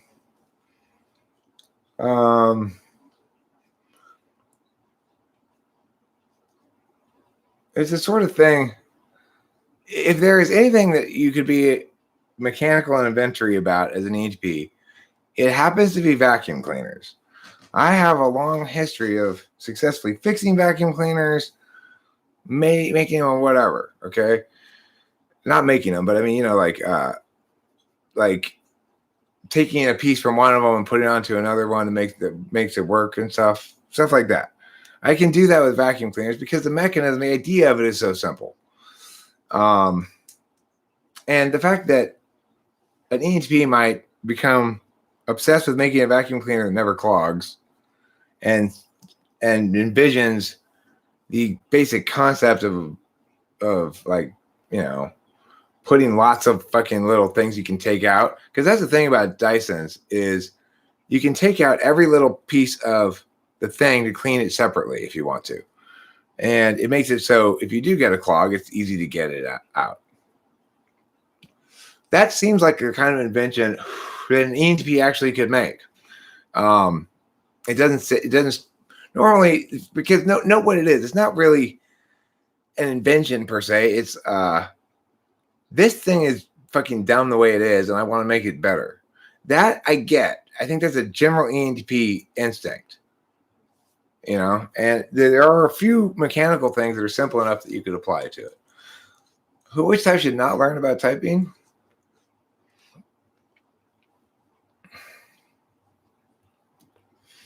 None of them. They should all learn about it.